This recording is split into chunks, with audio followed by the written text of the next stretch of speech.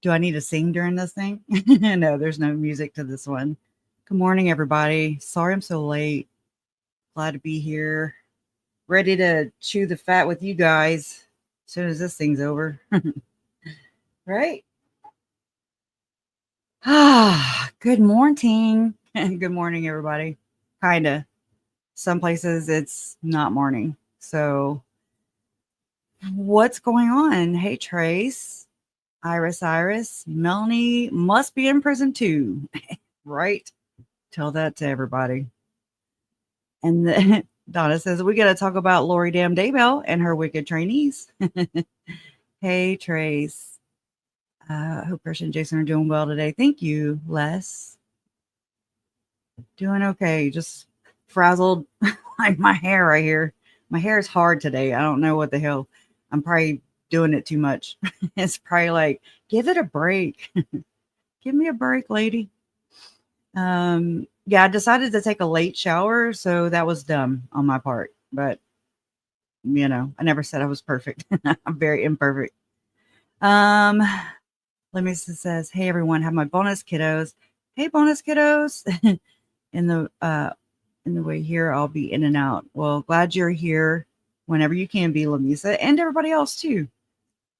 Yeah, appreciate it. And then Trey says, "Nope, nobody but me, Joe, and Kate." Laugh out loud. And I said, I do every live this week. I've made it to so happy belated heavenly birthday to sweet JJ, who we have all come to love and care for so deeply. Thank you, Lamisa. That's very sweet. You guys share a birthday, and I couldn't forget your birthday because his birthday. But I think I said it during the live stream sometime Sunday, but I don't remember if I did or when. And it's me and Joe do long live streams, but we have a lot to talk about. So, like both of us, I've told him this before we went live, I think yesterday. I was like, I know we tend to like circle the drains on everything. I was like, and neither, like, we're both okay with it. And so there's nobody to like kind of keep you on track. But I kind of like this too, because where something needs well-deserved attention, doing a live with Joe, I feel like I'm able to do that, and not everything is just to be glossed over. I don't think that's always good. Sometimes you need to, I'll use Melanie Gibbs' word, marinate. You gotta marinate. So this, we need to make some leadway, because this is our last push as far as the overall case, getting answers, we need to shake a few cages and unnerve some people, in my opinion. And this is just like the last call. And I don't know. I feel all types of ways about that. I've dreamt about this whole time. Like, you just kind of have this goal. Each trial has been a goal, so to speak. The first one, like for Lori in Idaho, the first one was, it was nerve-wracking, because I was like, well, where's everybody going to go after that? You just don't know what to kind of expect as far as traffic after a case is adjudicated. So that was I guess, kind of the test baby. I don't know what to call it, but just to kind of see where public interest would be at that time. And then at that time, I didn't know near as much as I know now. That was in 2023 was her case. So, Idaho case. So, we've learned a whole lot of things ever since then. And, still trying to put this monstrous puzzle piece together. So Rome wasn't built in a day. And, so it's work in progress. I think we've come a long way, for sure, with the investigation, with people who don't know how to participate unless it's to cover their own hiney. Getting very mixed information, disinformation, misinformation, lies, omission, all the things, involvement wise, so, I mean, I think we're doing okay. I really do. But do I think that we could unearth some more things? Absolutely. Is this still going on? Absolutely. Happening right now. So I think it's just important to fully expose this for what it is. I just want to get as much accomplished as possible. And also justice for Brandon. You know what I'm saying? Like, it's all encompassed in one final push. So y'all like my little, well, there it is. Are you done? Are you done? I did some other things, but I didn't upload them. Okay, good. Thank you, Marshall Dove. Hello, just friend. I'm just friends. Hello, just me. Hello, friends, says just me. There you go. How about that? My hubby's birthday is the 2nd of June. Wow. Happy birthday. And the trial starts on that day. For sure. Hey, Fancy. Hey, Tammy. I don't know how to say this. Is it McKay or Maca? I'm just going to be an ass like I always am. Okay. But hey, I saw that you were from, Northeast Louisiana. I saw that last night.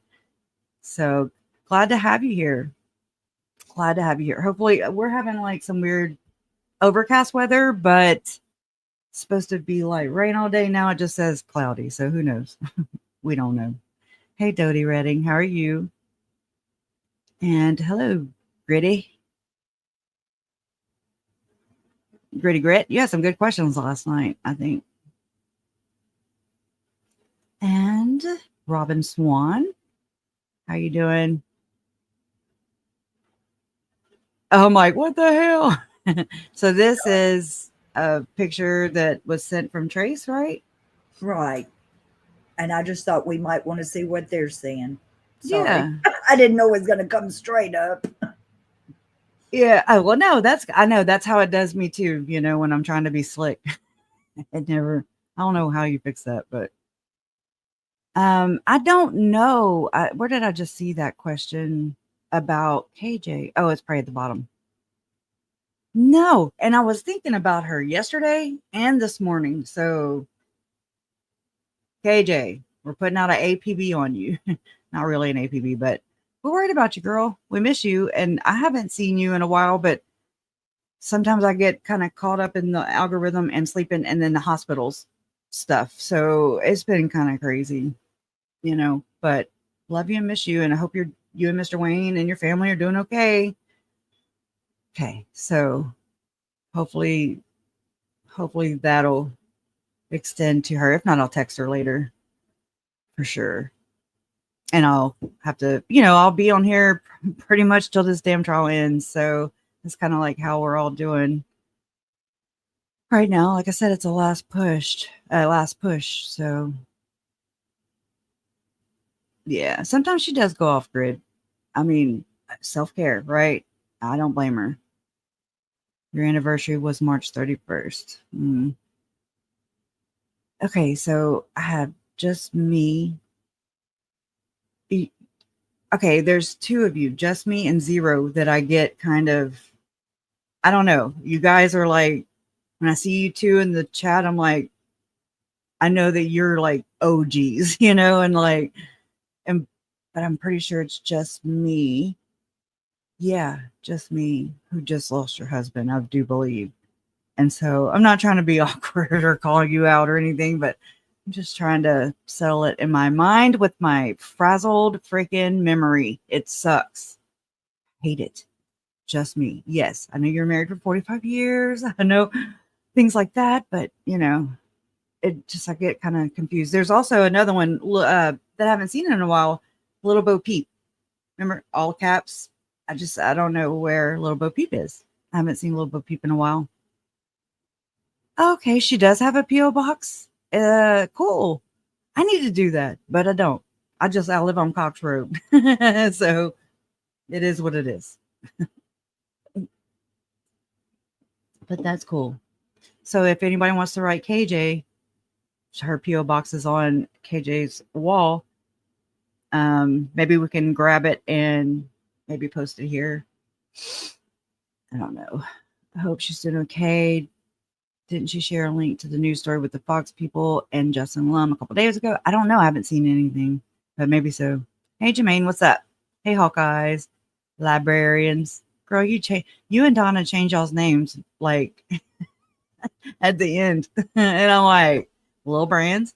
And I still say Donna. So I'm not trying to be ugly. It's just like it's stuck. Hey, Divergent, haven't seen you in a hot minute. Trauma brain is real. Yes. Yes. I was ignoring people or didn't really know what they were saying when they were like, oh, it's going to catch up to you, or don't, be careful. Self-care, yada, yada, yada. I'm just like, I don't know how to do that. Like, I'm just going and I listen to my body. So when my body says I'm tired, I go to sleep. Whenever I want to cry, I cry. Whenever I feel angry, I get it out. When I feel happy, I try to make that last a little longer, but it doesn't always happen. So it is what it is. So now I know what y'all mean by that. Trauma brain is real. So it will catch up to you. It will catch your ass. Right hook. Hey, Insightful One, how are you doing today? I hope you're doing good. I will never forget your frogs. I always know your frogs. I'm like, oh, she's outside. Hey, girl. Hey, girl. Hey. All right, what you doing? Working? I know you working. You're like a damn. Well, there used to be a skit. I didn't want to sound racist just now, what I was about to say. So, but there used to be a skit or something, and it was on Saturday Night Live or in Living Color. And it was 17 jobs. The Jamaicans had 17 jobs or something like that. So, anyways, I didn't want to. I probably shouldn't have said that much, but here I am. Just running right into it. But that's what you remind me of, me. And I know, like, I was thinking, see, this is what I do, I think. Sometimes. Does that surprise you? My brain peels out constantly. So, but earlier when I was kind of thinking about KJ too, I was like, Megan must not ever really take off, because I'm like, self-care, yeah, but she was like, did 2 live streams and she was eating while she was on the live stream with us. And I'm like, she is a go-getter. Like, you are a go-getter. And that is, I'm not saying that is something I've noticed overall in the Mormon community. I know you're ex-Mormon, but in the Mormon community, y'all are some damn go-getters. And I mean, that's like something I admire and aspire to be. If you ever need something done, all you need are like 3 people from the Mormon community or ex-Mormon community, and they're like, they got visuals, they're bringing it to your house, whatever you need. Y'all are awesome that way. So if there's anything positive to glean, that would be it, I think. One of the things. There's many, but we always talk about all the negatives. I'm glad you're here. I know I'm sure I think you go live too. You were up in the attic earlier. I was going to cut grass. I was up in the attic earlier, and now I'm on my way to go buy a portable AC unit. But are you having AC trouble? Is that why you were in the attic or up in the attic? Oh, that sucks if so. Oh my God, there's nothing. I can't stand being hot. I cannot stand being hot. Like, and I don't like being really super cold either. Like, so cold to the bone. I have not said anything meaningful in 14 minutes, 23 seconds. I'm just blathering. I worked with a lady that's special frogs. She had a special food, and timing was very, but I know a Jamaican with many jobs. There you go. She is amazing. She helped me emotionally. She helps me emotionally too. She helps us all emotionally. I feel like I need to pay her something, like, yeah. I don't know. She's got it. You have a calming effect about you, Megan. And I know that's got to suck because that means that a lot of people like myself lean on you and that can consume the energy. So charge your batteries, recharge your batteries. I mean, I get it, but you are so helpful in the healing and calming and soothing department. Okay. And just, especially when you go and you tell your stories, like when you go and talk to your young 9-year-old Megan or whatever. And I'm just like, tell me more. And it's just interesting how you do that. And you can also take us there like that. We didn't even know we were going, but here we are, going. And we're like, wow, what a pleasant place. So that's really a special, I'm going to say power, but don't let it go to your head. No, I'm just kidding. Honestly, staying busy is a trauma response. That's what I do. I chalk it off to ADHD, but that is bullshit. It's a distraction is what it is, and that's what I do. So, no, thank you, Hawkeyes. Hey, Treva, how are you doing? My grass is in jungle area. It has rained for weeks. Yeah, it's been raining for a lot of people. Hello, John. I guess it's Earing or Earing. I don't know. I'm just gonna say John. Hi. Hi back. Energy vampires do suck. Literally. Well, hopefully not literally. Yeah, let's back that up. I think Lori wants to make the judge so mad that he does something to get her a mistrial. She is pushing it. She's like, oh, buttons, you got them? Let me push them.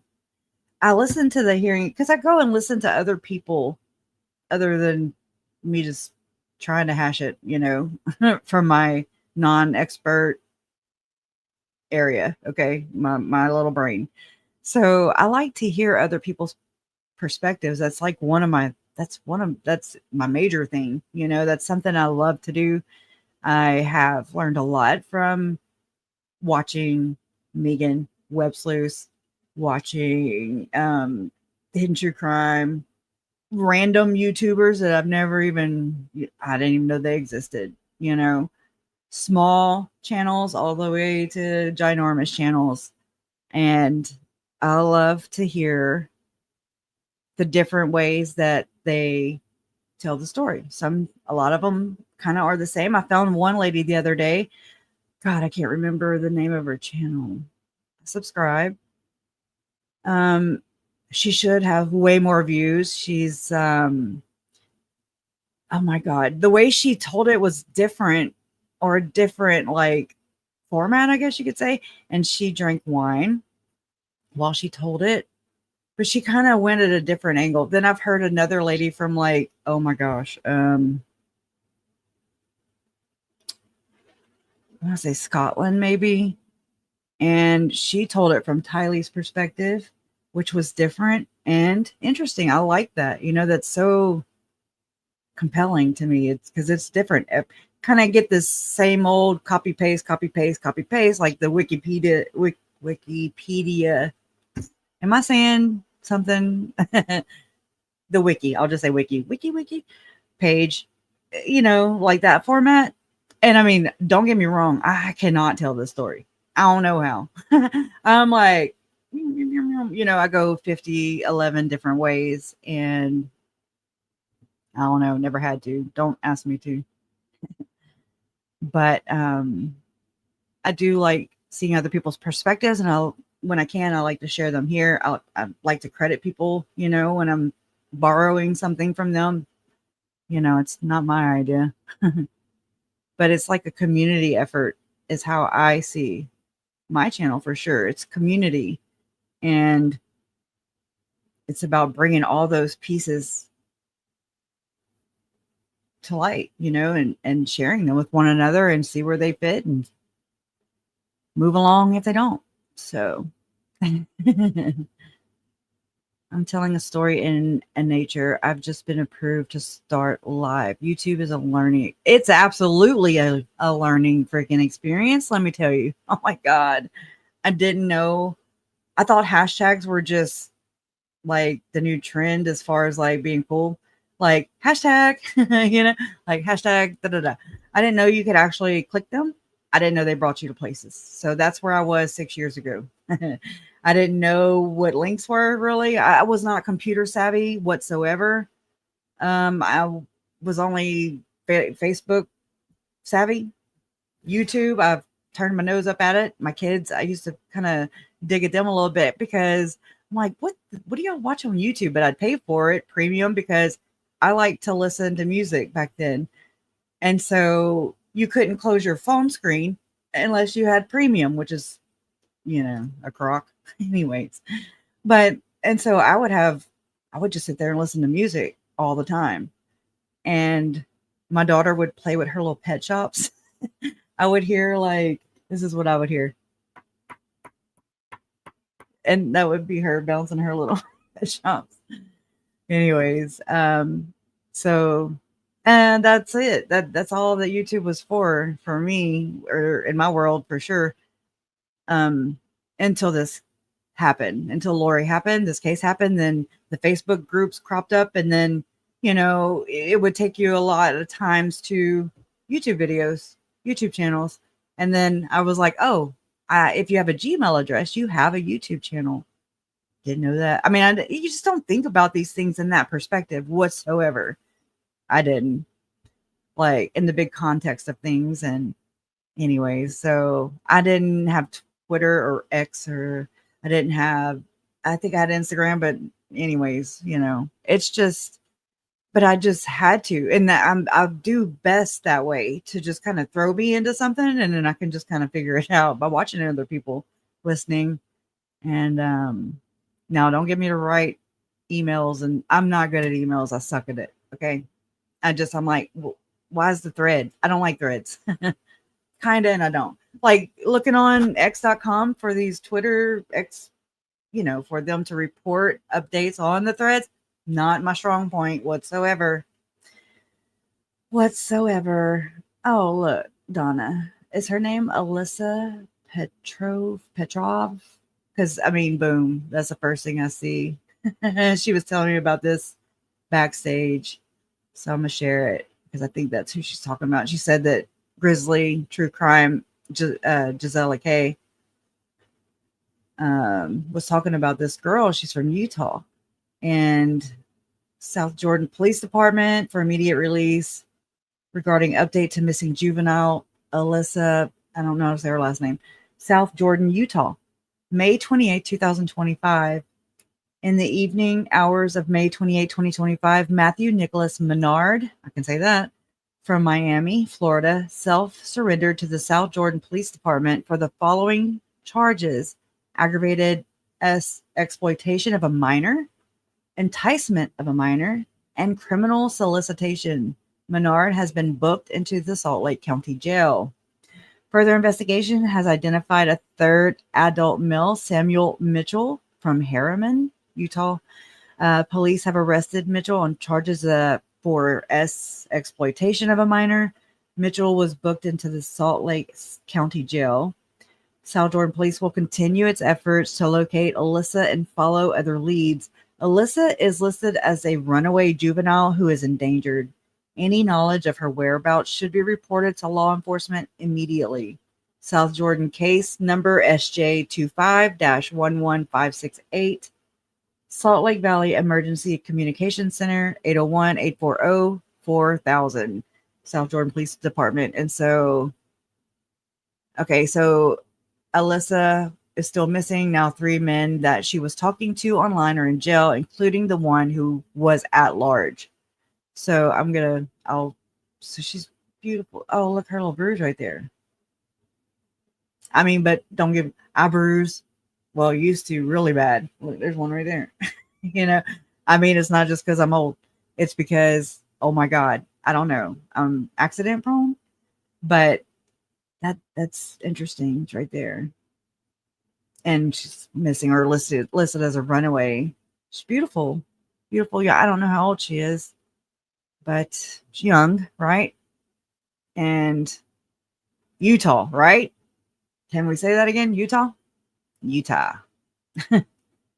So I asked Donna if, oh, Jesus. I ain't trying to be a scene. Just not right now. Okay. Did I share it? Okay.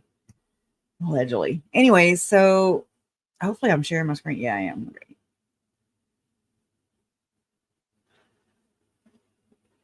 Okay. Yeah. So I don't know what it is. I mean, I'm A negative, my blood type. I don't know if that has anything to do with it.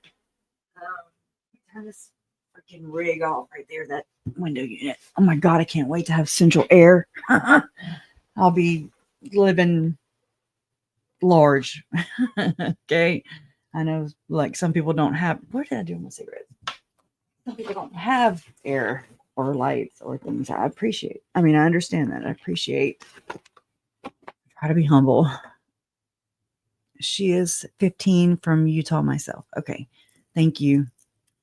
I hadn't heard of it until Donna told me right before coming on. So we'll definitely keep tabs on that one. You know, I don't like to hear that. Okay. Okay. So Donna, if you can kind of maybe let me know. And I mean, I don't, if they probably, blah, blah, blah. When they start doing updates, you know, I don't know if you can maybe post them at the bottom or, you know, in a comment maybe. They haven't started posting anything yet, and I'm hunting to see if any You strains hunting, are girl? coming up or anything. So yeah, I'm hunting. Oh Lord, girl, you got your hunting license? I have to tell you, Britta's found out he's a dog last night. Oh crap. He killed a raccoon, y'all. Don't tell the Daybells that dogs will Oh kill Lord. raccoons. Yeah, but he didn't text you and you didn't, you don't have, He hopefully you was don't so have. proud, and I was so horrified. He found out he was a dog last night. That is cute. Oh, What'd you I didn't do? mean to. No, I that's meant to okay. get myself out, and I threw you. Oh my God. Yeah. Thank you, Donna. So yeah, so I'm gonna like go ahead and like go into what I wanted to talk about today. Let me get my crap together here. And I mean, Megan, I didn't even offer, but like if you're not going live, I don't know when you are going live, but if you're not, if you want to come on, it's you're always welcome. I even thought about putting you as an admin, just to, I don't know, I trust you. And you can do more things like that. But if you're available and you want to, if you feel like it, don't feel pressed or compelled to, just offering it. Always an open door. Okay, hold on just one second. Let me go to Google Docs. I'm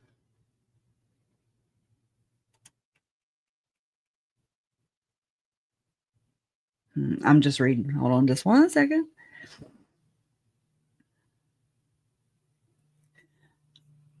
I gotta open up a new doc. And I gotta keep my cigarette lit. I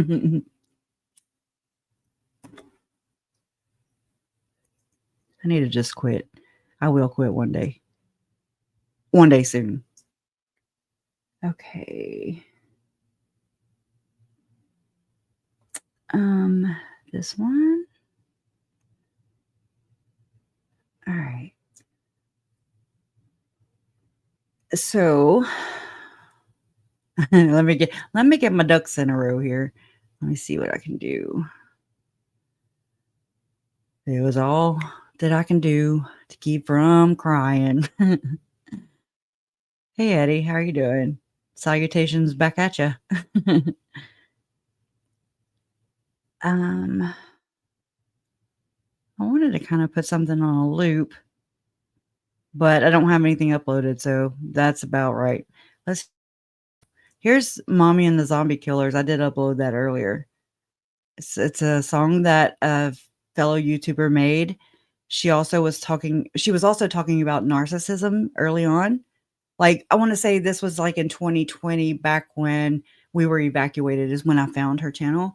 And she was talking about narcissism and the different roles, the scapegoat, the golden child, the things like that. And so it was kind of my first dabble into that. And she was also has a background from an extreme religious background. And I just found her very sincere, genuine, and she was saying things that I was questioning at that time about Lori, the cult, all the things, And then she also made this song, and I want to say off the top of my head, it might be on the video that I'm about to show, but it was called After Dark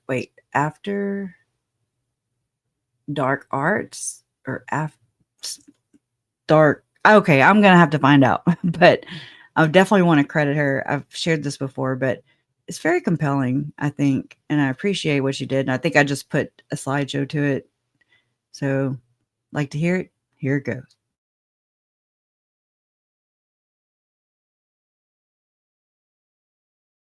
After Dark Arts, right there.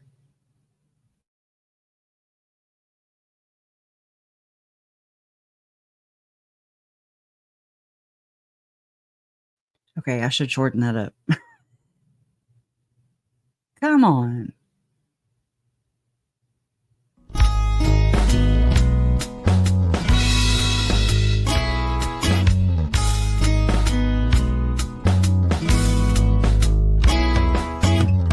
Too much in love, they can't see the error of their ways. Blinded by the supernatural haze, secrets some have taken to the grave. That's the game the devil plays. Use visions, sent you on a mission from on high.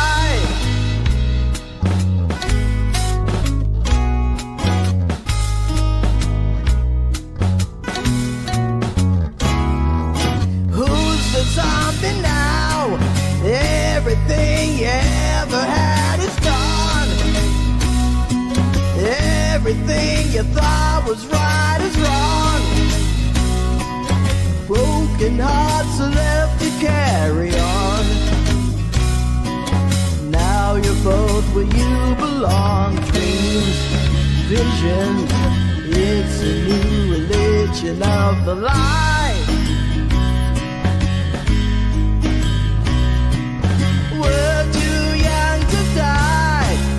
And the zombie killers, world is ended come July.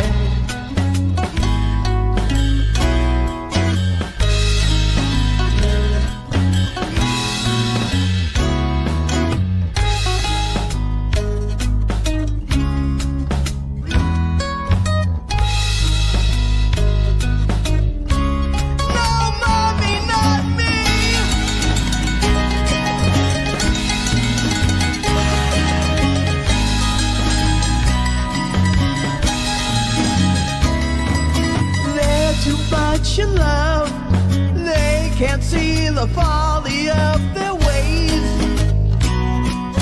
Burning with a dark infernal blaze, doctrine that will put you in the grave. Let the demons out to play. Dreams, visions, giving you permission, taking life.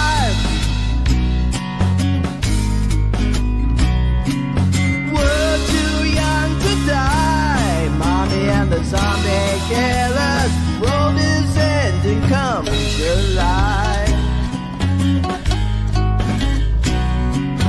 We're too young to die, Mommy and the zombie killers, it's all over come July.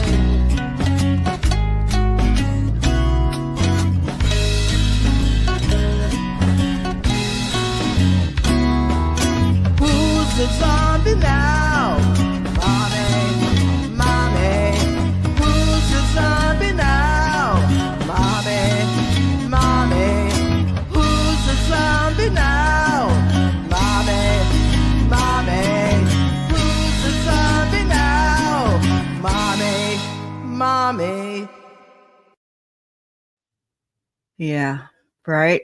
I thought it was catchy too. It was different and it's very catchy and it's written specifically about this case. The part where she says, "No, mommy, not me." Oh my God, right? I mean, I don't know. I mean, I would jam it. Yeah, just see, this is probably not healthy, but I did. It was very fitting, very fitting. And I appreciate her talent and her talking about the things that I needed to hear at that time about narcissism and hyper religiosity. And I don't know. I just got a lot of information and the things that I needed at that time from her. And I appreciate her for that. So, Michelle After Dark, thank you. Okay. Yeah. So you know who it is. Cool. Hey, Carla. How are you? Good to see you. Good to see you. Very fitting. It is. So yeah, I need to do better graphics. I think at that time I was out of space on my phone. Story of my life, especially in those days. And so I could only put still photos, and it's just what I had. So anyways, but yeah, it would be it would be pretty cool to put more updated, better visuals with it. I think it would really send it home. So anyways, let's see this one.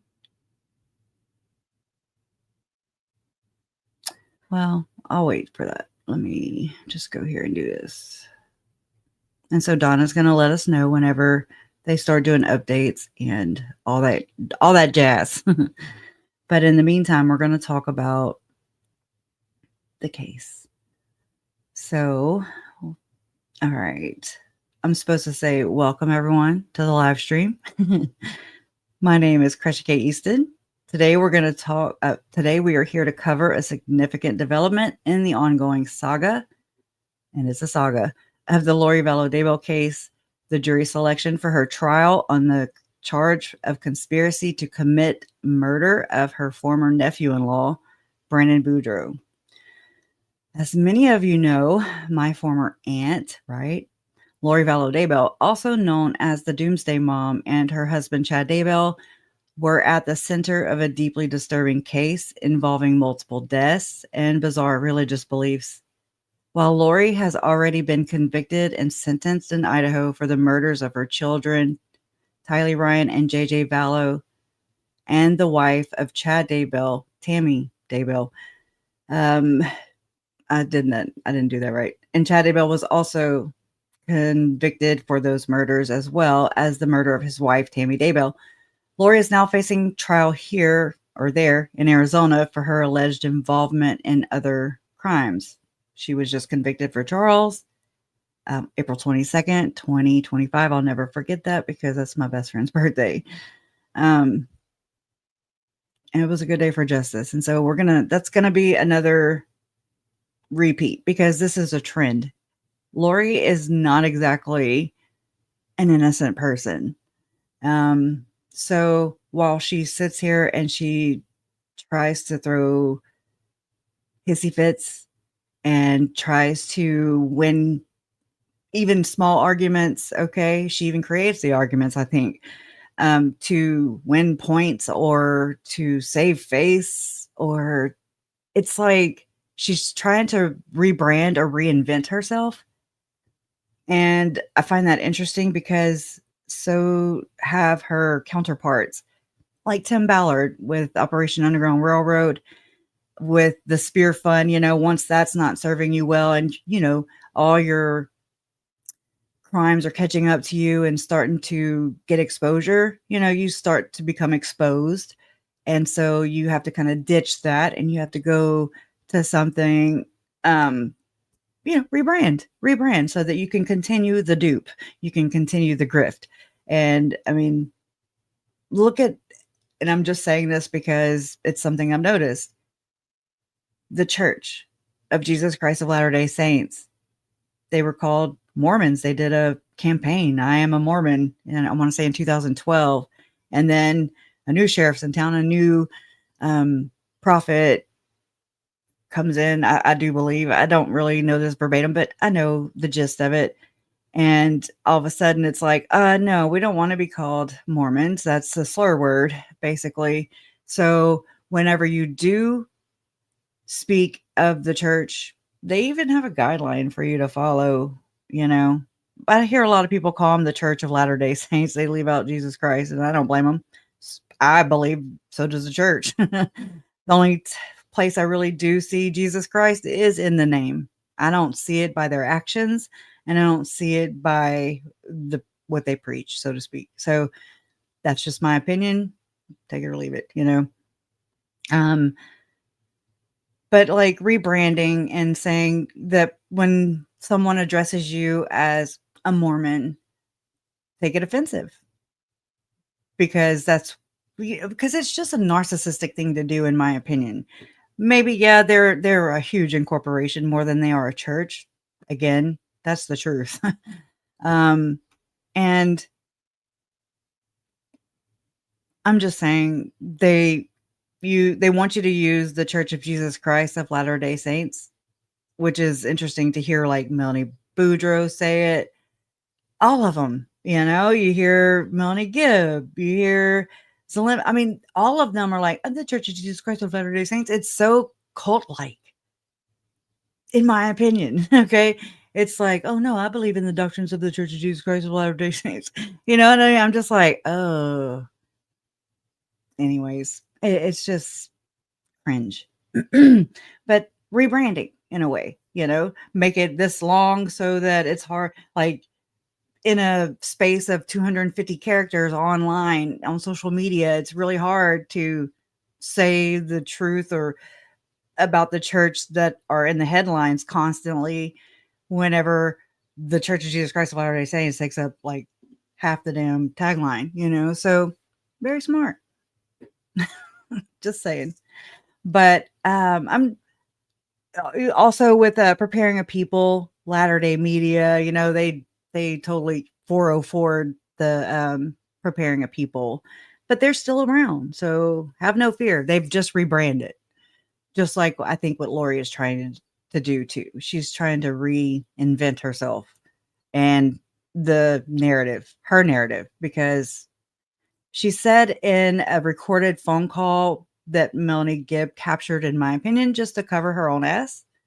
Okay. And I believe it. The only reason it was turned over to police is because it wasn't incriminating. Hell, it could be edited for all I know. Okay. I don't know. Was not there. But in that recorded phone call, Lori does tell Melanie, she says, and I will not deny it. For if I did, my very soul or salvation would be on the line if I did.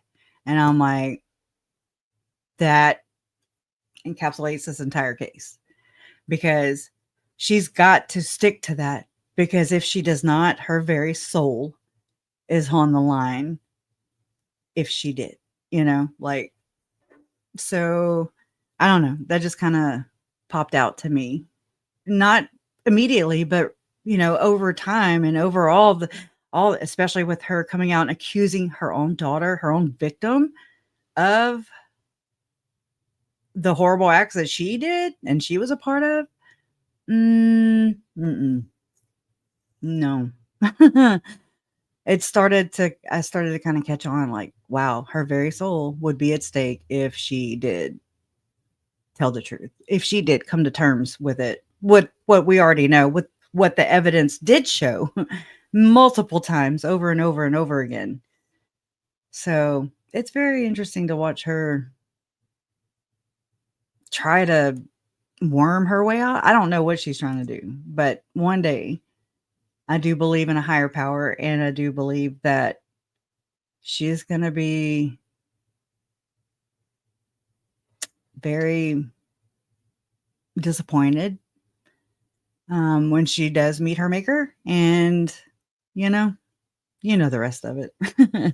I mean, I hope out of all the things because of the way I believe in a higher power, and I believe that God wants all his children to come home to him. So I just pray that Lori, Chad, and their friends, people who were involved, have my family's blood on their hands.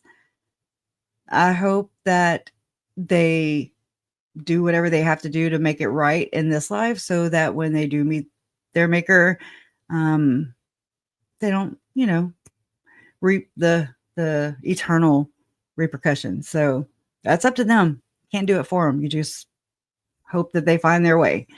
So anyways, enough about that. I should have just stuck to the script.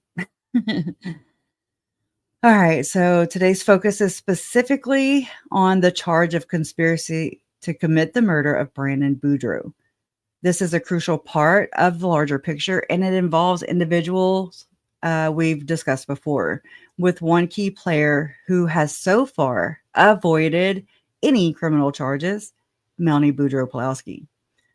So to understand why Lori Vallow Daybell is on trial for conspiring to murder Brandon Boudreaux, we need to quickly recap the key events and the people involved in this complex and tragic story. Lori's not allowed to say that because she is the tragedy producer. Like, she creates the tragedies, unfortunately, even for herself, and that's tragic all in itself, which the media has dubbed the Vallow Daybell Doomsday Murders. Actually, they didn't. They said cult mom, doomsday prophet, doomsday cult mom. Anyway, so Lori Vallow and Chad Daybell, fueled by extreme and fringe religious beliefs, specifically a deviation from, they say a deviation, but the only deviation I've found really, it depends on to what degree. And this is more common and more mainstream than I believed, more than I knew and was aware of until I was researching into this and the people involved around Lori and Chad. And I'm like, oh no, this is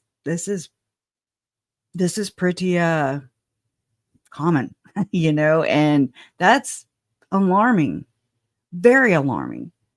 There are that many more Chad and Lori Daybells out there who maybe just haven't hit the homicidal market. I don't know what sets people off. Obviously, maybe a 7-year itch is what it's called, or the pressure of being in a high demand, I was going to say relationship, might as well be religion, all the pressures. So I see a lot of undermining, oh my God, I'm saying that wrong. Undermining and finding loopholes in which to get away with things, but soaking. Go look up soaking. And I'm sorry.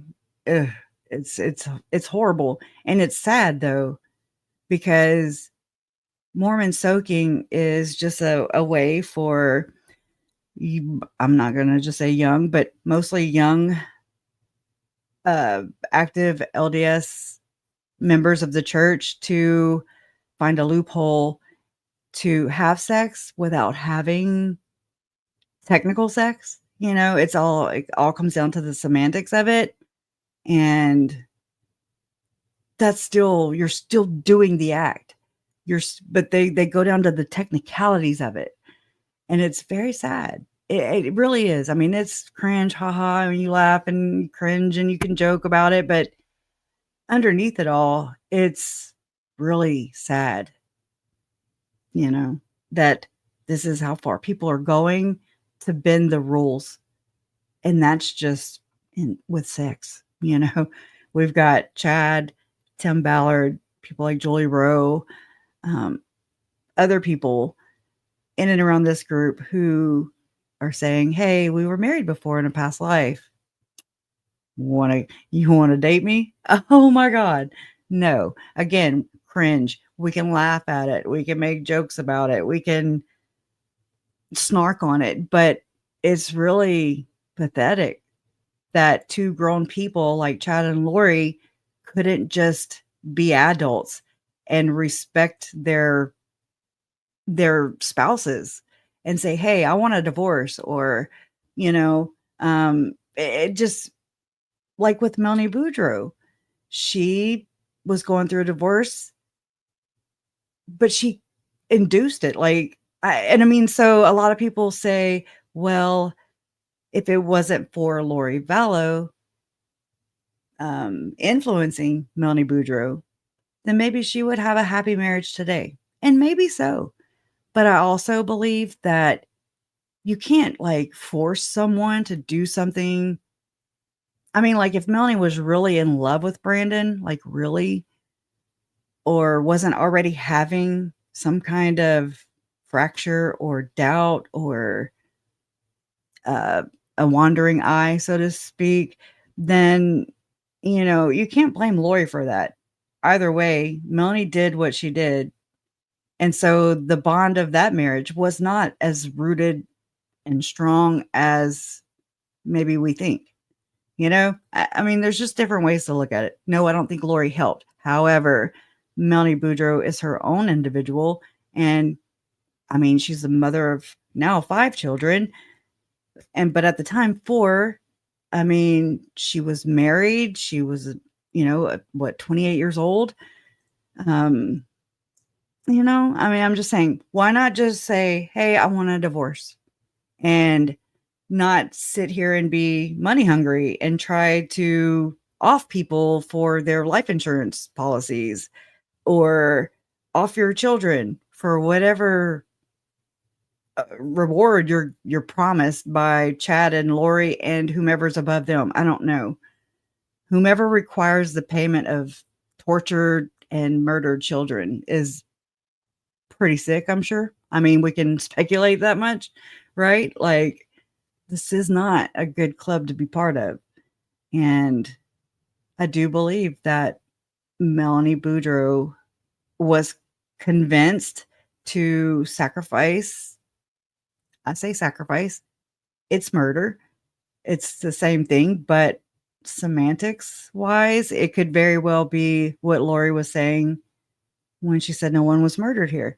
Or the fact that they dehumanize their victims so much that they say they're zombies, so they're no longer occupying their body. It's the evil spirit that is. So that either way, it's the same thing. It's just like, what are we doing here? And then it just comes down to semantics. So I don't know. She said something yesterday. Oh, when she told Judge Boreski, oh, no. She didn't tell Judge Boreski, but she told the other judge that was ruling on her wanting to recuse, or wanted, oh my God. Let me grab my words. Excuse me. Let me find them. Where are they at? I just need to remind myself of some words. Okay. Here we go.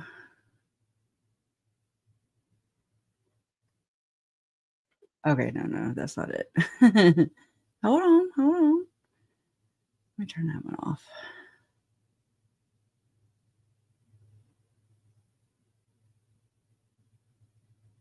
I have so many. I don't know how many tabs I have open. It's crazy. It's always like this too. Okay, so whenever she was wanting to fire, I guess, is for lack of a better word, Judge Boreski, and get him off of her case because she's screaming she's not getting a fair trial. She feels like he's biased against her. All the things, right? Anything. And I feel like now she's like tracking him, like getting him on record saying, oh, so you're not going to allow this or allow that. Okay. And it's just like, it's very weird. And I mean, it really must suck to be Lori Daybell, because we talked about this last night. Me, Joe, and Megan came on for a little bit, and it must be a constant war in her head. And I mean, just all the things that she has to go around and work around in order to, even just arguing is like so energy. It sucks the life out of a person who's on the other end of that. And I can't imagine what it was like for Joe or Charles or William, LaJoya, all her ex-husbands. Jason even thought of this last night too. He was like, hell, her first husband, Nelson Yanez or Gaines, we've not been able to successfully track him down. Jason was like, what if he's not alive? And I was like, ooh, good. That I've not heard that before, and it's very possible at this rate. So anyways, let me get back on track here.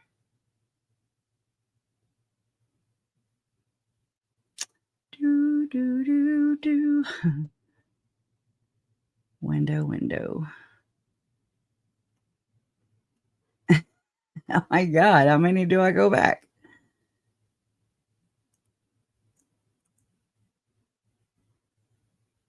Is that it? No. It's got to be one of them. You know what I'm saying? There it is. First one. All right. So Lori Vallow and Chad Daybell, fueled by extreme and fringe religious beliefs, specifically a deviation from mainstream Mormonism involving spirit possession, zombies, and the end of the world, are believed to have orchestrated a series of deaths. These deaths were also seemingly motivated by their extramarital affair, insurance money, and Social Security benefits. Another thing that I thought of is Melani Boudreaux and Brandon Boudreaux had just, they were married for 11 years, which after 10 years of marriage, you are eligible, if your spouse dies, to collect Social Security benefits. And I was like, whoa, just knowing what Lori did right after and before Charles was even dead. That's exactly what Lori did. And I absolutely believe that Lori would have helped her niece obtain all of those, lanyap money, anything to come in to fund whatever the hell they were planning on doing. Right. It just was without kids and without their spouses at the time. There's a lot of remarriages in this clique. Very too many for it just to be coincidental, just a group of people who just found each other at the same time, who I'm telling you, even Jason Mal remarried in 2016 to Nikki Mal or Nikki Wood Mal. I would love to hear from Jason Mal's ex-wife. Oh my gosh, for sure. If you are out there and you're ever here, I would love to talk off the record, on the record, whatever. I feel like you have a lot of things to say for sure, but that's just not coincidental. Something is amiss here. It's not right. It's not normal. These deaths were also seemingly motivated by their extra. Okay, I already said all that. Let's break down the key players. So we have Lori Vallow Daybell, who's our defendant today. She believes she was a deity with a role in the apocalypse that she suspected, or she told my Uncle Charles, was happening in July of 2020. And so you got to watch Web Sleuths in July. On the 22nd of July, she does a 24-hour live stream, and it's for a good cause. So check out Trish on Web Sleuths. But so then we have Chad Daybell, Lori's husband, an apocalyptic author who also held extreme religious beliefs. He has been sentenced to death in Idaho. Charles Vallow is Lori's previous husband, my uncle. His murder was in July of 2019 in Arizona, and it's what initially set much of this investigation into motion. Lori was recently convicted in Arizona for conspiring to murder him. That was in April, and the end of April. Tylee Ryan is Lori's 16-year-old daughter. She was last seen alive in September of 2019, September 8th, actually, and her remains were later found on Chad Daybell's property. She was dismembered, partially burned, and buried. And I don't want to get into not even her whole body was in the same place, in the same location. So somewhere out there is the rest of Tylee. And I just want to continue putting my nose into this research and trying to find answers. And maybe one day, you never know. Maybe we can find the rest of her. JJ Vallow was Lori's 7-year-old adopted son with special needs. He was last seen September 22nd, 2019. And his remains were also found on Chad Daybell's property. Tammy Daybell is Chad's first wife. Her death was October 19th of 2019. It was initially ruled natural causes, but was later determined to be asphyxiation by the hands of another or something like that. Chad has been convicted of her murder in 2024, and Lori was convicted in her death for conspiring to kill her back in 2023. Alex Cox, Lori's brother, her protector, he shot and killed Charles Vallow, claiming self-defense. He was a key figure in Lori and Chad's circle and is believed to have participated in other crimes. He died in December of 2019 before he could be charged in the disappearances and deaths of Tylee and JJ and the conspiracy to commit murder for Charles, and conspiracy to the attempted shooting the attempted murder of Brandon, which is happening now. So, and then Brandon Boudreaux is the victim in this specific trial. He's the only living victim of Lori and Chad and Alex's. He was Lori's niece, Melanie's estranged husband. Sometimes we call her Melanie. So it's just for ease, there's 2 Melanies in the story. So again, Charles Vallow's death was July of 2019. The disappearance of Tylee and JJ was September 2019. October 2019, we had the shooting of Brandon Boudreaux shooting at Tammy Daybell, and then the successful execution of Tammy Daybell October 19th of 2019. November 5th, Lori and Chad marry in Hawaii.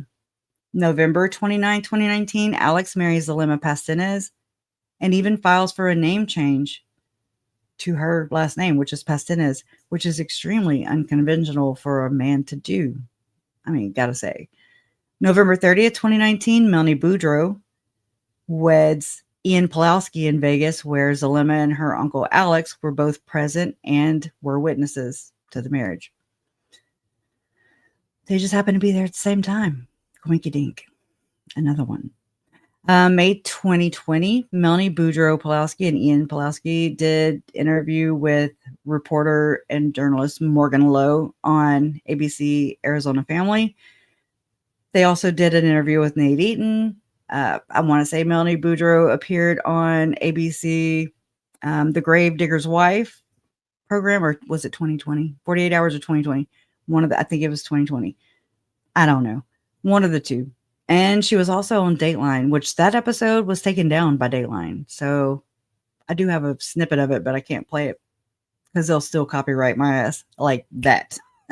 So I would say Melanie was the most intimidated looking, at least in my opinion, in that interview with Keith Morrison, Dateline. So then June of 2020, the remains of Tylee and JJ were found. So now let's focus on Brandon Boudreaux and his connection to this case. Brandon was married to Lori's niece, Melani Boudreaux Pawlowski, formerly Melanie Cope. Melanie became deeply involved in Lori's radical religious beliefs around 2018. Same time. She reportedly insisted that she and Brandon stockpile food for the end times and underwent a significant shift in her thinking ultimately demanding a divorce from Brandon in the summer of 2019.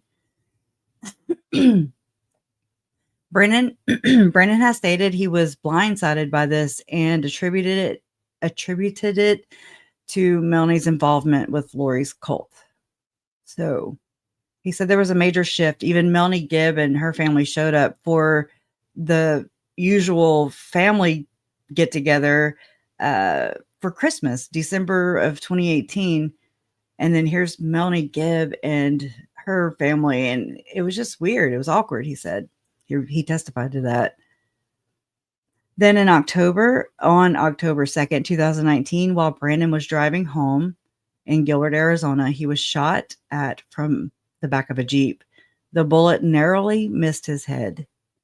Crucially, Brandon recognized the Jeep as one that was often used by Tylee Ryan, but he didn't know that at that time, Lori's daughter, Tylee, was deceased. Also, the license plate was traced back to Charles Vallow. So it was registered to Charles Vallow, but Tylee was driving it. Okay. So Brandon believed that this attempt on his life was directly connected to Lori's religious group and the disappearance of Tylee and JJ. He later filed court documents suggesting the gunman was likely Lori's brother, Alex Cox, and that Melanie likely had knowledge of the kids' whereabouts. I remember seeing news stories about this plastered everywhere. It was wild. And I'm like, how? What did she know? And you never get a straight answer. You never get a straight answer. That's one thing you can count on. Testimony and here's where Melani Boudreaux Pawlowski's role becomes extremely significant and controversial. Testimony and evidence presented in previous trials have strongly suggested her deep involvement in Lori and Chad's beliefs and their actions. Witnesses in the Idaho trials testified that Lori and Chad referred to Brandon as dark and believed he was possessed. There was testimony suggesting Melanie also adopted these beliefs and echoed Lori and Chad's rhetoric.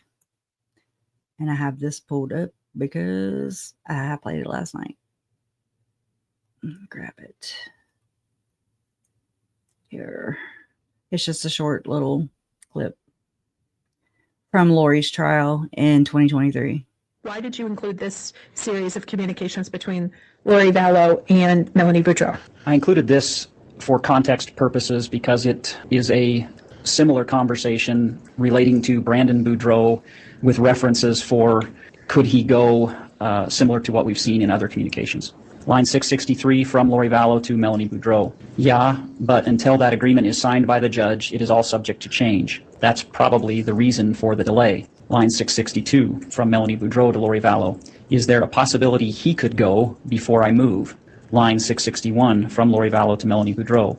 There's always that possibility. We will work on it. Just have faith and do whatever the Lord tells you. He is always right. Line 655 from Melani Boudreaux to Lori Vallow. I don't recall the words to get him out, but should we try? Line 654 from Lori Vallow to Melani Boudreaux. I know them. I'll work on it now. Put all your energy in. Line 647 from Melani Boudreaux to Lori Vallow. I've worked on them all day and evening. Line 646 from Lori Vallow to Melani Boudreaux. Me too. He's got to be ready to go. Line 645 from Melani Boudreaux to Lori Vallow. I know. Is there anything else you want to review with the jury on why you included the text communication between Melani Boudreaux and Lori Vallow from October 14, 2019? No. Nope. And that's it. So that was Special Agent Doug Hart, and he is subpoenaed to testify for the state in this upcoming trial. So I just sent that to Megan. I don't know if you're still here or not. I just came over here and saw that. And Donna, if you want to, can you or will you put like the updates, in a comment on the screen? Like highlight it. Sorry, I can't speak. Hey girl, what's up? Woody, how's it going? What are you doing this second? We know it changes. I'm driving. Again? I went to go meet this lady because I was going to buy her portable AC off of Facebook Marketplace. I get it. And this is the second time.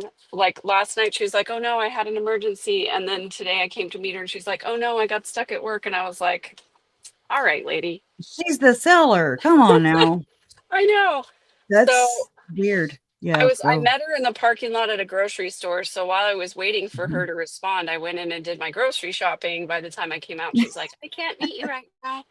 So I'm on my way home. there you go. And just don't, forget her number. I know, right?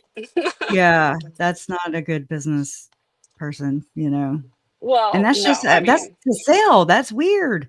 I know, right? It's like expected that sometimes a buyer is going to ghost you or Yeah. whatever. But like, listen, do you It's want to get just rid of this thing or not? seller's remorse or something. What the hell? Right? I don't know.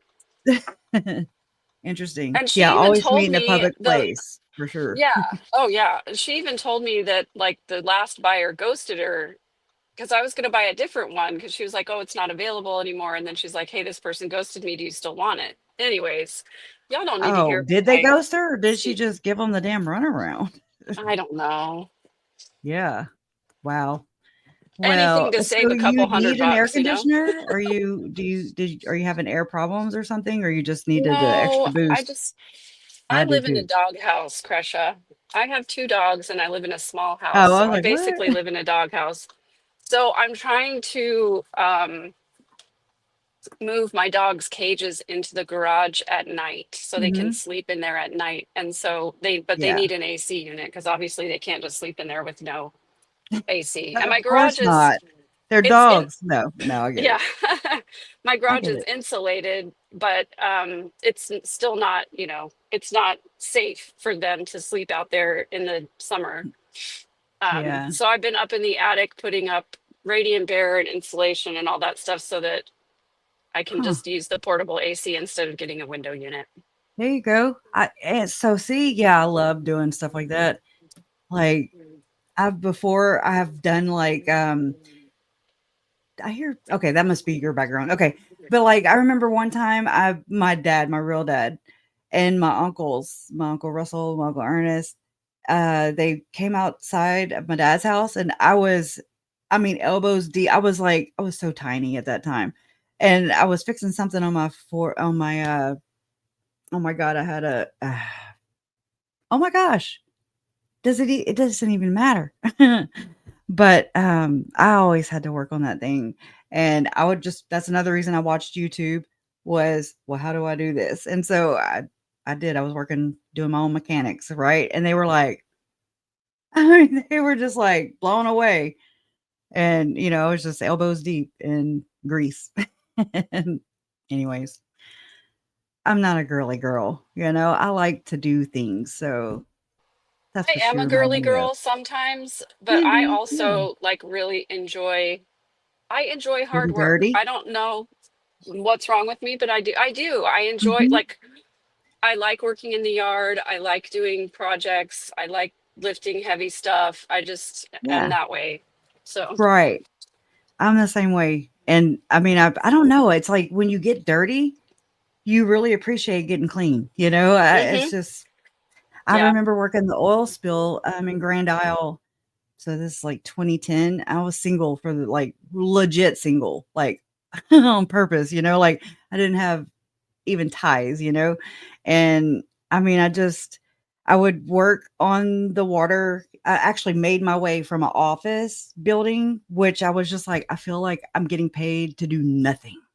I can't stand that, right? So I eventually made my way out to where I started working on an actual boat. I actually started pulling boom, they call it, like where we'd put the barrier stuff out, and then we would drag the old contaminated oil anyways. So there were people out there and mainly guys, right? And they were like during the day, I just I don't know, I wore my hair up and just I didn't anyways, focus too much on myself. And then I would see them out on the island, at night, and they were like, "Oh, hey, I'm so and so," and I'm like, "Yeah, I saw you earlier," and they were like, "Oh my god, that was you," and they were like, "You clean up really well," and I was just like, "Okay." Anyways, but I don't know. I really like getting dirty. I like being self sufficient too. is something empowering about that. I do too. You know? But I also have to remind myself that it's okay to ask for help and it's okay to accept Yes. help, because it's a trauma Yeah. response for me, because I Mm, couldn't rely on people when I was a child. I yeah. became viciously self-reliant. Self-reliant. Yeah. Yes. And And my probably sisters, overtly. Yeah.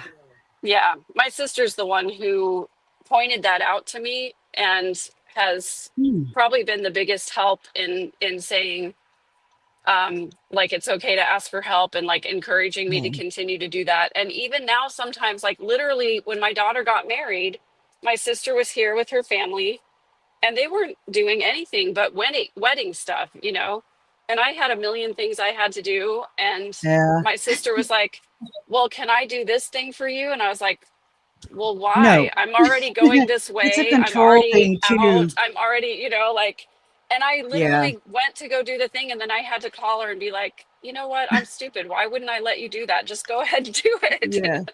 it.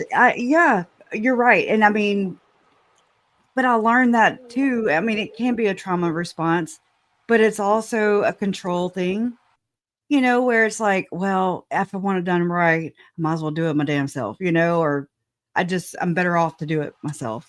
It But can be. yeah. And I'm like, stop it. It's like a fight with myself. I'm like, just stop, like it's okay. But my mama was the same way. Like she was like, come here, I'm gonna teach you how to mop. And I would just be like, okay. And I'd watch her. And then I'd be like standing there waiting to inherit the mop, and by that time she'd already mopped the whole damn thing. And I was just like, you know, like what was the point of that? So it's just kind of funny.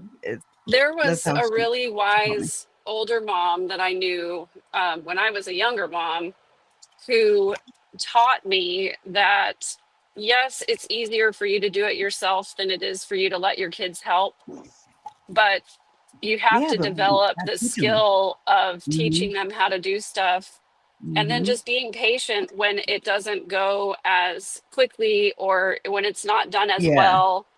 And right. I Like I so folding I clothes. trained, I'm like, yeah, yeah. what the I hell are had to you train doing? myself to be patient Mhm. with my kids that way, and Yeah. I'm grateful that she taught me that. I love doing that with my little one right now. He is just soaking it up, and I'm like, oh my God, I'm so excited about it, because I'm like, I love to do that. If I'm gonna do it, I might as well. It just makes me feel better that he's interested, I guess you could say, you Yeah, know, for sure. and I I find a was lot gonna of ask, I saw satisfaction. just briefly saw the comment about what Judge Bareski said this morning about dealing with emotions. Have you talked about that already? I haven't heard anything you said this morning. Girl, So, what? no, not me, not me. I saw, I think Sis is the one who put it up there on the screen Just now? that, yeah, like a 5 minutes ago, that Trina K asked if they were going to deal with the outstanding motions. And the judge said, after what happened yesterday, I think it'd be safer to issue written rulings. I don't blame him. Said that to Jason last night. I was like, I mean, Judge Bresky rules usually right there, and so that's Right. something that Judge Boyce never did. Judge Boyce always issued a written response. And I mean, I don't blame either way, I'm just like, okay, whatever they're Well, comfortable with. if you don't need to hear arguments on There it is. emotion and you're ready to rule, especially with somebody like Lori, Mhm. Yeah. it is a better to issue a written. And I know Yeah. he's been trying to give her a lot of leeway and allow Yeah, her to but make her arguments, but I think it's time to shut that shit down. I'm sorry. exactly. And not put himself in that predicament, period. Yeah. He is eliminating that and eliminating her grandstanding or whatever the hell she's trying to do. Catch him. Yeah. She's trying to catch I'm angry him. today, Kresha. I am angry. I Well, just I woke up mad as hell okay. I at mean, this whole situation, and it's, it just yeah. comes in waves the same way that grief Mhm. does. Everything. But I'm trying to find some healthy outlets for my anger. Get a bat, a um metal bat. take the rat. I'm telling you, Megan, try it. I'll go do it too. Just I need to do it. It's about that time. But When I I remember one was time I bent a bat because I swung at a tree so hard, and it really does ding you, and you're like, whoa. I don't know. It's really cool. I I'm don't I saying, don't want don't to knock hurt it till my you try it. trees. I love my Well, you might, trees. and but they will heal. So pick a rather larger one. You know. I when I was up in the attic this morning, I knew that I had this big box of dishes up there that whoever lived there last left behind, and I just have Oh never crap! taken it down. So Yeah. I'm gonna smash some dishes. That's gonna be fun. Oh my god, that's one of the ideas I did have because we have like a cargo trailer, and I was like, Hmm. man, I cannot sit in the courtroom, but and I'm always thinking about ways to. My mama, okay, they were business owners, so you always thought about ways to make money, okay, and or just ideas like that. That's my brain's always like that. So I was like, man, I could drive and bring the cargo trailer with me and have a smash room right there outside the damn courtroom, steps and Oh my just be like, gosh, come on, yes. $5, you get to smash whatever. And Well, I'm anyways, actually gonna do. I decided I'm gonna do a live stream, and oh wow, yeah, I'm gonna. I haven't decided yet where I'm gonna do it because obviously I don't want to be smashing dishes all over my, someplace that's yeah, not easy to clean up. walk on it. But I have a limited number of dishes, and I'm going to write what I want to write on my dish and There you smash go. it, and then whoever does a super chat, I'll write whatever they want me to write on their dish and smash it for them. Oh wow, that's really cool. That is a really good idea, and therapeutic, cathartic, all Yeah. the things. Oh my gosh. Yeah, or like I was thinking, shoot skeet, like skeet and pull. Oh yeah. I mean, I've done that with my parents. Like one Easter, it was our entire family, like the Woodcock side, Yeah. mainly. And we were in kinder, and it's just we call it the ranch, but it's just an old country house. And all the kids that were in the front yard hunting Easter eggs, and all of us were in the backyard saying, pull.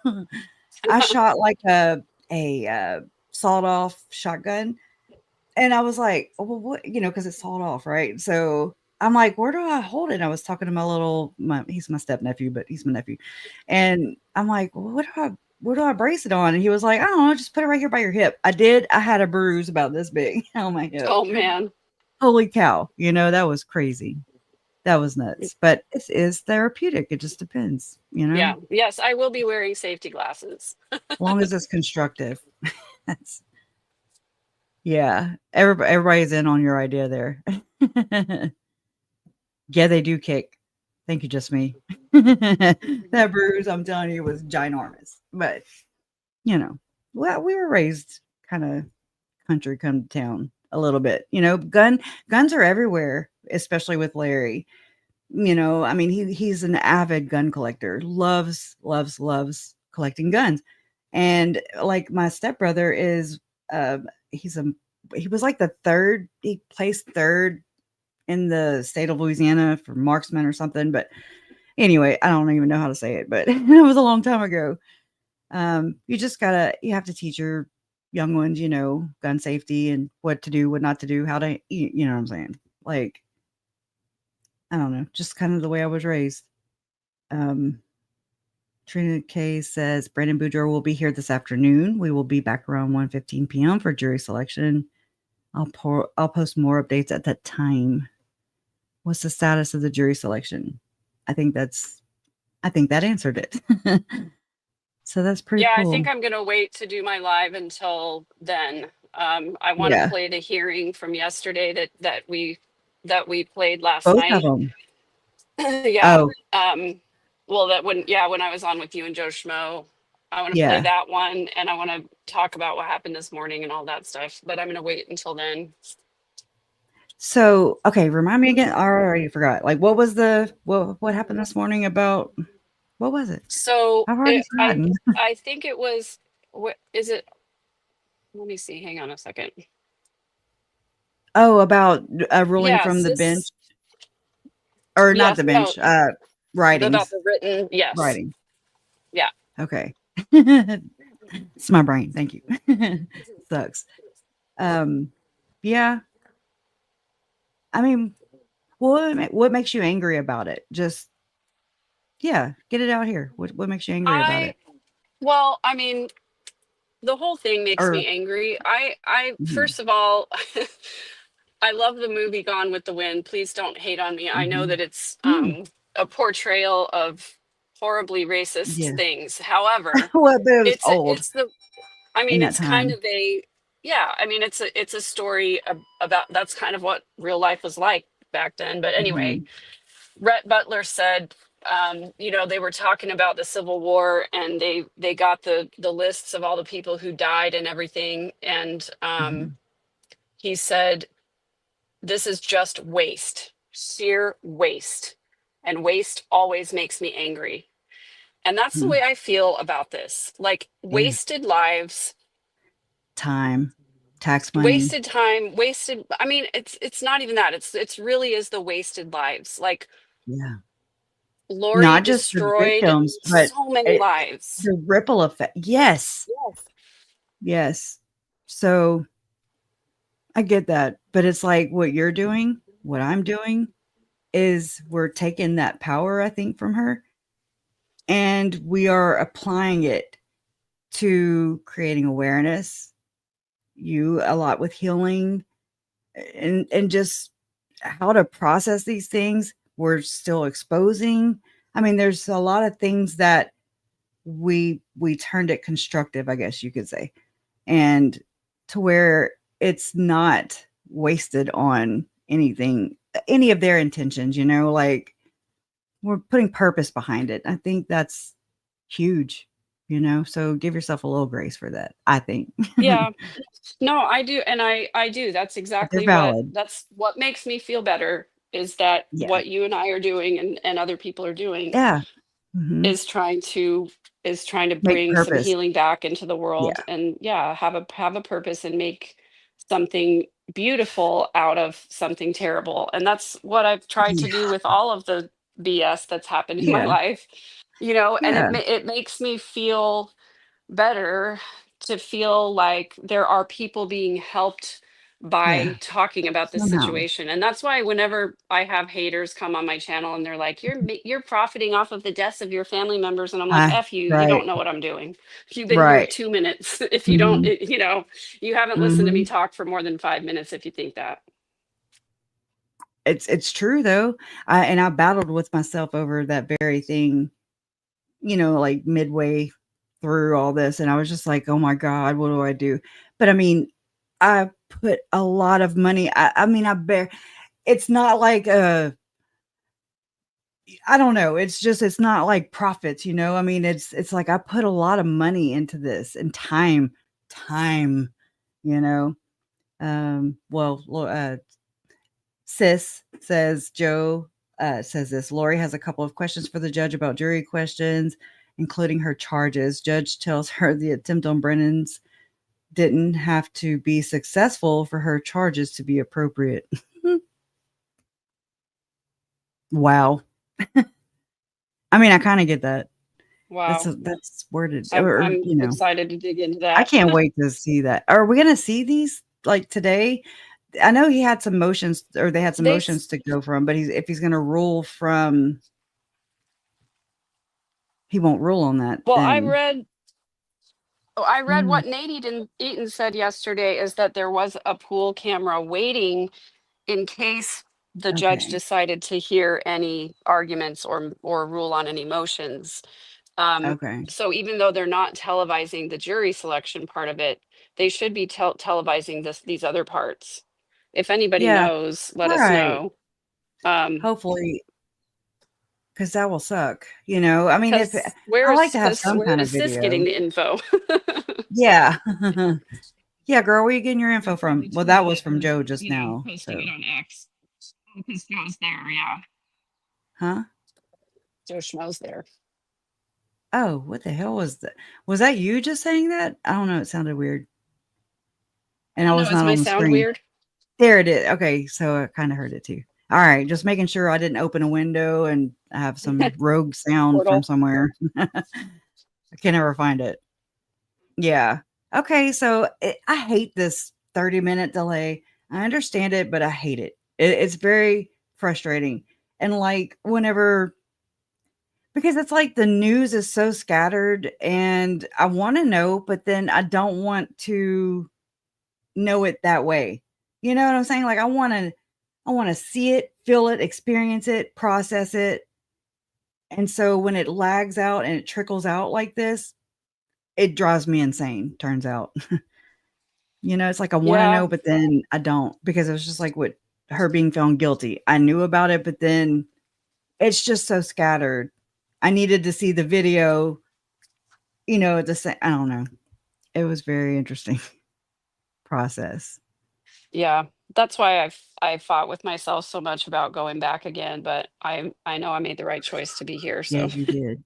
You did. I mean, there's part of me too that wants to be there, but then that's a very small part of me because I hate courtrooms, period. I have trauma, past trauma tied to of that. I do course. believe that. I do believe that plays a big part. And so it is so like grueling and taxing. And I spend so much energy just trying to be in there and not make gang signs with my face. I'm like, I make a lot of facial expressions. I'm very, whatever it's called. Anyways, I Yeah, speak the with my victim's face. advocate, I do too.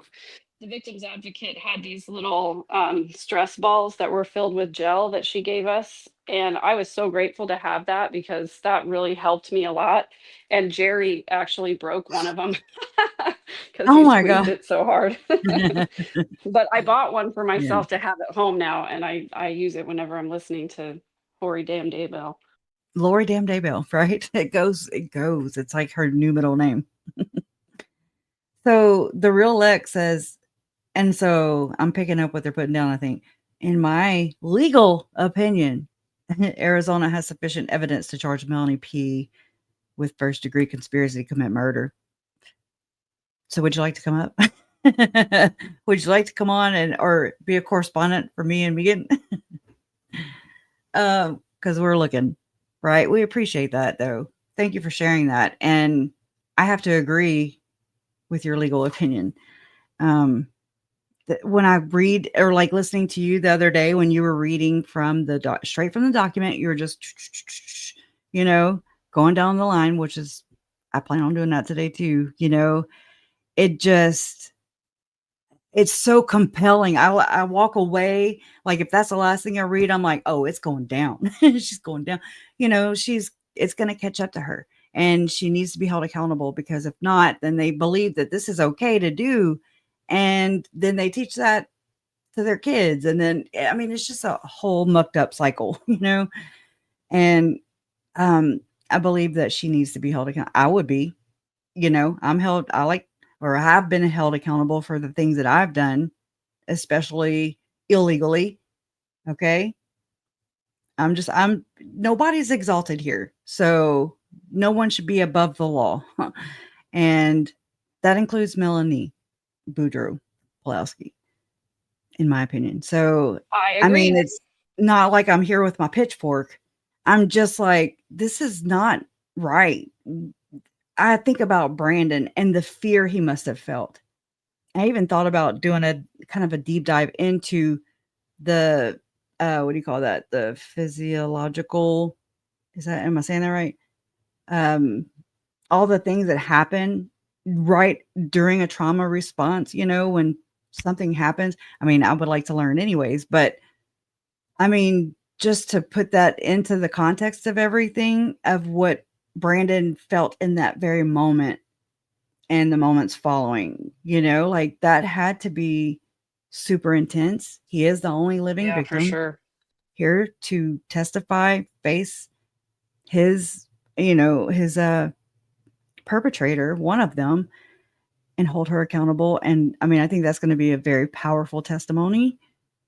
And I mean, I'm very proud of him. He's been very well spoken, very chivalrous as well. And he tries to keep the peace in it, he tries to not be the center of things. And I don't know, he's just real humble just the kind of the way I take him. And Yeah, he comes across that way, and he seems very even. genuine. Yeah, and Yeah. genuine. Yeah. Yeah. And I mean, I feel for those kids. They lost Tylee and JJ. They lost Yeah. their great Aunt Lori, their great Uncle Alex, for what it's worth. Um, they have lost a lot. And they don't, hopefully, they don't know how close they were, or two of them were the two middle children. They already had, percentages and things being worked with, by Chad and Lori. And it seems like Melani Boudreaux was on board with that and was taking that information. And, like it seems like there's this string of text messages between Lori and Chad. And she's like, "Oh, I like the message that you sent Melanie B earlier." And I'm like, "Well, how would she know unless Melanie showed her?" Anyways, and she's like, she's coming to terms with it. So something along those lines. I'm just paraphrasing. And then Lori was like, "I'm having a more difficult time with it, but it's like they told, like Chad maybe told her, because he like kind of was very patriarchal about it. I have to find it, because I mean it's in the documents. I just don't know if it's in the Chandler or Gilbert. But it's just it to me, just being raw with you, okay? But it sounds like Melanie B was propositioned to sacrifice two of her children, and like in order to be part of the Church of the Firstborn, whatever that is. It makes people like Lori and Alex, or like Alex, set passwords to too many kids and anti-Lamanite, whatever it is, right? Yeah. So sick. And it's just it's these kind of people, and these are the kind of things that this is the currency. And I don't know. It's very strange. I don't have to understand it. You know what I'm saying? Like it's not good because you're turning up the pain level on a kid. Can I cause pain to those 2 3s you have with you? I mean, what? And then having like word wise, she's basically, I believe, or I've kind of coined it like this, that she's like psychoanalyzing their personalities from their writings, where we have Dr. John. She's the Dr. John of the literature. I don't know. And she's been able to pull these, what I believe are these important personality traits, these characteristics, where they don't like kids. They view kids as the perpetrators, and the adult, Chad or Jody Hildebrandt, whomever it is, they view themselves as the victim. It's very inverted. And I just find that super fascinating of what kind of people we're dealing with. It's very sadistic. And it just, I don't know, there's that text string that that's what it sounds like to me. Like they just dropped that news on her and told her the conditions of whatever. And it sounded like one of those things was to maybe sacrifice 2 of her children, just like Tylee and JJ had been at that point. I think it was at that point. Yeah, I don't Anyways, know. I don't know if that's the case. I think you're on to something there possibly, but also it's like you said, I don't want I'm it to not be. gonna I'm not gonna drive myself crazy trying to understand that Right. aspect of it, because Yeah. we're never gonna know for sure, because Melanie is never Mhm. gonna tell the truth Nope. unless she's compelled to, in a way that is sort of inescapable. Right. I don't know how else to put it. It's yeah, I don't, and it's like I don't want it to be true. I'm saying this because it's like the first thing that, how it just kind of is a vibe, or picking up what somebody's putting down, the context of it, and I'm just like, ooh, That's what it's like saying it without saying it, because it's not direct. It's always passive aggressive for sure with It these seems like people it, yeah. because they laugh the whole time. Like Lori does that even in some of her arguments with the judge. She'll laugh. Like she said yesterday about, about her, what do you call those counsel? Advisory council. Thank you. And she's like, well, you appointed them to me. I didn't ask for them or something I don't remember exactly what she said, but it was something along those lines. And she laughed when she said something very rude, I don't know. I mean, it's true, but just because it's true don't mean you got to say it. And you definitely don't have to laugh about it. And Well, by I you think laughing about it doesn't make it nice, right. Yeah. But I think her laughing about it, that's kind of a tactic of Yes. trying to soften Yes. the rudeness of what she just said. But I mean, if you go listen to that, and I know you have, but that entire jail phone call between Lori and Chad, the really odd one that was like the day before the children were actually unearthed from Chad's property. So June 8th, 2020. And each time they exchange words, her and Chad, they both are, I'm just like, what is going on? Y'all are weird. And just y'all, they're so off. They're so off. They're so far from being on. Yeah, they're just. It's very, is that passive subhuman. aggressive, or it's kind of like whenever somebody puts LOL at the end of an insult or something they really Yeah. want to say. It is passive aggressive, yeah. Right. I've heard that, how people, and myself included, I'm not exalted, right? How you'll be like, oh, look at her jeans or something, laugh out loud, and like making it a joke, but you're really saying what you really feel, Yeah. Anyways, I don't know. It's something that they definitely do a lot of, for sure. Yep, so I just don't know how there was ever any real depth to their love, so to speak, or I don't know. It just is so superficial. There was no love. They're using each other. Totally. So you don't think that they'll ever divorce? You don't think Chad will ever file? I don't think he will. No, I don't either. He's an exalted being. Exalted he's beings into can't get multiples, huh? divorced. Yeah, he's definitely into multiples, or the spiritual wifery, we'll say. More than spiritual. You ever guess, or wonder about how many or percentage of Latter-day Saints who are practicing this, even if even the ones that don't really quite know it, that they are? I mean, how many people are justifying? I have heard from people who live in Utah and Wait, who I don't know if I know want to hear it. I don't know if I want the answer. Go ahead.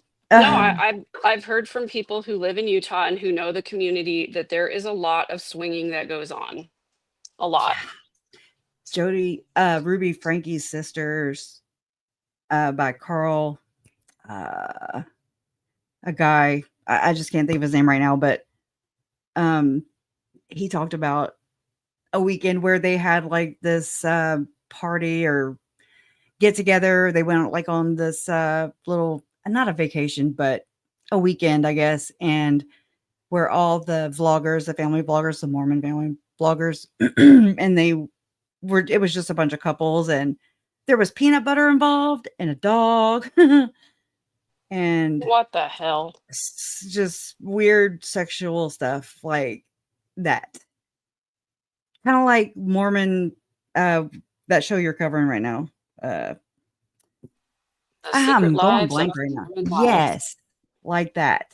Exactly like the that. Not so secret lives of not so Mormon wives. That's my trademarked. That's it was what awesome to hear Tosh or whatever be interviewed with Nate Eaton, and she only knew about the secret lives of Mormon wives, and he was like, oh, you could tell, saying that was her only exposure really to Mormonism other than this case, and they don't like hearing that. And it makes me giggle a little bit. Yeah. Yeah, Then it's like, well, for stop doing sure. what you're doing. It's like, just because we say it's this way doesn't mean that that's actually how it is, because it's really covering up a lot of jacked up stuff to be so. Yeah, I mean, the bottom line is that in any culture or system where normative sexual behavior is shamed Yeah. and banned, it's going to come out sideways. People are going to find loopholes. It's like you were talking about earlier about the stupid soaking thing. I don't know That's how they think crazy. that's a loophole, but it's gross. It's just It's you know, when bending the rules. there's an expectation of perfectionism in the Yeah. Mormon world, and it's not possible to be perfect. And people are human beings, Yeah. and they're going to find ways to get their needs met. That's just what is Yeah. going to happen. And it does. And And their needs are going to turn dysfunctional because they're shamed for it. That's why there's so much pedophilia yeah. and there's so much SA of children in And religious forgive and forget, communities. and Yep. all the toxicity, and yeah. And the rules are different for men than they are for women. I'm sorry, they just Yes. are. I've known so many circumstances where there's some kind of an adultery situation going on, and the woman gets excommunicated, but the man gets a new calling, or he gets promoted, or he gets like, oh, you know, just don't take the sacrament for a few months and that's Yeah. it. Yeah, no. I mean, but it's not about real repentance or seeking forgiveness. You know, like, it's not genuine. Nothing is genuine, it seems. And right here, Bewitched, this is something that it sounded like to me all the times I watched Mormon Stories podcast or any other Mormon based channel that talked about this. Okay. When the bishops would talk to, she says, the boys in my family were asked graphic questions by bishops that are both disturbing and places those ideas into young minds. That, I believe, is another infiltration tactic by the inverted people, where kind Yes, of like what and John Dehlin says about the pink elephant, you know, don't talk about the pink right. elephant, don't, you know, and that's the first thing you do. And it's on point. And so it's a way of not only the bishops being creepy with young minds, okay, who are going to them in total confidence, and like, not just that, but it's like a role. Like, I can't talk today for some reason. Like, a superior, help me with words. Okay. Like, you know, a bishop to a child is oh a yeah, the trusted power adult. differential. Yeah. Yeah. And yeah, so it's like, there's just many different aspects to look at that. Not only are they in one room with no other people there, you know, so it's just the bishop, the adult, and the child, the young person, by themselves. That's got to be creepy and uncomfortable, and just really creepy. It's just really freaking creepy. I don't like it. Yeah, they've I'm changed not that saying all of them now. are like that. To thank God it's like But Sam Young, right?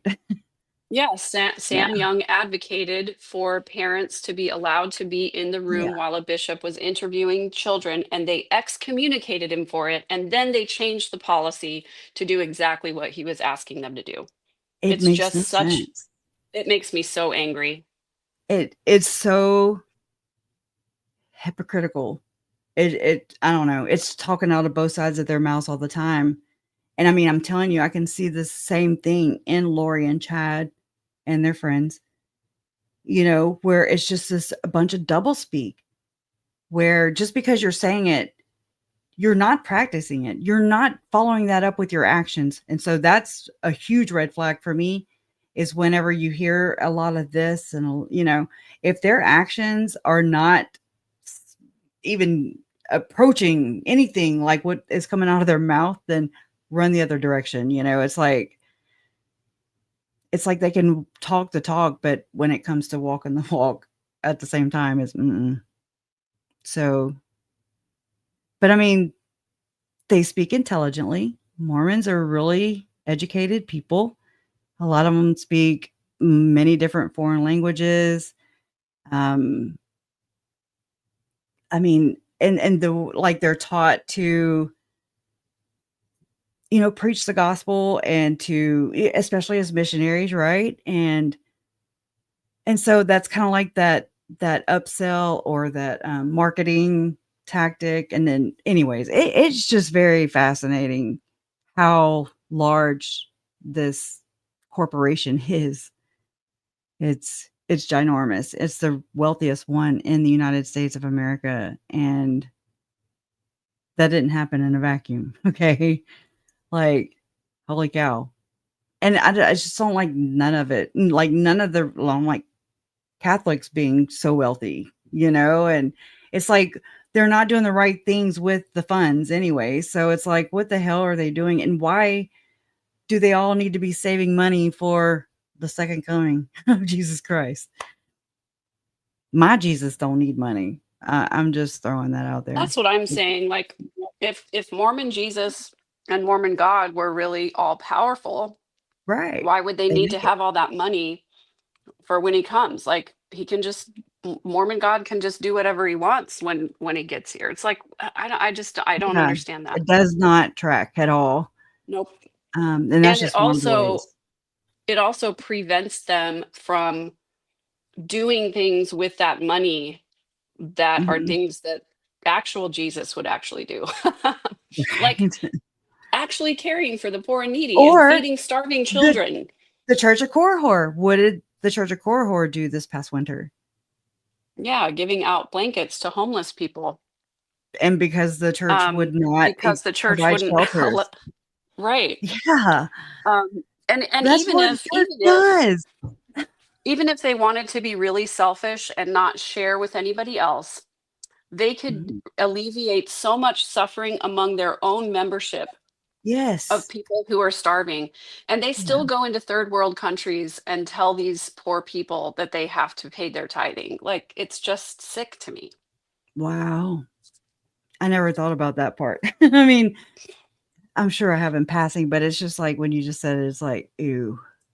There's a famous quote from one of the leadership that was giving a talk when he said, when people in this poor country ask you as a missionary if they should feed their family or pay tithing, then they should pay their tithing. Yeah. It's gross. That sounds like whenever you're saying, practice self-care and kind of, put the oxygen mask on yourself first. That way you can help other people around you. That's kind of, I don't know why that popped into my mind, but it's like if you could pay your tithing or feed your family, it blows my mind.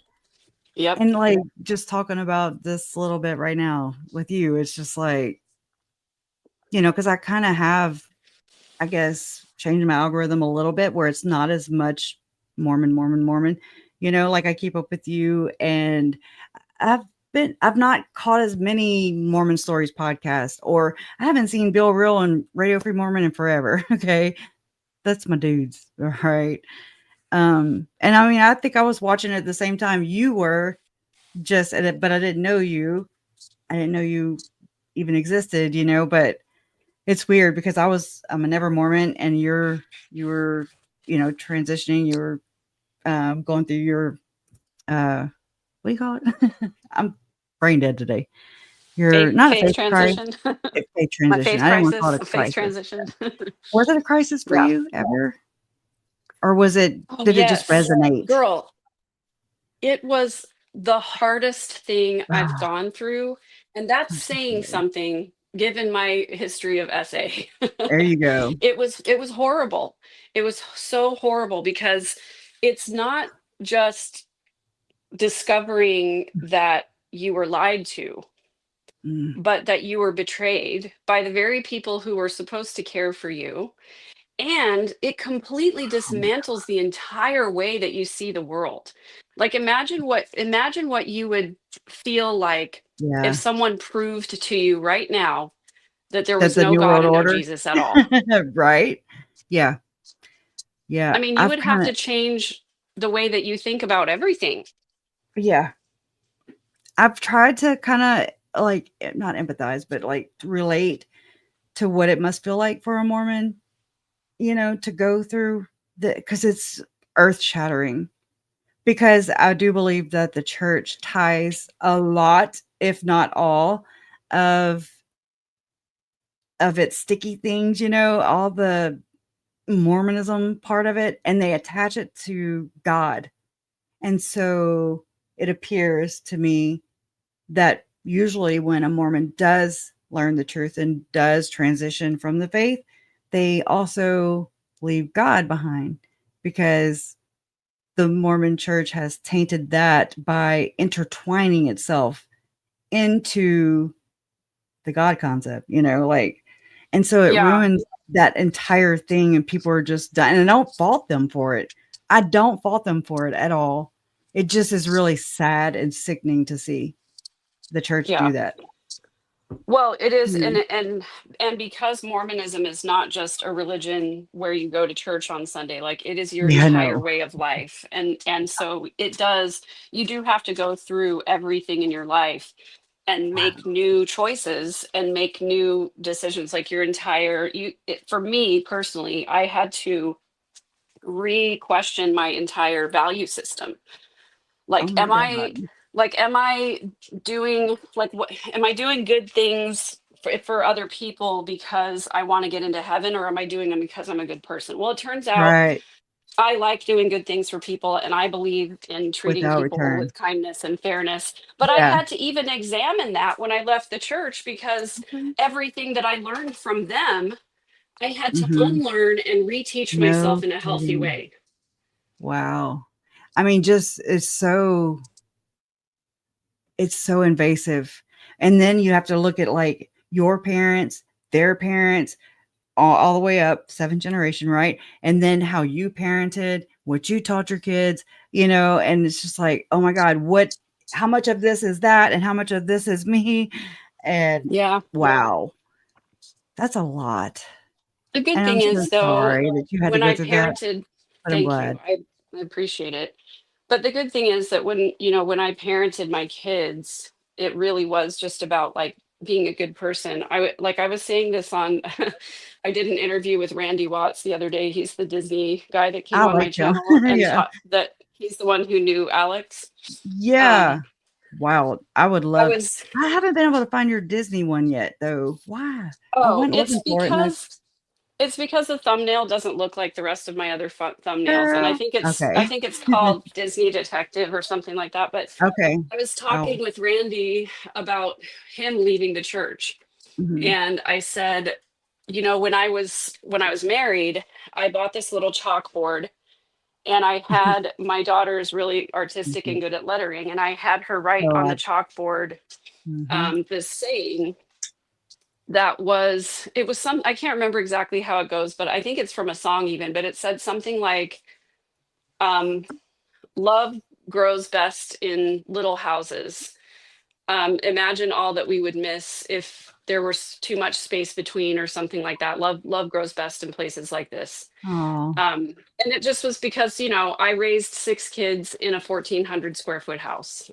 We lived in that there you house go. from the time that well, I think we had one. My oldest daughter was the only one when we moved into that house, and then my son was born the next year. They all came home to that house. And then when we divorced, I bought a house literally 2 streets over because I wanted my kids to stay in the same neighborhood and all that stuff. And I Yeah. brought that chalkboard into my new house, and I was like, what do I even do now that I don't have this family anymore? And so I Wow. wrote on it, I am Groot 28 times or something like that, 49 times. I can't remember how many times. It filled up the whole chalkboard because the character Groot in the Marvel universe, he never says anything except I am Groot, but he means something different every time he says it. Huh. So, they'll ask him, what do you want to eat? I am Groot. And then at one point Huh. he goes, I am Groot. And the raccoon goes, that's rude. Don't talk to me like that. Like, so that's all he says, but he means something different. So that's what I wrote Just a on that different tone. chalkboard Yeah. until I sort of like restabilized myself, and I was like, what do I want the rules for this house to be, or what do I want us to stand for, and Yeah. whatever. And what I finally landed on was two things, and these are the rules for my house. And I'm gonna censor myself so you don't get in trouble. They're But not in the chat, so go for it. I'm just figuring. it says, remember who the F you are and don't be an a-hole. Those are the Oh my only two God. rules that I have for my kids now. Straight up. I'm very, I cuss. And I'm like, you don't cuss. Okay. That's what I'm like, don't do what I do. But Well, I'm like, I just just tell you my have one kids, job and it's just not to be an asshole. Okay. Just yeah, don't be an asshole. Don't. It's so easy. Just don't try to. And I mean, if I find out you're trying to bully or you're being a bully or you're being an asshole, watch out, yeah, because, and I mean, I've never had to lay a hand on them. It's never been yeah, like that. It's all about talking it out. I work, with my youngest, basically, he's 9, and I just want him to be a 9-year-old. I want him to be a kid. yeah, And he tries to control his little world because of issues with his mom and probably health issues with Jason. I mean, it can be very unstable for him. And hmm, so I'm like, he tries to control everything. He tries to plan out, if I say anything like we're going to go to so-and-so's house tomorrow. Oh my God. He starts lining out a freaking plan, and I don't like plans. Okay. I mean, I do, and I don't. I don't like watching him because it's a control thing. And it's him just trying not to have that rug pulled out from underneath him. I know the feeling, and I just don't want to see him. I just am trying to give him tools that I didn't have. And yeah, so I just want to empower them with how to handle situations or certain people, and just know that it's not your fault. Just try not to rely so much on what they're promising you, and hmm, just continue on with your plans. And if it happens, great. If it doesn't, okay, no sweat. And I just want him to feel things. I want them to feel things. Like, it's okay to be angry, like you are this morning. It's okay. Just give yourself a little time allotted to that. Be angry, be pissed off. I mean, shred shit, whatever you got to do. Just try not to be destructive, or hurt anybody else. Definitely don't yeah. do that. But Well, I also told my kids that, and I borrowed this from my uncle, who I found okay. out later was a raging narcissist. But he said that what his mother taught him was that you never take the first swing at somebody. But if Mhm. somebody tries, no, he said you never start a fight, but if someone takes a swing at you, you take them out. There you go. And I like that idea because no, I Yeah, don't want to hurt anybody, but if you come for me, I'm going to defend myself. exactly. And so I really, really, really, really admire the way you handled the Cox family. I really do, with all Thank the you. naysaying and the straight out lies, in my opinion. Like, Hmm. it's all about character Yeah. and the talk. And so it's like, what is the bullying thing? I'm not a fan at all. Yeah. Well, And and it's some easier to people, spot now. Go ahead. sorry. No, some no. some people tried to, to come on my channel, and I think their intentions were good. They were trying to sort of soften the blow for me and say, oh, Adam didn't call you a liar. He didn't, he was Mm-mm. just venting his anger, blah, blah, blah. I'm like, nope. He straight up said 99% of what I say is not true. That is the same as calling me a liar. That might as well And have.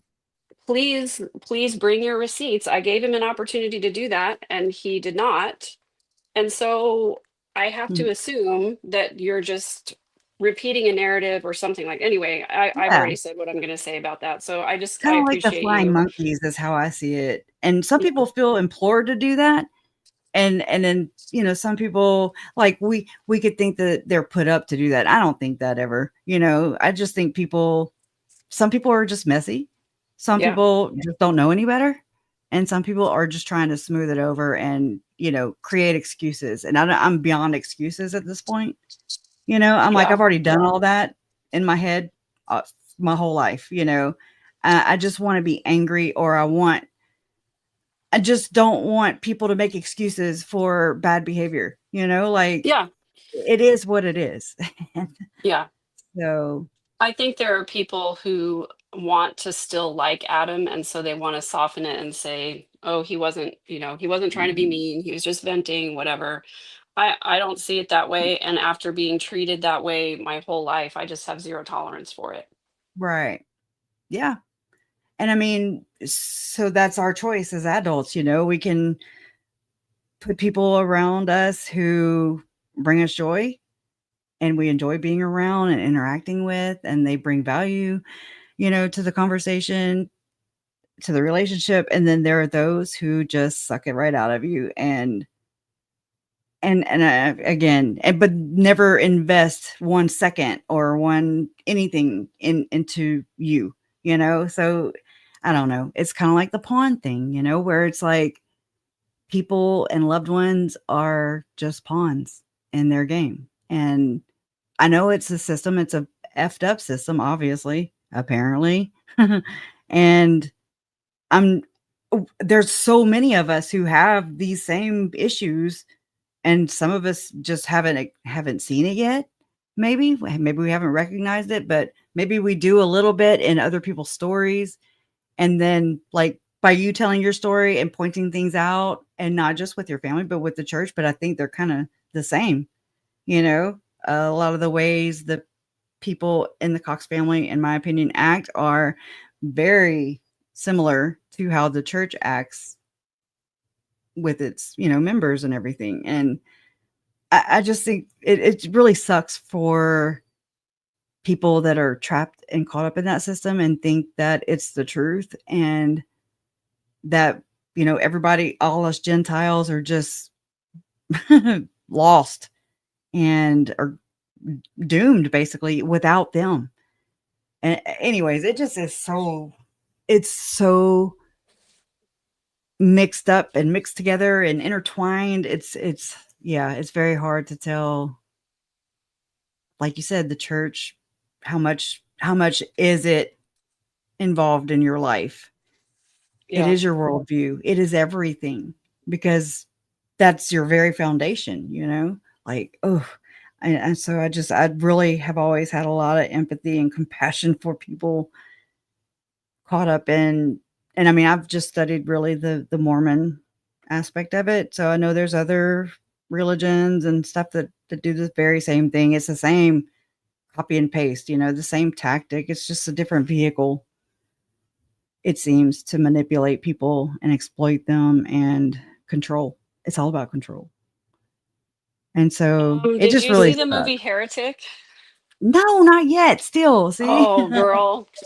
Okay, what we're gonna have to do is have a watch party. We're gonna have to just put it on, and you and I be on FaceTime together or something, because it's gonna blow your freaking mind. Oh my God. I remember asking my daughter if she would go, and then, yeah, I'm not a big movie goer anyways, and I'll wait for things to come out, but I was going to do it, and then she wouldn't go with me. So I damn sure wasn't going to go by myself. But I would love to. I mean, is it that good, or have you not seen it yet? Oh, yeah. So I do that Tuesdays with Tim panel.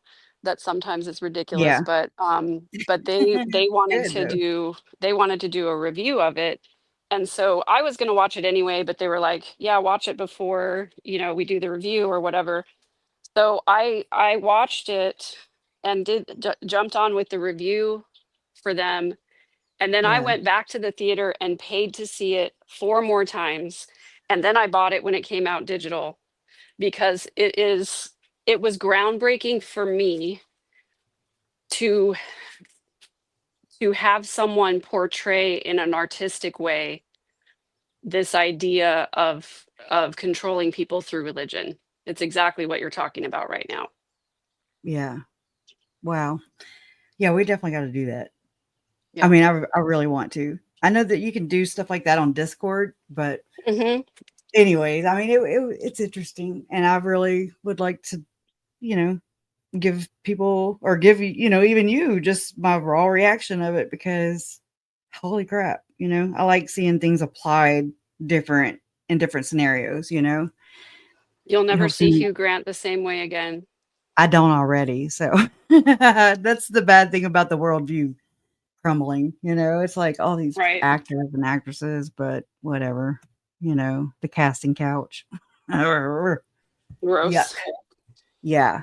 And I mean, I I have don't. to dabble with just Diddy now. I mean, I was all into it up to my elbows. And then I don't know, it's super cringe. It's super cringe. But and not only that, but like I really was looking more into who's connected to Sean Reyes and Tim Ballard, and that would be Kanye West. And somehow, some way, I don't know how, but that's just a weird thing for a person to include in their lawsuit against Sean Reyes and Tim Ballard, about Kanye West allegedly giving or something like this, giving a leather chair for Sean Reyes to sit in while he was at some I forget the name of the place in Mac's Place in Salt Lake City, where Sean Reyes would allegedly meet with like members only of this club. I don't know. It's super weird, but it's just one of those things I'm like, what? It's random, it's just like, why would Kanye West really? I mean, we're going to throw that in here in the middle of all this other stuff. And so I was just like, there's something there. There's more there, of course, but will we ever find out the truth? I doubt it. Yeah. But So there's a Stacey, comment. Sorry, there's a yeah. comment up here. Do you have any thoughts on why Adam goes onto his podcast to talk about the trials, but says he doesn't watch anything and doesn't know anything? I don't get it. Yeah. Honestly, to be real about it, I initially thought that Adam and Rex had something to add to the conversation, that they were, Mhm. I thought that they were, helping people Yeah. to unpack their emotions and to heal after the trials and all that kind of stuff. And I saw a point to what they were doing at that point. But, the last few snippets of things that I've seen and heard and watched from them, Mhm. I don't get it either. I don't think that they are really adding anything to the conversation. Right. And Adam certainly isn't adding any insight into Nope. anything. Rex Nope. is okay with facts for the most part. There's Yeah. still a lot of things that he doesn't know about the case, but Or but doesn't talk both of about. them, Yeah. yeah, both of them are in a level of denial about certain things. Um, and so where I've landed with that is, I think Adam gets a lot of validation Yep. from viewers. Lots of people think he's attractive, and get Mhm. him. They give him a lot of what do you call that? Flattery. Fangirl. Um, Flatter but yourself, Adam. right.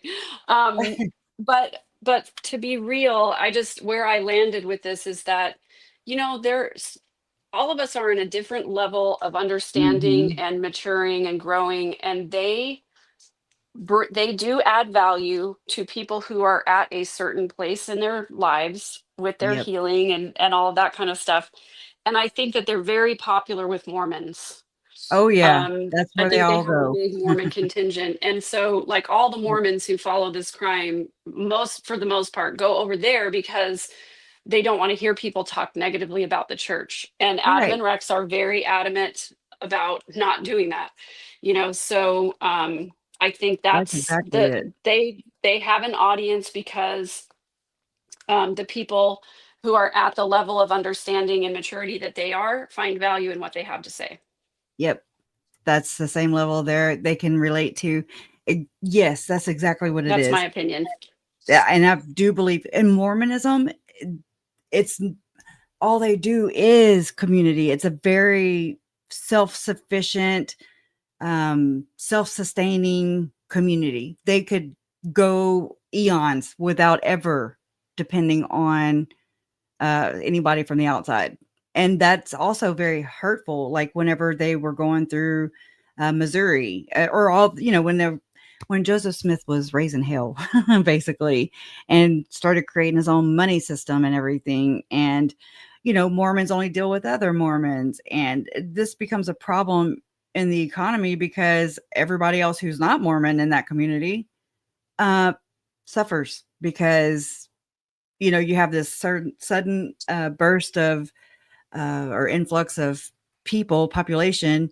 And then, I don't know, it's just, but they only deal with themselves basically. Yeah, And yeah. And it's one of the reasons why Mormonism survived is mhm, because they isolated themselves.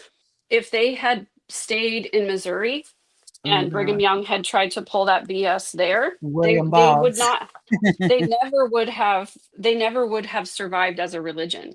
The only reason they survived as a religion is because they left the country and they remained isolated there until people started, coming in. And by then they had such a stronghold in Utah and Idaho that, again, people like my family, the only reason my family didn't live around the same place where my grandma lived is because my I'm dad was in glad. the Air Force. I'm And so that's the glad. only reason we got out of Utah.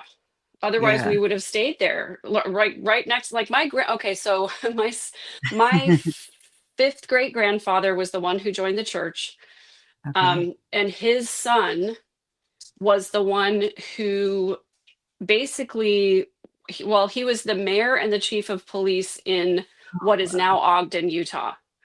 Oh my And gosh. my grandmother's house, the one that I remember visiting as a child, was less than a mile and a half from the bronze statue that they erected in his honor. So Wow. that's how close my family stayed. Like the house that so he lived in the main house with his first wife, and then his other two wives shared a duplex across the street. And that house is about a mile and a half away from where my grandma lived. That's wild. Yeah. Very interesting though. Very interesting.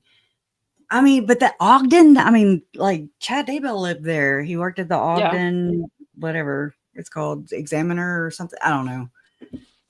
Yeah. Something like that.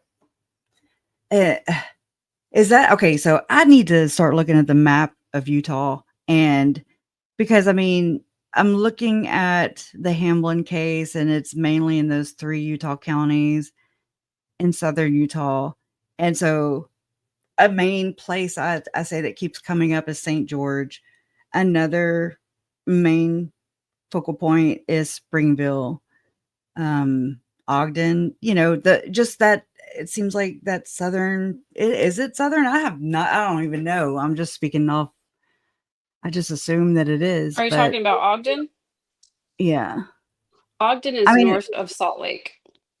okay, And St. George is the one that's way south on the Arizona and border.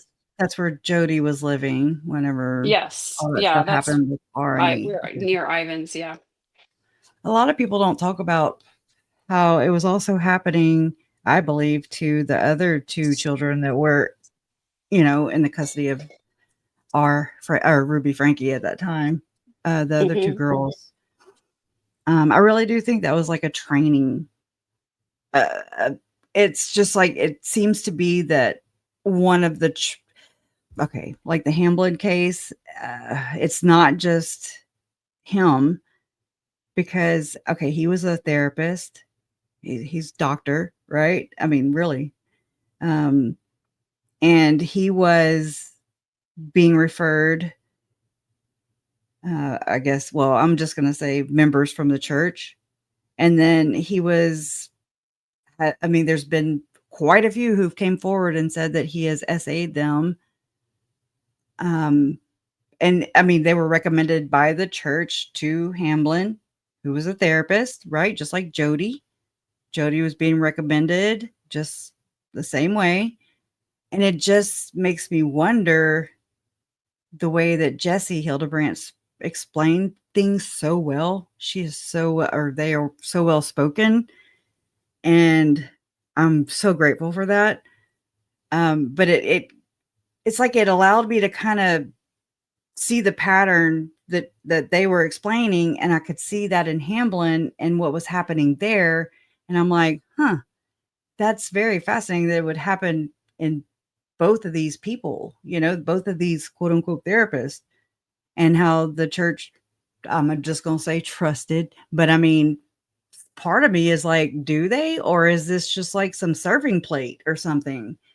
Like what's going on? Because like the church was paying for the services. And I mean, Jesse even talked about how the books, were, they did the books and wrote receipts. And I don't know. It just seems really sketchy. It just seems like there's these therapists who are recommended these members of the church, and somehow they're able to infiltrate that way and corrupt them or exploit them, whether it be sexually, financially, spiritually. It just seems to fall in those categories. Well, I And told you that they're training Shalom, kids. Shalom. yeah, Yeah. Shalom Levitt is on the faculty at the BYU School of Marriage and Family Therapy. And And she's so, a sex therapist at BYU. yep, It's yep. very strange. And so that's, all of so for those who don't know, Shalom Levitt is, was she named in the lawsuit or Yep. no? Oh, it's Yeah. not a lawsuit. It's Yeah, just the yeah, victim yeah. statements. Yeah. Right. But So yeah, the doing victim some really statements. heinous things to these Hamlin sisters. Right. So Allegedly. the way that it works, exactly like you were talking about, that Mormons want to do business with other Mormons. And so Mhm.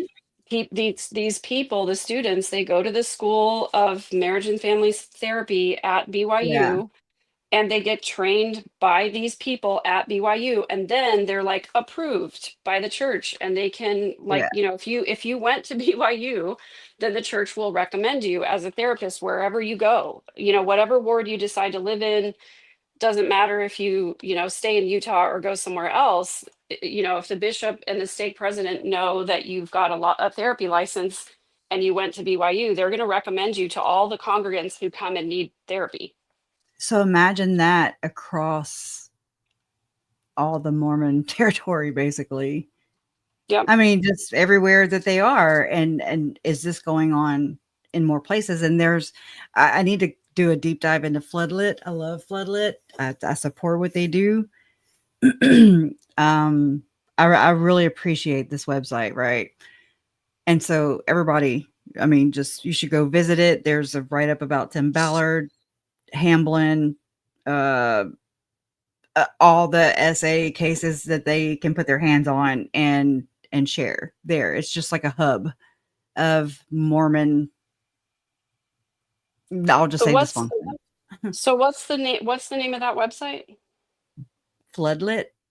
Oh yeah, I know that one. Sorry, I thought you were talking about. Yeah, I thought you were talking about.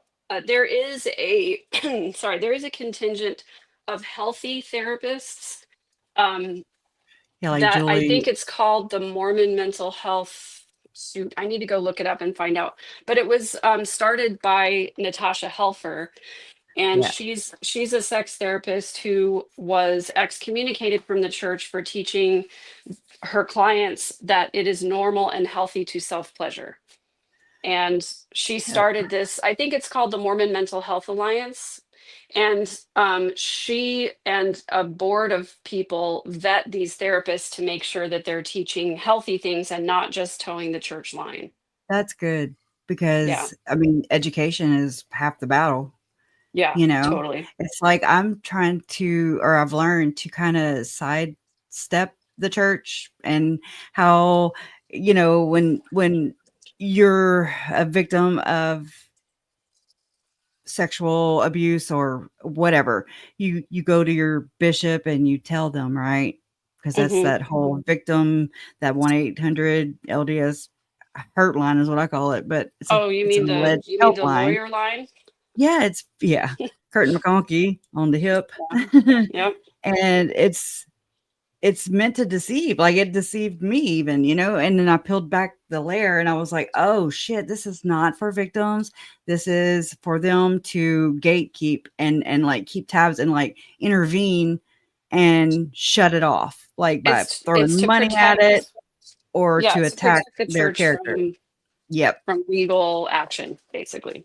Yep. And it's disgusting. Like, so disgusting. I do believe this beginning. I don't know. One day we'll have to go over it. But whenever Lori was deemed incompetent and all of a sudden she's assigned this homework from whomever, her mental health technician that was there. And this is something that Lori has alleged through Mark Means. And she was basically saying that her mental health technician assigned her. Actually, they watched Chad Daybell's hearing.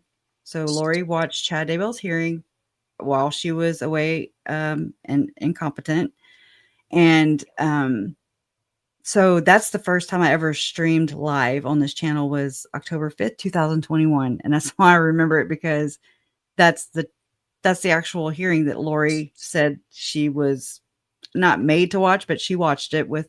Anyway, so after that hearing, Lori alleges that the mental health technician urged her to maybe call I believe the 1-800 LDS helpline, basically, and to ask for guidance or advice to get a new attorney, which it's just really weird how it happened all at the same time, because Lori wasn't even indicted yet because she was in the mental health facility.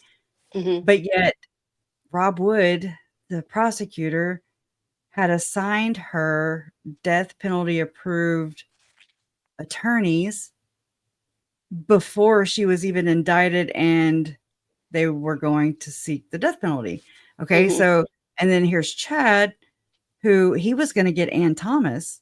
I remember researching deeply into this, like who was eligible, what attorneys, because you have to have a death penalty qualified attorney to represent you when you're up against the death penalty, which is interesting because he had John Pryor, who did none of that. Okay. So I'm just like, what?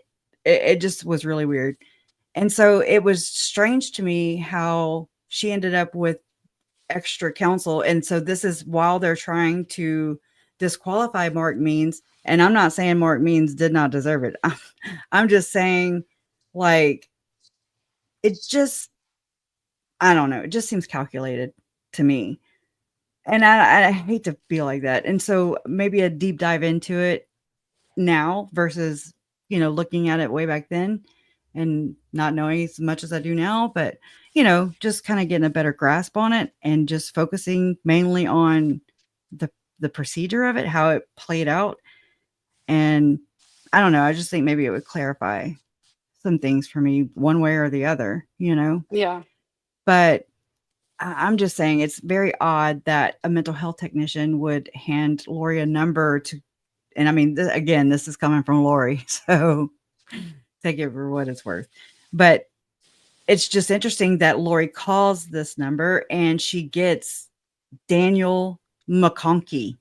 Like he, I don't know if they patched her through and they were like, oh shit, it's that Daybell broad, or I don't know how that worked, but it's very suspicious to me. So Yeah. I don't know if it was like a planned intervention. That's what it seems like. And it's like a way for, I don't know if Lori was maybe while she was at the mental health facility, if she was like saying what really happened, I really do believe a lot of things point to her being in some kind of, not just a leader of a cult or the old lady of a leader of a cult, but also a secret society. And I know that sounds weird, but where there's other people involved in these kind of sadistic crimes where it's a gathering. They talk about gatherings all the time. And again, I do believe I really firmly believe that these events that are taking place or were taking place, especially the weekend of Tylee's disappearance and murder and JJ's disappearance and murder, it's weird how these two like-minded organizations were having events the very weekends. I believe they're covers. I believe that, during the day you're seeing the Book of Mormon evidence conference, like whoopity doo. And then, but behind the scenes in the more intimate circles, they're baby sacrificing children. I don't know. I'm just saying that there are age old allegations of, all these, there's just unexplained murders that happen over, throughout time. And I don't know. It's just there's a lot of people who are convicted even of crimes that they didn't even commit. And they're framed for it. I believe these things happen, and I think they go on, and we just maybe need to adjust the way we see things. And it's really weird. It's just really weird because it's like not my belief. I'm not like, oh, I'm conspiratorial. It's just like, what's really going on here? So I'm trying to be open-minded as much as possible, but and to maybe talk about it here and there. I'm trying to, push the limit a little bit and just, I don't know, just see if there's anything there, because what's been presented, what's been convicted, that doesn't add up to me. Like, I don't know where Tylee was murdered because it was not in that apartment. It's like, where was she murdered? Where's the rest of her? Where's that evidence? Where's the evidence of a crime scene, of a bloody crime scene? Because I don't see it. So it's like sometimes the evidence that's not there, I mean, Yeah. Trina even brought that up to the jury whenever she was doing opening statements, so it's interesting. I don't know. Yeah, for sure. Well, I need to go set up my live and do something with my life today. So I appreciate you letting me come and vent a little bit in You're your welcome. space. I really do appreciate it. It's nice to have people to talk to who understand, It's not just nice, like it's necessary. Yeah. Yeah. And so, yeah, I want you to know that, you have a place to just vent or talk shit, snark, whatever, Thank you. I'm open door. We have a Crusher, Cassandra that has a yeah, problem. Yeah. I apparently don't know. Cassandra, yeah, I don't know I mean, my what. mods they have the power. I tried to do it, but I can't. So I don't know, Cassandra, you don't know Kay, so Right. That's my mom. so back off. And You don't know her. right. Like have you met her? Have you spoken with her? Have you talked to her about these problems that you have with her? And why? Why do you have and where did you hear this from? And just what is your why is it your business? Yeah. It's just It's what I'm not. saying. Right. So, I mean, again, I'll be the first one to square up with anybody. I'm just saying, like, I'm not sitting here trying to hide nothing. I'm just like, I'll call people out too. Doesn't matter. But I just don't like people that come in sideways, Yeah. and I don't like shutting people off either, but Yeah. damn sure not going to disrespect my mom. Yep. And, thank God that they're in a place where they can help us kids, with our kids. Thank you, That's Carolina. it's kind of the job. All right. Well, yeah, thanks for coming on. And hey, let us know whenever you do your dish smashing event Yes, I will session. schedule And it. yeah, definitely raise some funds and Yeah. not blood I need pressure. So I need to find, so I know Kresha, you and I have talked about this before, but you know, I need to find a worthy cause for things like this to oh go yeah. to, because I want to do something that really does help and honor Tylee and JJ and Charles and Tammy. And I know Tammy's got her foundation, which I really appreciate, but Right. I don't want it to be only for that. I want it to Right. be for the kids mostly, really. But anyway, let me know if you know of something like that. I Because I was really gonna I was gonna yeah, I know donate we've to the kind of Center talked for about Missing it. Children, and then you were like, not them. Oh no. Yeah, I know the more research I've done into these like larger organizations for sure, these nonprofits, I'm like, oh my God. Look, I was terrified because like I was researching into different like what can I do? I wanted to start a nonprofit and then but I wanted to do my homework about it.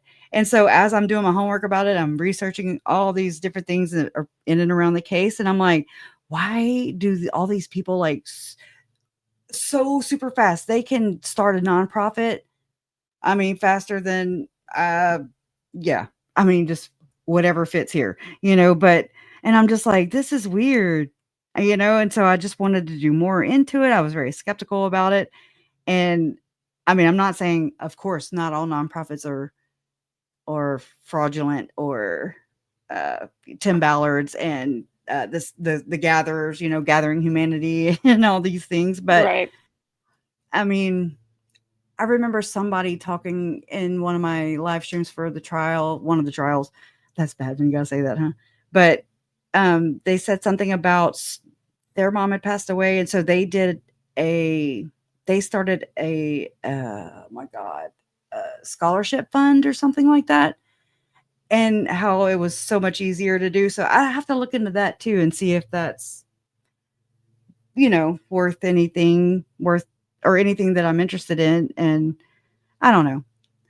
So many things, but yeah, I'll definitely keep my eyes open. And I like what Tom Evans, I like where he was, all his funding was going from, I think Yeah. his first book.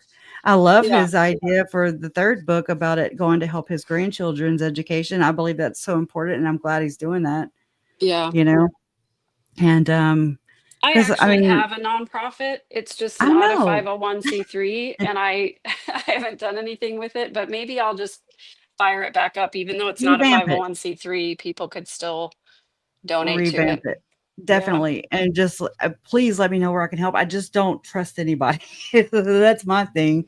Yeah, I And get you. but I definitely want to be part of something that honors them and carries their legacy and pays it forward and helps somebody else. And definitely don't want a middleman nonprofit organization for sure. Yeah, Like exactly. that seems to be what all these people are doing, grifters. But Yep. I don't know. And that's another thing. I'm going to say this only because that kind of reminded me real quick. A lot of the fundraising and the hype around the Silver Linings podcast had to do with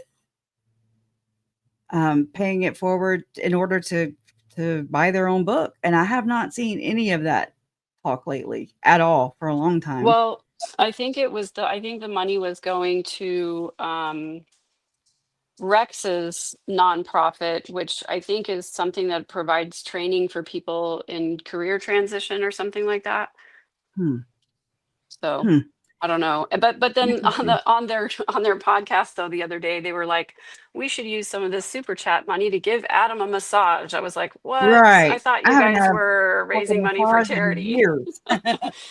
But I mean, yeah, what the hell? It just seems like that idea kind of fell away. And I'm just like, Yeah, like okay. if you say I you're going mean, to raise money for a charity, then use it for the charity. Don't, anyway, and whatever. show it. Yeah, show it. That's kind of the whole thing about being accountable and being able to show receipts. But hey, hey, all we can do is keep them on their toes, right? So Yep. that's what we do. So, well, yeah, I definitely want to see some plate smashing, and I want to put some shit on there too. And you're gonna smash it. Yeah, for So, sure. all right. All right. I'll Well, talk to you later. yes, ma'am. Bye. Bye. In memory of JJ, yeah. And they did get him a massage too. They did. Oh my God. I mean, whatever. Do what you do, but like don't say one thing and do another. I don't like that. I'm not a fan of the double speak, the saying one thing, doing another. Bothers me. So I just think it's good to keep awareness, keep tabs, keep our eyes open, is what I'm saying. And just nobody's exalted, y'all. Nobody's exalted. Yep. Bye, Megan. So Donna had messaged me last night, or I'm not last night, earlier at 1:08 p.m. Central Time. She said, it looks like KJ will be going live at 5 p.m. Central. So I'm going to share this link in the chat. And that way, anybody who's wanting to catch a KJ and the Ray live stream can do so. It's right there. Yeah, it's good to I like just talking like that, just regular, casual talk, So, yeah, me too. I remember that now. Did you say that? Yeah. I actually saw some new pictures. Well, I say new pictures that I haven't seen before. Let me go to my Canva real quick, and that way I can show y'all. Because it was a really good picture of Stacy.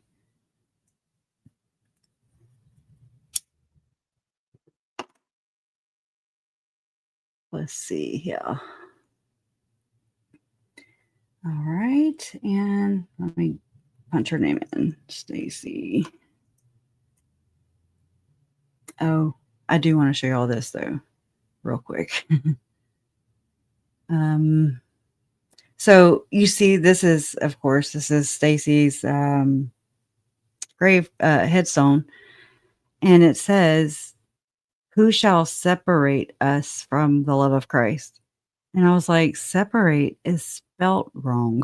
It kind of caught my eye one day, but for what it's worth,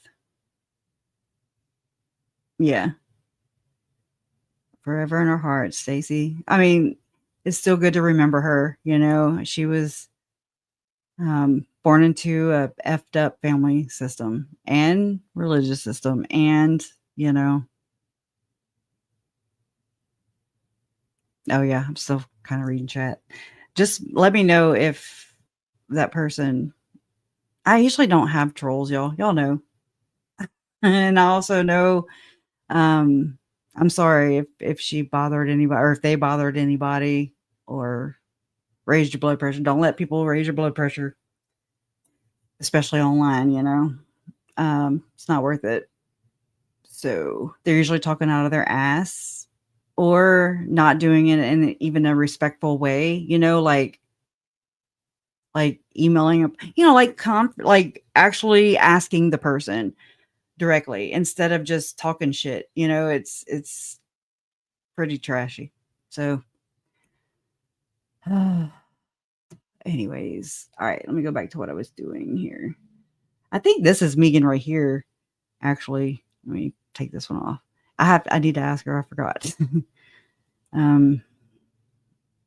I just pick up pictures, along the way. Okay. I gotta wait for it to catch up. I think this is Megan right here. If it looks like her. And this is another cousin, I guess. And this is Stacy. How tiny she is with a Maui shirt on. And this is Lori. And this is Melani. Melanice. Oh, yeah. She look like Bebe's kids. Holding Lori's hand, which, there's nothing wrong with that. But she looks like Steve right there, big time. Melanie does.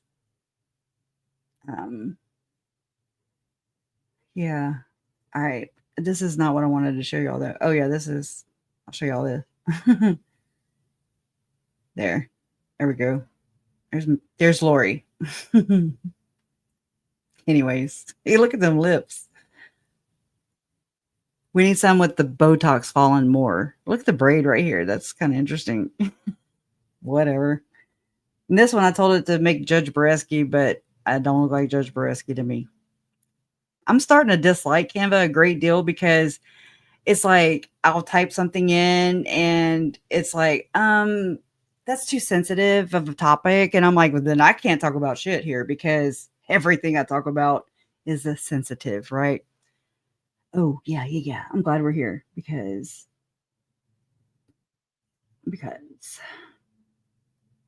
that's interesting too. Look there's Summer right there. Summer Shiflett, Melani Boudreaux Pawlowski, Garrett Smith, walking into the courtroom with Mel. This is from when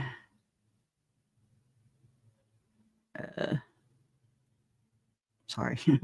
I'm like it's my first time here.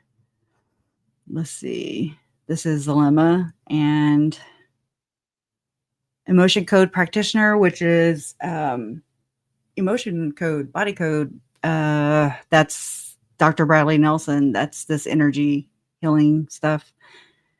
Life coach. Can you imagine? Spiritual teacher at Dilemma Pastenes. Miles Community College, Gilbert, Arizona, 301 connections. She's the owner of the Loving Room. So that's a proper name. She has been studying, practicing, teaching, and coaching the principles. I flinch when I hear the word principles come from any of these people. Something to do with principles. Jody Hildebrand talks about it. Ruby Frankie, Lori, Chad, Zalema. I mean, so it's something to do with them manipulating whatever they're applying principles to. Whatever they are trying to apply the manipulation to is their principles. And I mean, yeah, they look great. They sound great on paper. I mean, they look great on paper. They sound great, but there's just something more sinister, I think. But of unconditional love, and that's a capital, and that's a capital, for the last 8 years. And so that's all it has right there. But emotion code practitioner, life coach, spiritual teacher, 2017 to present. And that was back in the day, the screenshot. So there's Trace on the case. It's a temple blessing, so to speak. Okay. I think this is from Mike and Nancy James right here. This is some other businesses they have. UtahWeddingStory.com. Wedding photography, wedding videography, wedding services, wedding video, family and couple, love stories, portraits, headshots, promotional films for artists, musicians, special events, parties, galas, fundraisers, etc.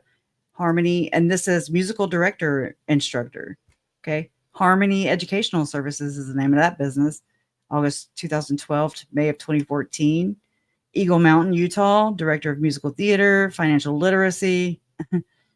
I don't know what that says. I don't know. Anyways, I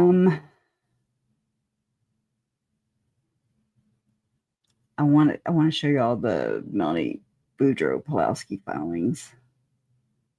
Nope. Okay, hold on.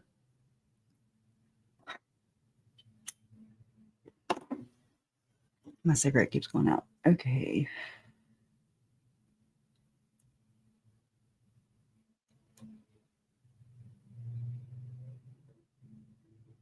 Okay. It's hard to see what they are from these little bitty windows here.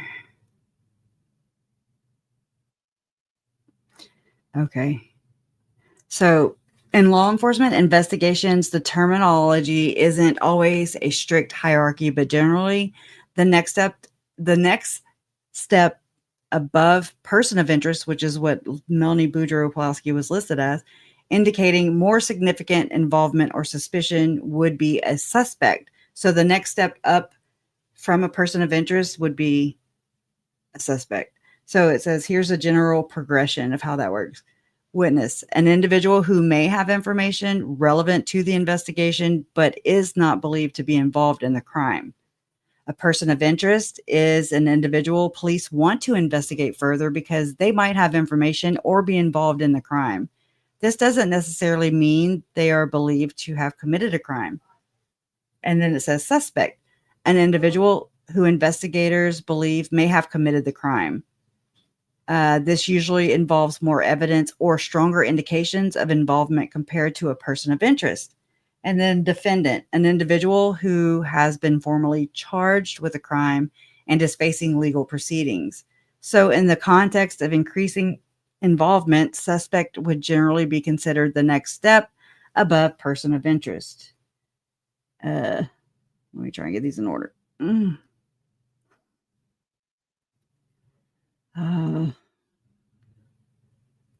So let's see what this one says.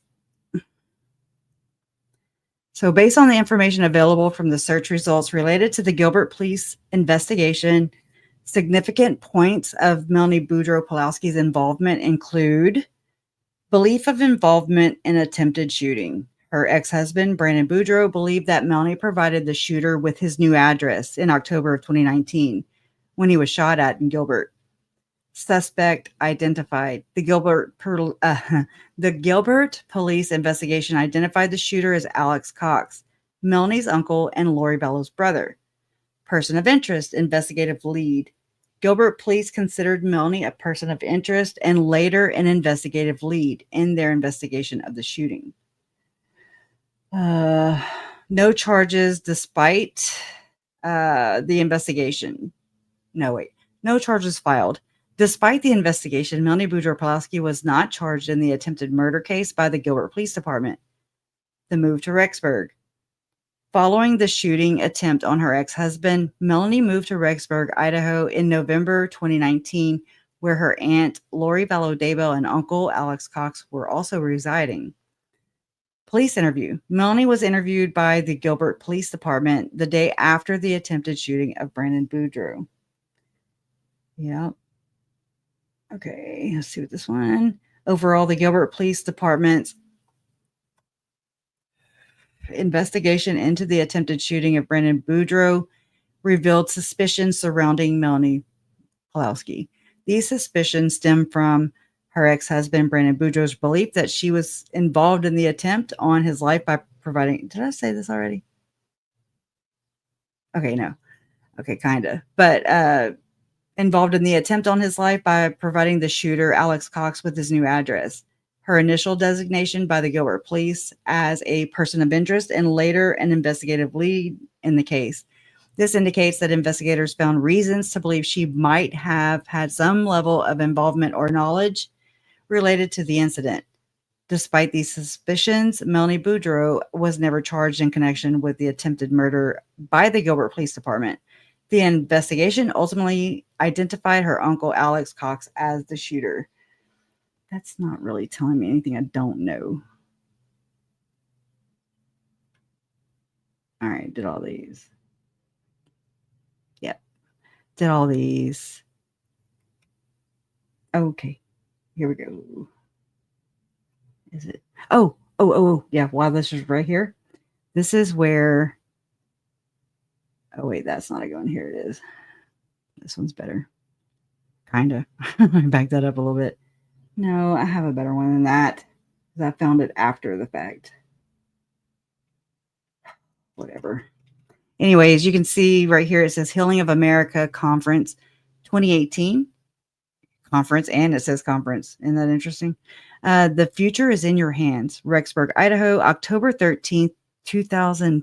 I think that says 10. Speakers, and I can't remember his last name, Nick something with an F, Jason Mao, I don't know, Mayor Jerry L. Merrill.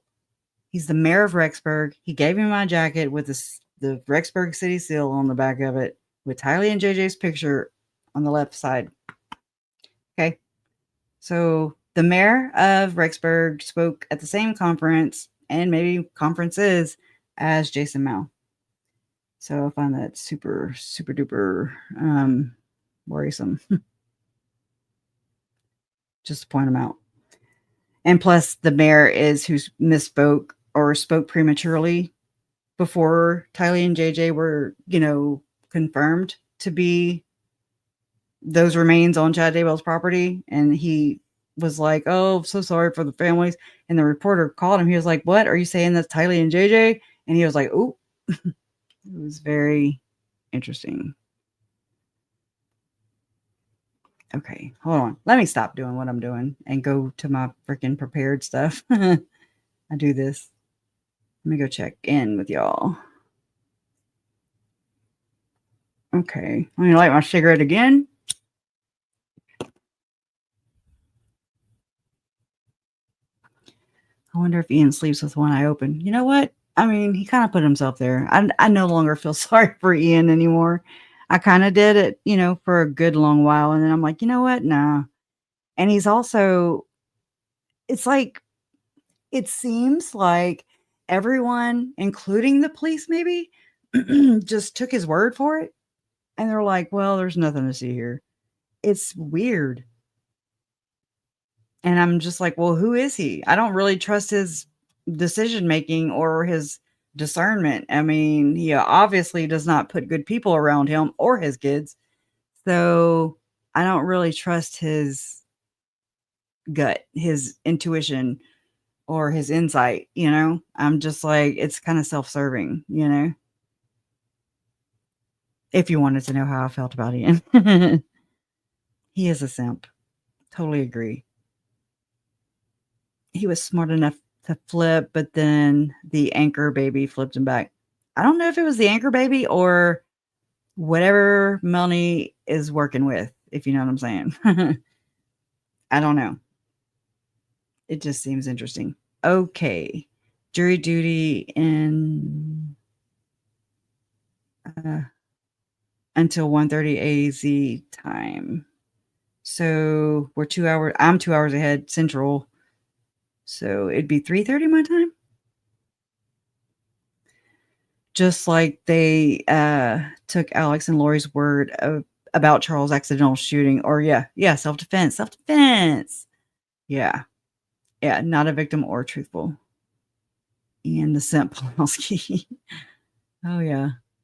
Did we lose Trace and says, I don't know. I came back just to kind of check in with the comments. Ian is fighting the fight to keep the children alive. If he leaves, he knows she still believes. I believe she does believe. And at this point, again, it's like, I don't know.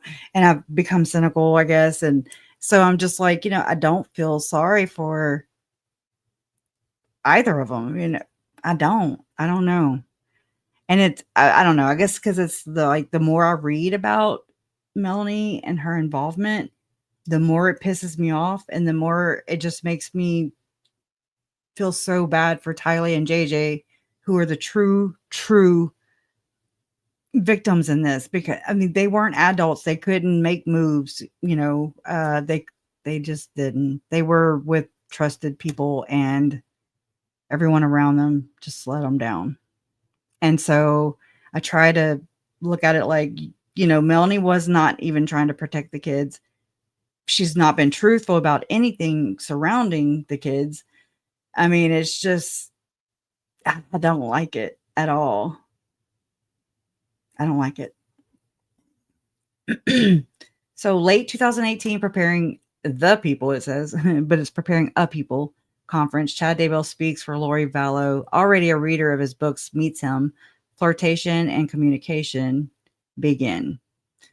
And then Melanie's indoctrination. Oh, I had to write an E in here so that when I put it into my Speechify, it would say Melanie and not Melani. I cannot stand when it says Melani.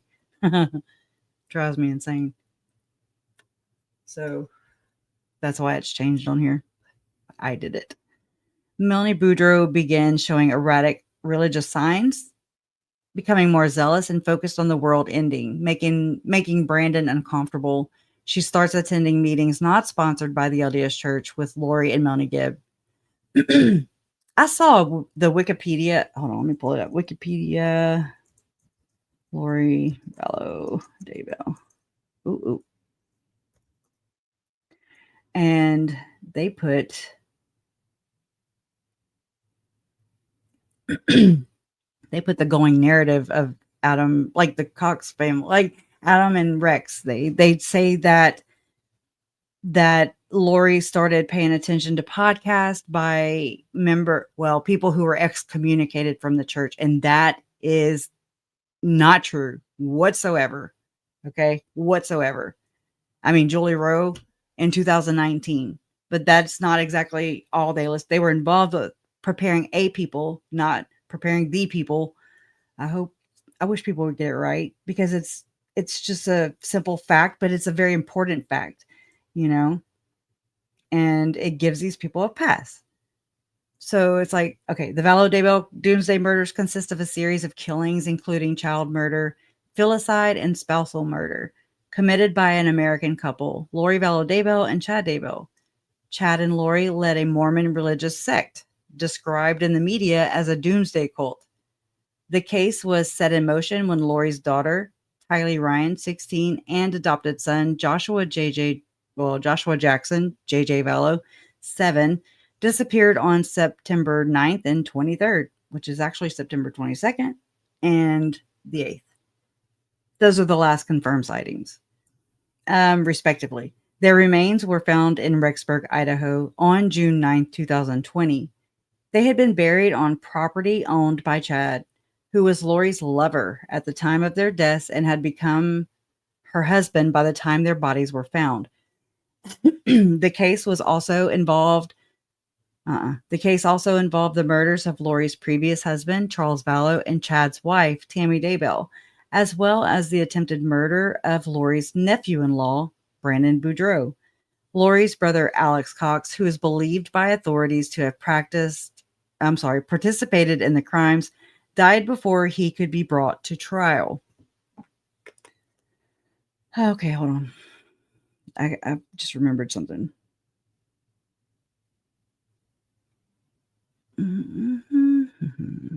Okay, here it is. Okay, so I know where to find it now. Hold on. I want to read you one of the filings from Brandon and Melani's child custody case. Let me find where is it? Oh, there it is. Okay. All right, let me type it in real quick. I like it because things upload automatically into my Google account, my Google Photos. So let me refresh that.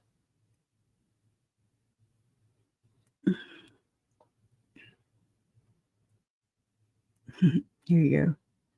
Here, are you done yet? Oh, it went away because it's transparent. Hold on. All right. Oh, what happened?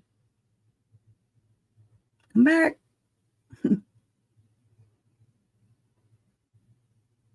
Okay.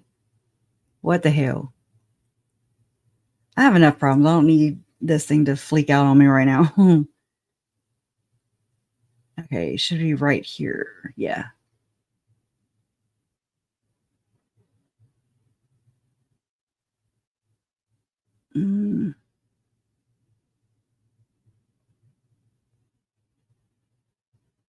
Where are I should see okay, here. No. Yep. Okay. Go to here. So, okay. Well, I'm just not going to read it. Okay. So this is filed on January 27, 2020. And this says attorney for respondent in the Superior Court of the state of Arizona in and for the county of Maricopa in the matter of Brandon Boudreaux, who's the petitioner, and Melani Boudreaux, the respondent. Case number FC 2019-095384. Oh, shit. Scared me. I just heard a boop. Yeah. Oh, I've got a good one of her. Oh my God. She's like doing her tongue. It's weird. It's weird. But it's poster for her weirdness.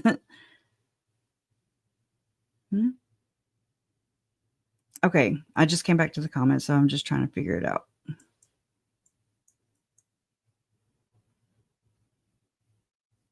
Is Joe here? Hey, Donna. Lori's idea of friends with benefits is, will you murder for me? Yeah. Yeah. Oh, there's Joe.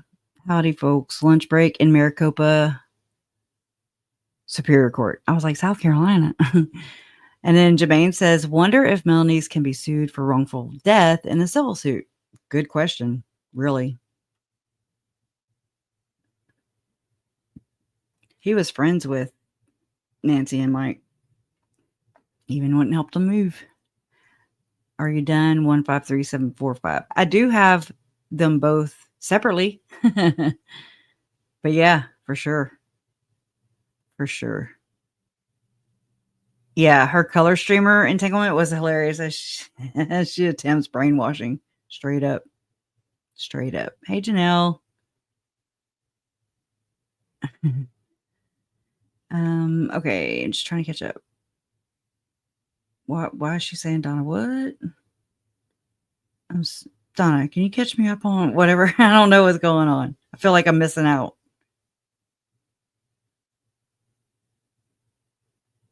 Are you there? Nope, she left. I should get the sound of na na na na. When Loho gets a dig in court next week. Oh, they are friends now. They made up. I'm rubber, you're glue. No, I'm just kidding. Everybody should be friends, but it just seems like a very conditional relationship. If I had to, just make speculation about it, which I do.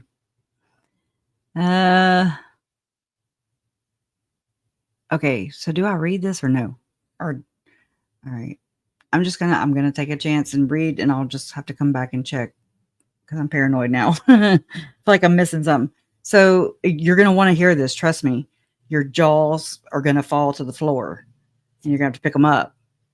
So this says respondents petition to modify legal decision-making, parenting time, and child support.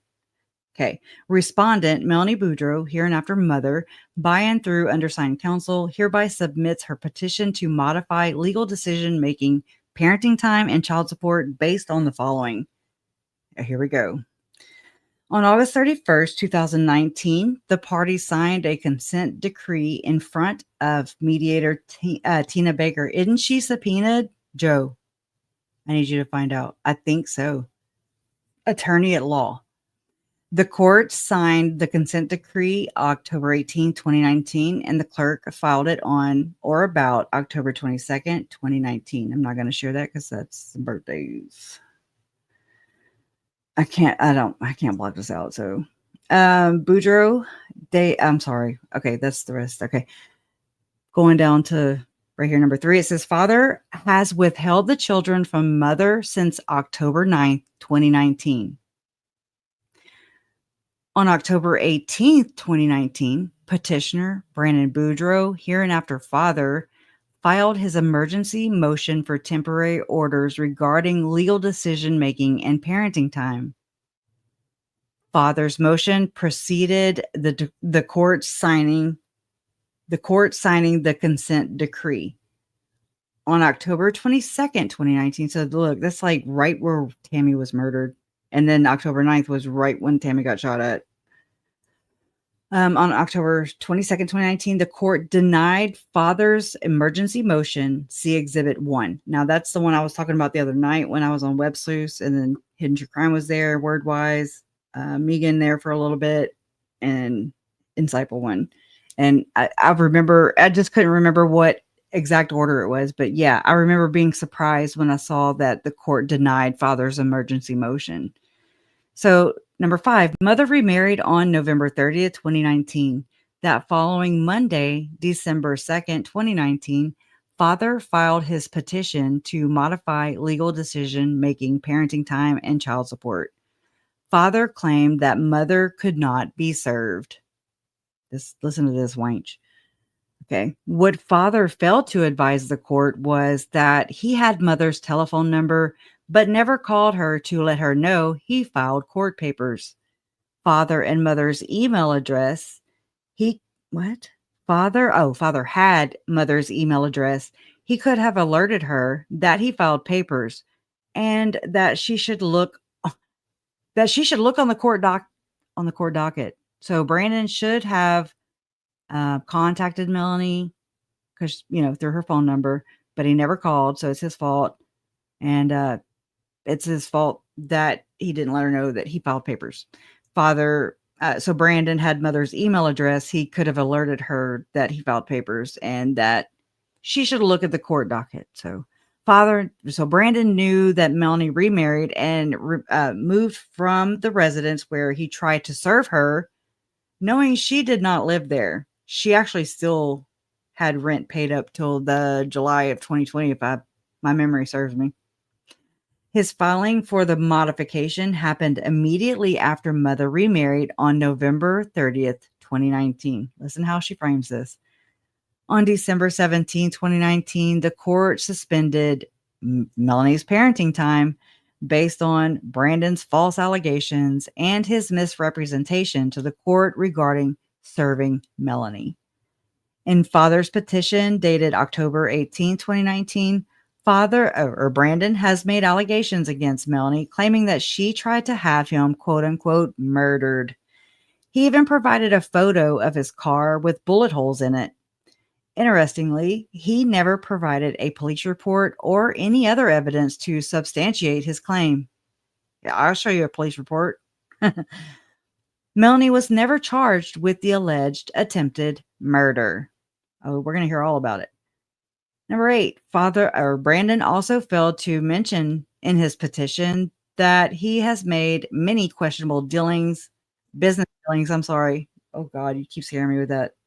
The back door. Okay, well, just pop in when you can. Or can you? I'm talking to Donna. Sorry. There you are. Hey, y'all. What are you doing? Well, my computer keeps kicking me out. Okay. I was wondering. I think my internet is going down and coming up. Oh, no. You were looking. I was like, well, she looks like you're on a mission. That's what it looked like. So I was like trying to beat this computer up or something. Oh my gosh. I'm so glad you're here though. So I want to continue reading this. You have got anything to share? No, I got lost because I was trying to figure out what was going on. It's the damn portal. Okay. That's definitely going on one of them plates that Megan's going to smash. Something is happening. Yeah. And I'm not sure whether we'll get anything in the way of video this afternoon. Maybe we'll get some audio, but I'm not sure. I'm hunting. I know it's so iffy and weird this time. Yeah. For some reason. I don't know. Okay, where was I at here? Yeah, if you don't mind just sticking around or poking me, whatever. Something happens, if anything happens. I'm sure something will happen, but so it says number 8. So Brandon also failed to mention in his petition that he has made many questionable business dealings in Arizona.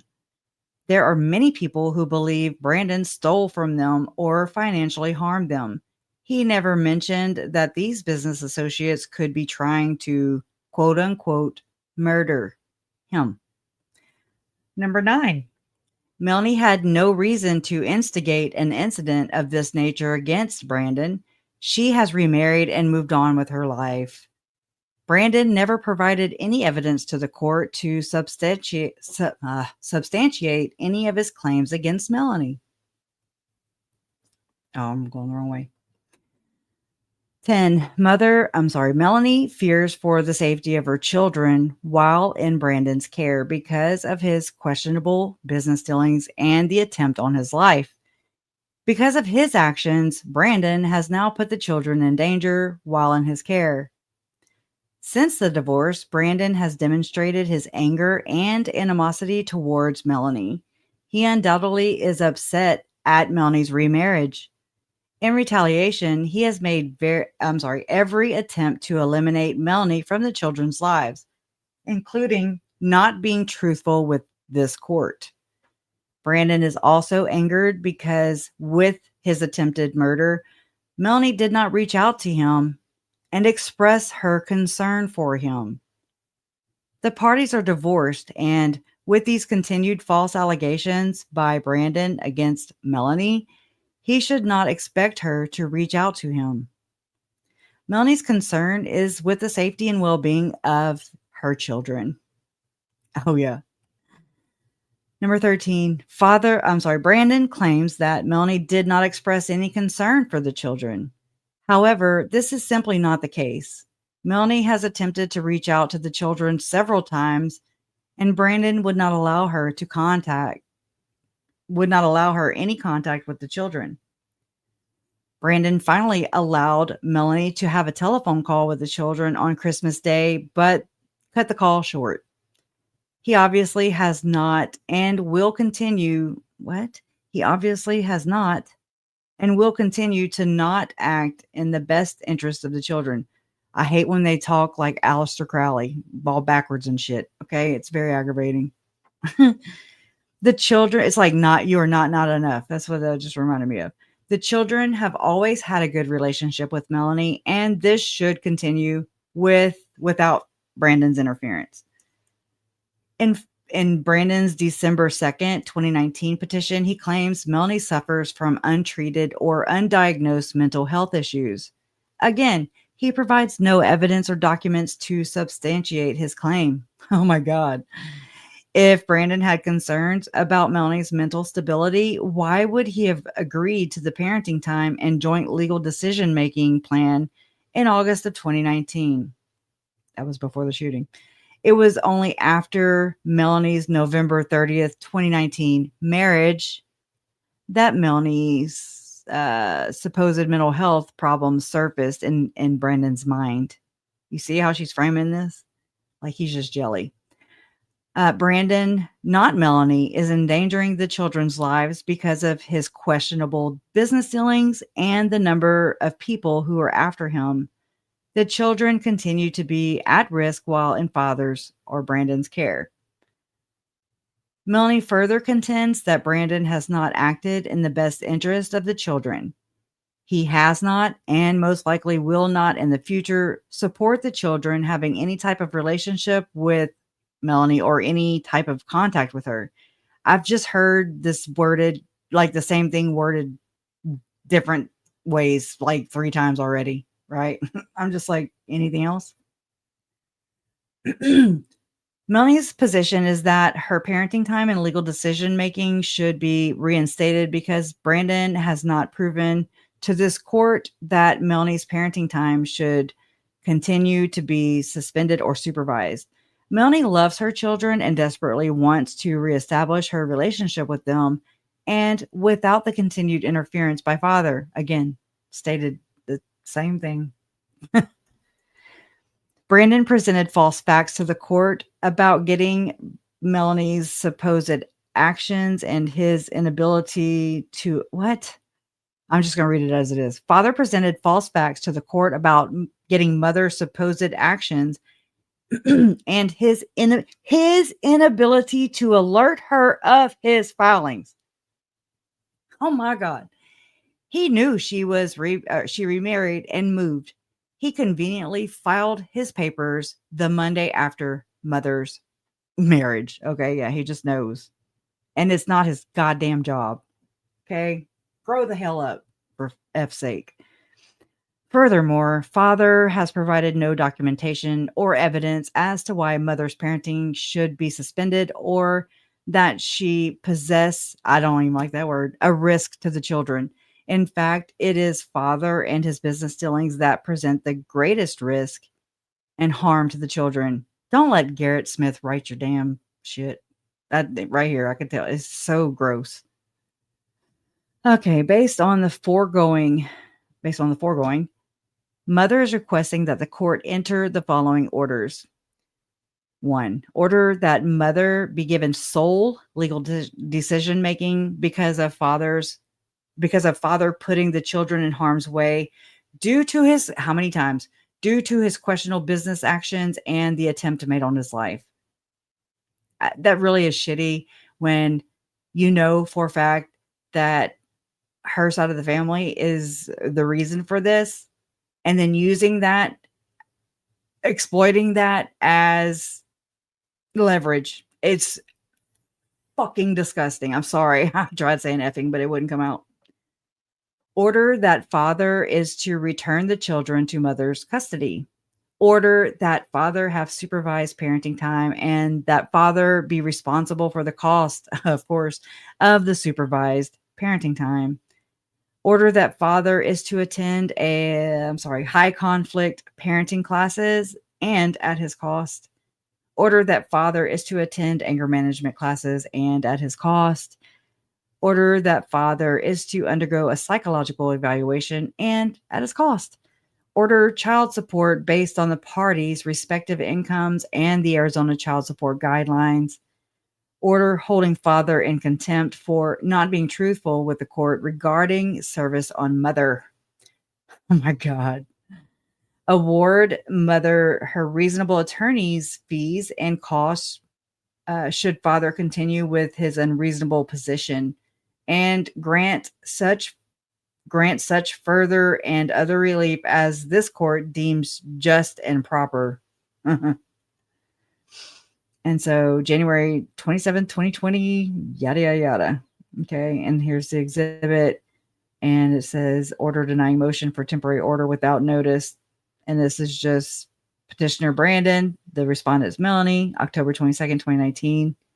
The court is presented with a copy of a pleading denominated petitioner's emergency motion for temporary orders regarding legal decision-making and parenting time, filed October 18, 2019. The court will not grant on an emergency ex parte basis for the following reasons. The verified pleadings and or affidavits filed in support of the motion do not show immediate or irreparable injury, loss, or damage, which will result before the adverse party can be heard as required by Arizona Code and Rule, yada, yada, yada. And it is ordered denying the motion. That's Honorable Roderick Coffey, October 21st, 2019. So that's their proof. Okay. Exhibit 2 is a child support worksheet. You know, it shows hers as, where did it show it? $7.25 hourly. Where? Brandon, $15,000 a month is what he reported. So it showed him $15,000 per month. Her $1,256.67. And then it combines them. And then it, you know, it's a formula that they work through. And so father is basically over 92.27, or he brings home, oh my gosh, hold on. 92.27% is what he brings. And then 7.73% of the income is what Melani brings.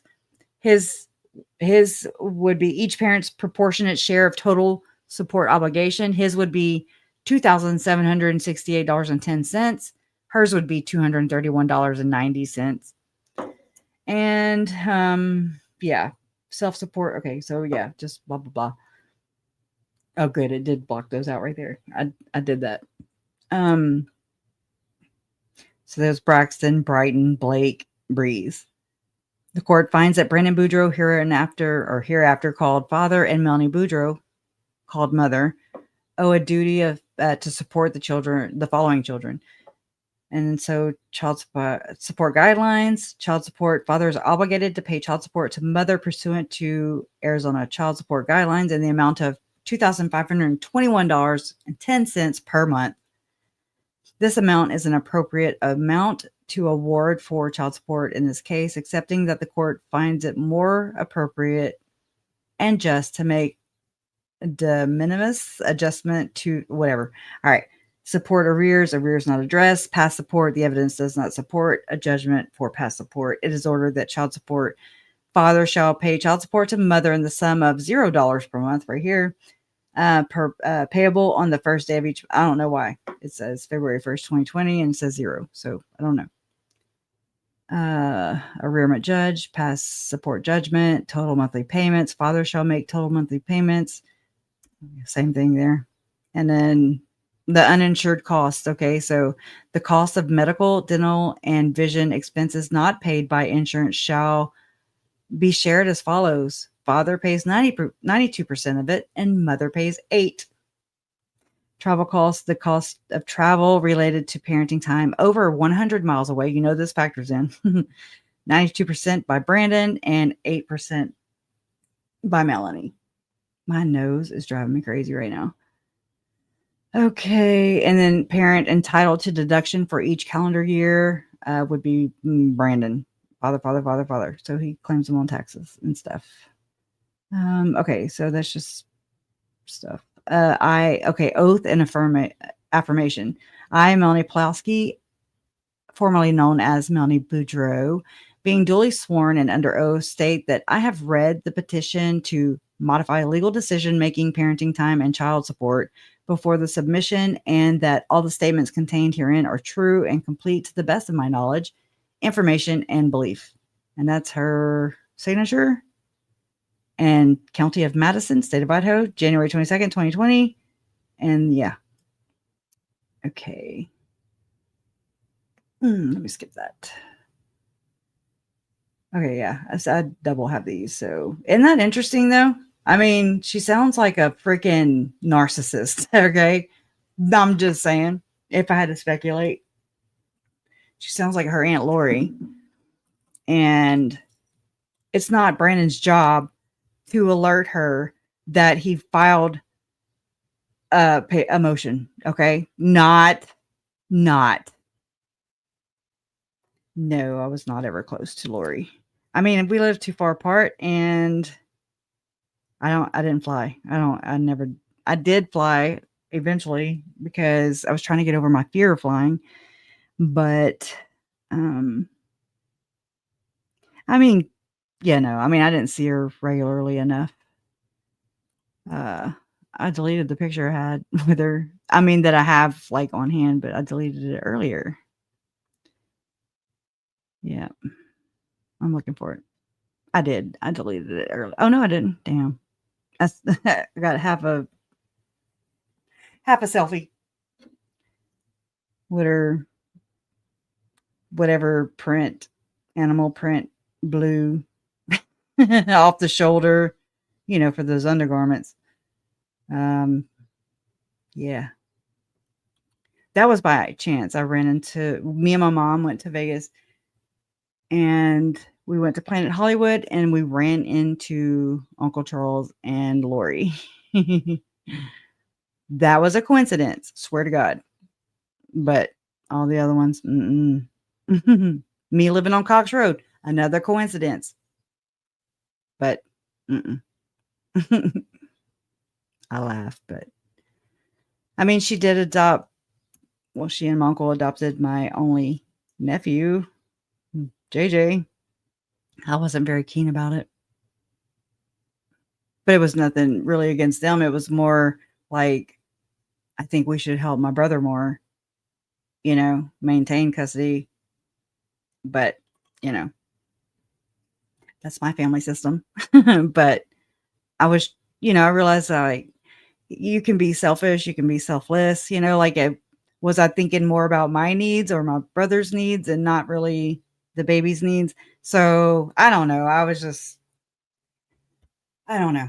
I just know I didn't talk to my mom for a little bit after she told me, but it is what it is. Is he helping her, the judge, again, or are these old feelings? I'm just wondering. Too many Medusas, yes. Lori was eyeing your earrings. Yeah, she was, huh? Definitely. Yeah. No, she was like, I want to be as cool as her. No, I'm just kidding. Oh my gosh, no. She should though. No. She's like this. She's pouting. Mm-mm-mm. And she's like, pew, pew, pew, pew, pew. All right, I'm being silly at this point. Let's see. Look at how Lori has changed, but not. Isn't that weird? I never thought that we'd be here and talking about this, and I never thought this ever, but nobody's exalted, y'all. Nobody's family. Just got to be aware, I think. Yeah. Well, Marissa, I remember her and Uncle Charles had talked. Well, I know that like me and Lori talked about this when they came to town one time, and they were talking about adopting. So after JJ was born, well, his name was Canaan when he was born. But anyway, so after they adopted him, and then Mandy, JJ's biological mother, she had another baby, but not with my brother. So it was JJ's half sister. And they were talking about adopting her, and it didn't go through. You do the math. That little girl's alive today. But I remember Lori telling me about that and saying that she wanted to name her Tabitha, which I thought was interesting. Very interesting. But I mean, I do believe there would have been another body recovered from Chad Daybell's yard for sure. So talk about count your blessings, right? Don't trust that don't. Oh my God. It gives me chills to think about that. All right. Okay. I'm going back over to here. What do y'all think about that filing just now, though? I guess I need gasps or something. I need to see it. That's what I always go back to y'all to look for confirmation, and everybody's just like chit chatting, which I don't blame you. I get it. It's just like, maybe I missed it. Maybe y'all just already know, you know.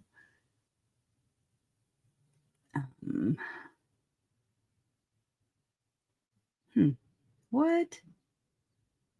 Okay, hold on. So back on that page again. So let's just see something real quick. I just saw something right here, and it says, I hope it's true. Where'd it go? I hate that shit when I see something and I can't find it again. Oh my gosh, it's gonna drive me nuts. It said something about Brandon took a photo of the Jeep or so. I don't know where it is. Let me just go up then. Subsequent developments. December 12, 2019, Alex Cox dies of pulmonary embolism, cutting short the investigation into his possible role. 2020 to 2023, the attempted murder becomes part of a larger case against Lori Vallow Daybell, and Chad Daybell, who were indicted for conspiracy to commit murder in multiple deaths, including those of J.J. Vallow and Tylee Ryan. Brandon is later named a cooperating witness in Idaho and Arizona proceedings. Why wouldn't he be? Statements from Brandon. Brandon expressed to detectives that he believed Melani and her associates considered him a zombie or dark spirit. Lori Vallow and Chad Daybell's apocalyptic beliefs may have inspired or condoned murder. He feared for his life and the safety of his children. Investigative actions. Gilbert PD notified neighboring jurisdictions to be on the lookout for the Jeep. Let me go back up here, damn it. Attempted murder of Brandon. October 2nd, 2019, Gilbert, Arizona. Brandon Boudreaux is the victim. Primary suspect, Alex Cox. Vehicle involved green 2018 Jeep Wrangler, Texas plates. That's not the Texas plate. Case number 1920, whatever. Background. Brandon Boudreaux was undergoing a contentious custody dispute with his wife, or ex-wife, Melani Pawlowski, formerly Boudreaux, niece of Lori Vallow. Brandon reported growing concerns about Melani's involvement with Lori and Chad Daybell, who had adopted radical religious beliefs, labeling individuals as zombies or dark spirits. Brandon believed he was being surveilled or stalked in the days leading up to the incident. Wednesday, October 2nd, 2019 is the day of the shooting. 8:57 a.m. Brandon's Tesla begins backing out of his driveway on a residential street in Gilbert, Arizona. This is confirmed by neighbors' surveillance video. 8:57:35 a.m. A green Jeep Wrangler backed into a space across the street is visible on video. The vehicle appears to be parked deliberately to face Brandon's home. Brandon takes note of the Jeep, finds it suspicious, and snaps a photo. That's what I saw, is the photo. This is that page. I'm just saying. 8:57. Brandon leaves his home in his Tesla. Why would he take a picture before? And what? Hold on. Brandon leaves his home in his Tesla, heading toward the gym. The green Jeep begins to... No. No. Is this AI that made this shit? 8:59. Brandon notices the Jeep briefly follows, then turns off. Concerned, he decides to circle back to his house. What? I'm not even going to read it out loud. I'm just going to read it to myself.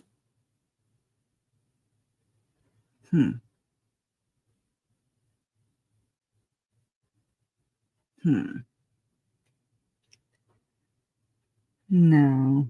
Mm-mm. Man, they need to take this thing offline. Because that's some bullshit. I ain't never heard none of this. Brandon sees his driver's side window shut. I mean, it just happened. You see it. I'm sure he felt it. Okay. With bullet striking in front of one bullet. It's just one bullet, not bullets. I don't know about fragments, but still. I'm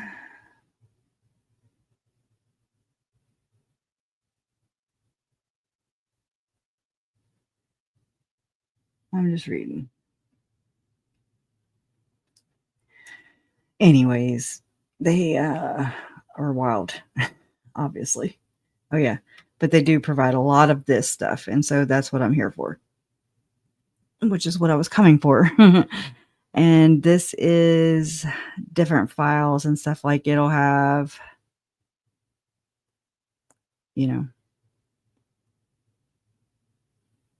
actual files.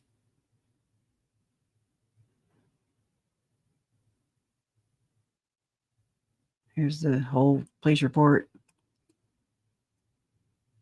Here's the zombie doctrine or whatever, the Ian document, which was an exhibit. Here's the 911 call from Brandon Boudreaux at the time of the shooting. Some of it is redacted. I don't know why they have it twice. The report. This is, let's read this. 12/5/2020. Additional information added, and this is from the Gilbert Police Department, and this was released in the FOIA request.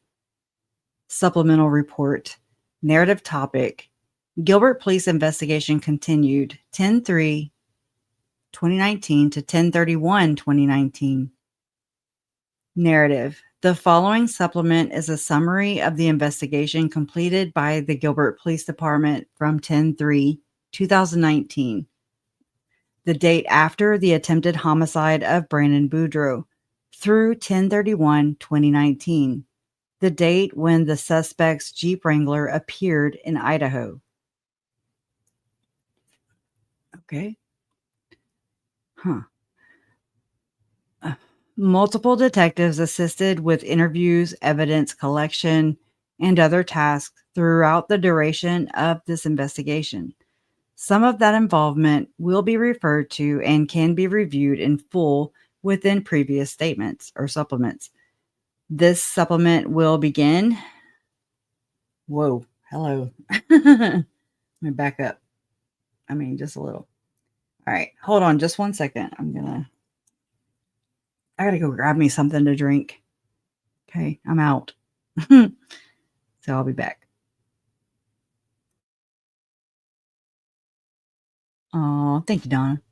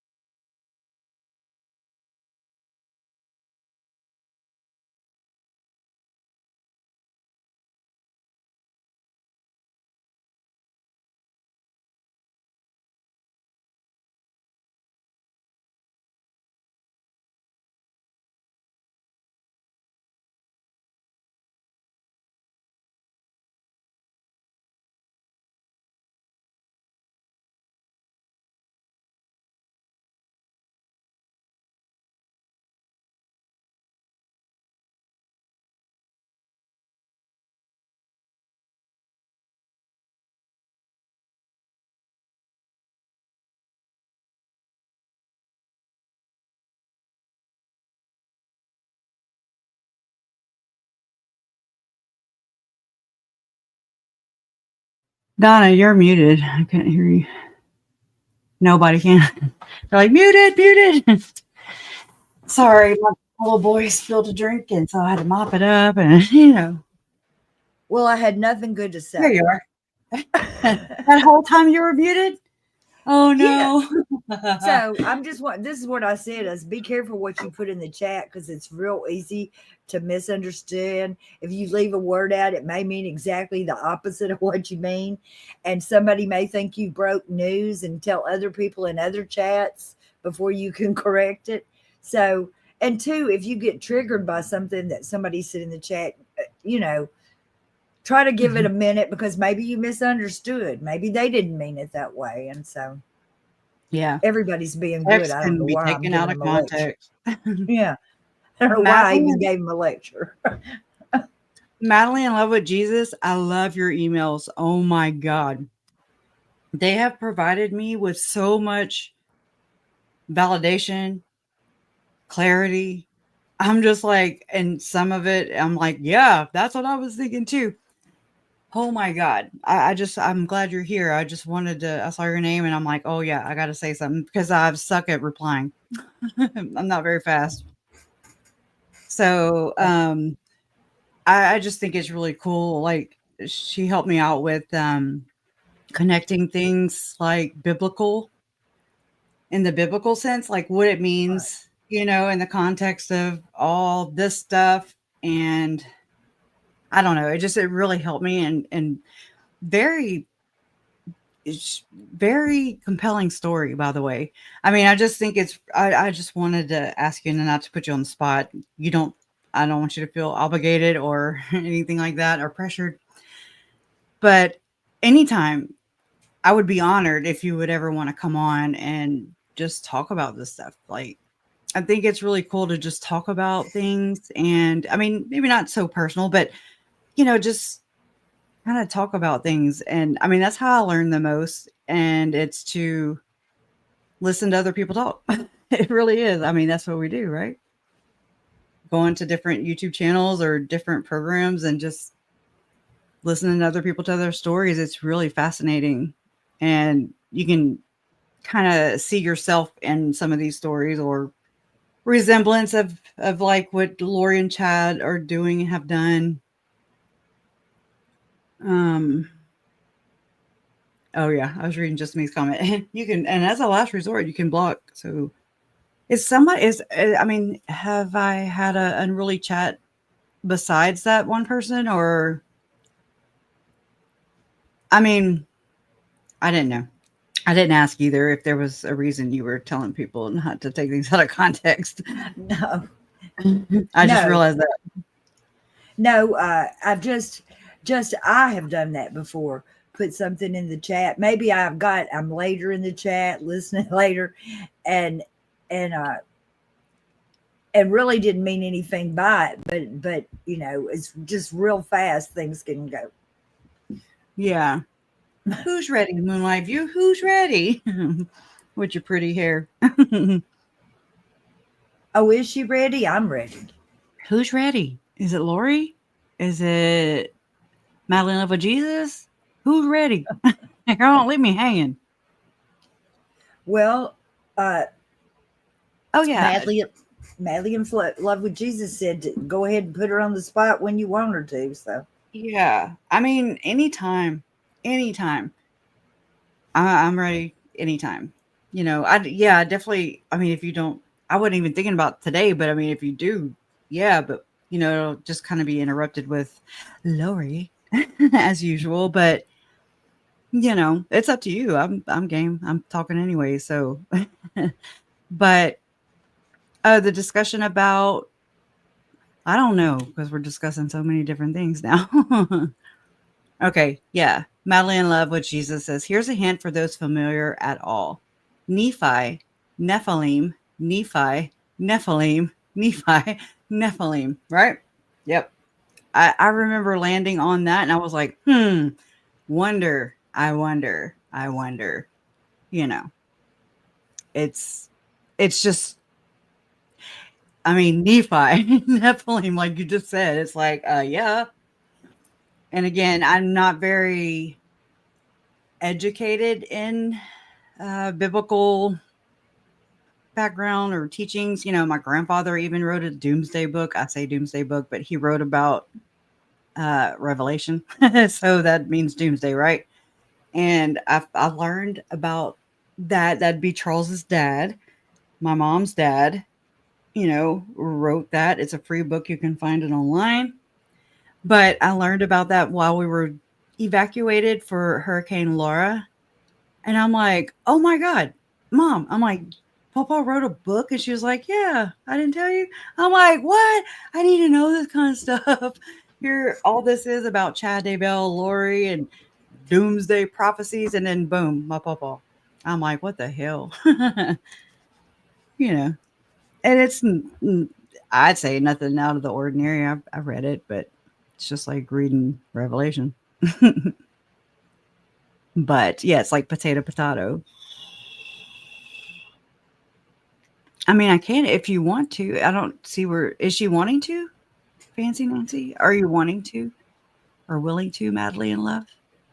Oh yeah. I understand about being on video. Trust me. Look, I'm not even on it right now. But I also have a bowl of food in front of my face. But you don't have to turn your video on.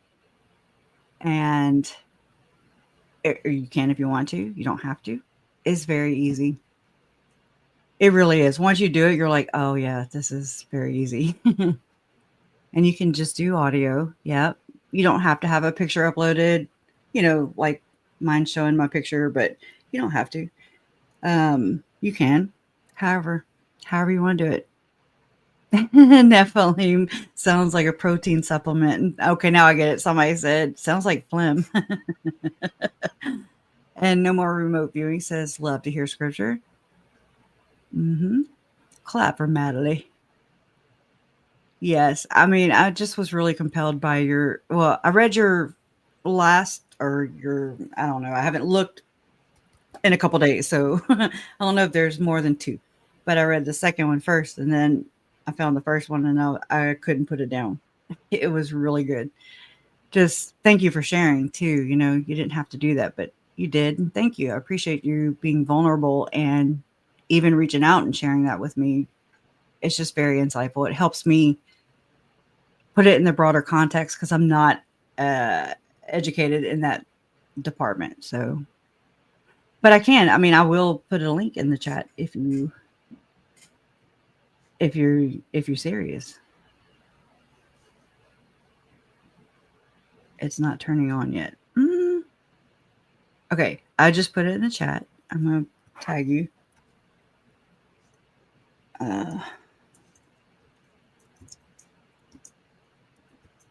Ooh, I'm not fast with typing, so okay. So I put that. Okay. Your video won't turn on. Yeah. Well, I mean, I put the link in the chat. You don't have to have your video. Yeah, you don't have to have your video on. You can see how I'm doing it. I'm doing it right now by having my camera off. There, mine's Yeah. off. If you feel like it. And I would, yeah. Okay, wait. Let me try to plug in it. What are you trying to plug into? That's what I'm trying to figure out. I'm like, what?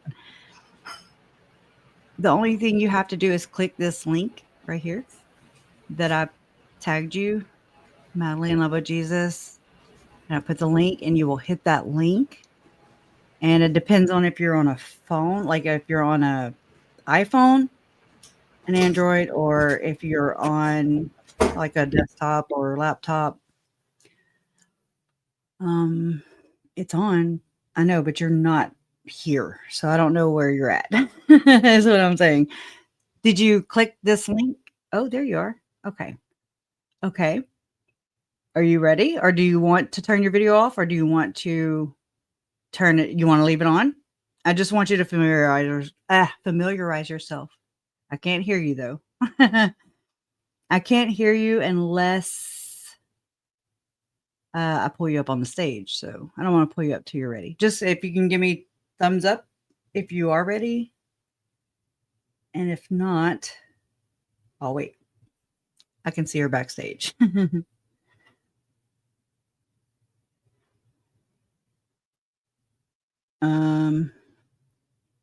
Let's see. I want to make sure you can hear me. Can you hear me? If you can hear me, thumb up. Okay, I got a thumb up. All right. So what I'll need you to do is turn any window off because it will interfere. Like you'll hear echo from hell. It'll never stop.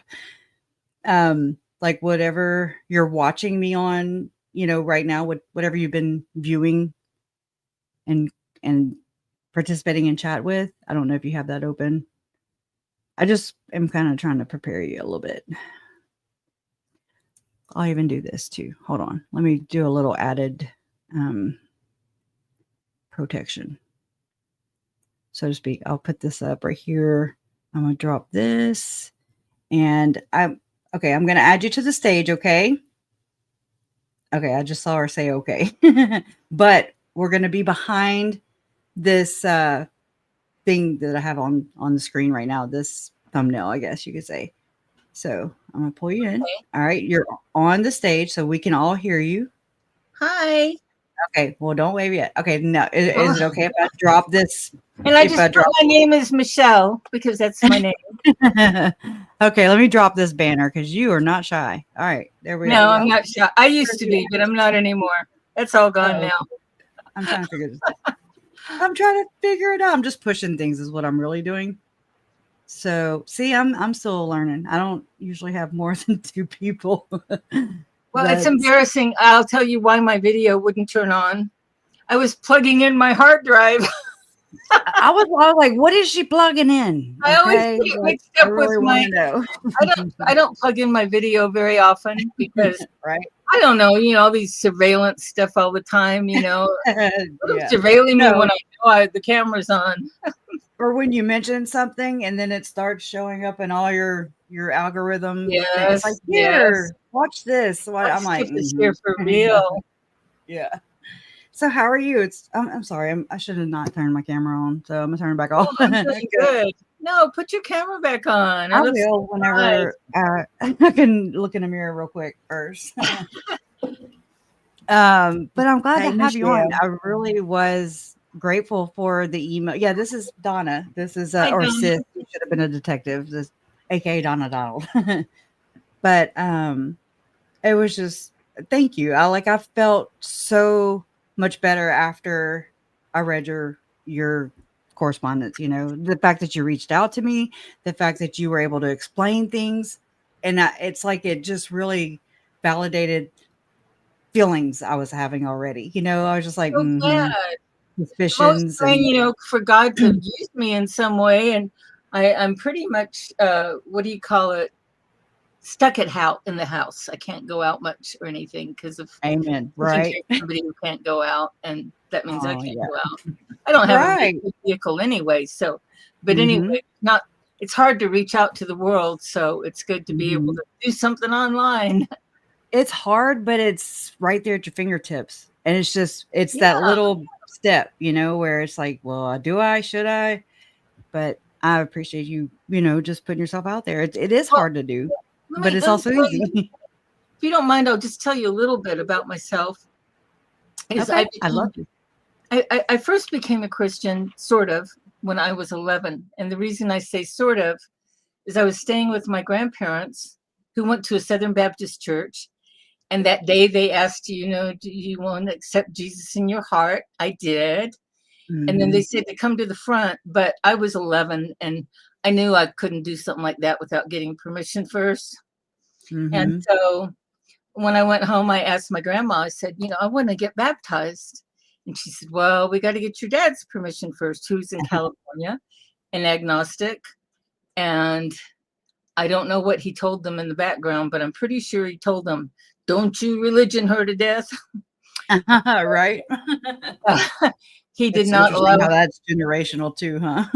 Yeah, I wasn't allowed to get baptized. He said I had to wait. And I thought of him as the only person in the whole world that loved me. And I wanted to be a daddy's girl, and I didn't want to make him unhappy. So I was not happy about not being able to be baptized. But being that young, I was just, and it's a good time to obey your parents anyway. So Yep. I went home, and I mean, when I lived back with him again in less than a year, got a stepmother and all.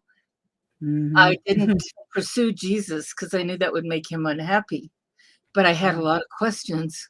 And so I immediately got into an occult book club. Who cares? As long as it wasn't Jesus. Anyway, so I went this long time. And then when I was 29, I had a really amazing experience where I came to Jesus and realized, oh my gosh, he is my Lord and Savior. And everything was so beautiful. But I don't want to take up too much time. If anybody wants to see or hear my whole story, I've got it in 1 or 2 videos on my channel, which is the same as my name. You got a channel, girl? I'm over here like, yeah, you go, girl. It might not be easy to find, but it's called Madly in Love with Jesus. Aww. And then if you type in my name, Michelle with 1 L, and then the last name Michael, then you'll be able to find it. Because it doesn't like me. AI doesn't like me. Who doesn't? AI. Oh, right. Well, I'm making it like me right now. I call it out though. I can't get on Facebook. I mean, they don't even have reasons. Anyway, but let me go on. So anyway, I just fell madly in love with Jesus then, but I didn't know any Christians. I'd gotten to that point that most people get to that are not Christian, whereas I can't stand Christians. They're narrow-minded, judgmental, and anything but Christians. And so I knew there was a Christian across the street, but I kept to arm's distance from her because I knew she was Christian. And she was near my age. And so this one night, I ended up under attack where it's like these, I can't call it voices, but it was like my own thoughts in my own head. But I knew they were not my thoughts. And they were scary. And I believed all of them. And they were telling me that people were coming to kill me. And I mean, it was really terrifying. I was living with my grandmother at the time in a town where I had 0 friends. I'd only been there a few months. And my grandmother was asleep. And it went away every few minutes. And then I'd be back in my right mind and go, wow, what was that? And then a few minutes later, they'd be back in my head and again. And as soon as they're in my head, I totally forgot about anything in the past, including the past 5 minutes. And I believed everything they said. And it was so scary. And it just kept happening over, back and forth. Oh, and every time I was in my right mind, I would try to figure out, what is this? What is this? Because how am I going to get rid of it if I don't know what it is? And then finally, after about 45 minutes, it was like, this seems like demons. Christians believe in demons. And there's a Christian across the street. So long story short, she did a prayer with me where I accepted Jesus as my Lord and Savior. The demons left. They have never, ever come back into my head again, because that all happened over 40 years ago. But the devil is so deceptive. And it didn't take more than 2 years before I was back in Austin, Texas, and back going to my old ways and thinking what was right in my own mind. I didn't have any mentors. I won't go into the details, but I went to a lot of different churches, and every single one was really messed up, including an LDS church. It had the name Jesus Christ on the sign. I didn't know. Yes. And all I talked about was John Smith. No, Joseph Smith. Oh, and how you had to get married to get in the high part of heaven. I was like, oh, these guys are crazy. I never went back there again. But I couldn't find a good church, and I gave up on churches. And then I came back to Austin. I told all my friends about Jesus, and nobody was excited about it. And I was really disappointed. And then some time went by. I'd be looking in the Bible, and there was things that I believed my whole life, and the Bible was saying the opposite. And because of my dad and all this stuff too, but I believed in free love, free sex, and all that. And fornication, that's just as archaic. this book was written for another time. And once I decided not to obey what the Bible said anymore, I quit reading it. And I went almost 30 years before I always kept loving Jesus. If anybody was to ask me, I'd say Jesus is my Lord and Savior. But then I'd forget about him in 5 minutes. Right. Never thought about him. And I did things that you would never do if you were really a Christian. You know, like right. You know. So anyway, after 30 years, I finally woke up. And that time that I woke up, it was like almost overnight. Oh my gosh, I do need the Bible. I do need Jesus. Oh my gosh, I forgot to pray for 30 years, you know. wow. And so that was all 12 years ago. And ever since then, I'll tell you, my first thing, I was so angry, like toward the devil or whatever you want to call him. How dare you? How dare you take that away from me and deceive me? And, you know, any book back when I was being deceived, any book that had Jesus in it, it was real. Oh, yeah. Unless I didn't like what it said, and then it wasn't real, you know. It's real up to this point. And so anyway, so once I did wake up, I'm older. I'm 71 now. And so you're just a spring chicken. But I had extra time. I wasn't able to get as much work. I was working out of my home and not able to get as much. And then finally, about 8 years ago, I couldn't get any more work and ended up on Social Security. And that gives me time. And I have just been almost I think probably every day since then, I'm always thinking about Jesus. And what can I want to not be deceived. I want to understand. I want to understand about the demons. I want to understand about how you're deceived. I just want to know everything. I feel like I've got to make up for 30 years. So I've been doing that for 12 years, trying to make up for 30 years. So that's why I have all this information. Yeah. I'll just leave it at that. So you just went straight into it and kind of like, I guess, I mean, I can relate to that because with Lori. And so ever since then, my curiosity was piqued into of course, you know, it traumatized me to find out about my uncle and then subsequently the kids and all the things. And so it overcame me. It's like I've just been compelled to dig and to look further. Like I don't know. And I feel like once I find it, whatever it is, you know, I'm looking for. I really believe it's the Holy Spirit pushing you to do that. I do. Yeah.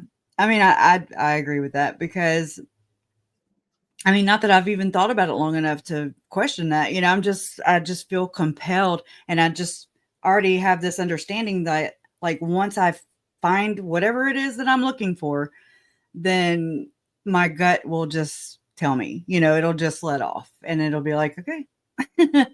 You know, just like praise and worship, there's never really an end of it.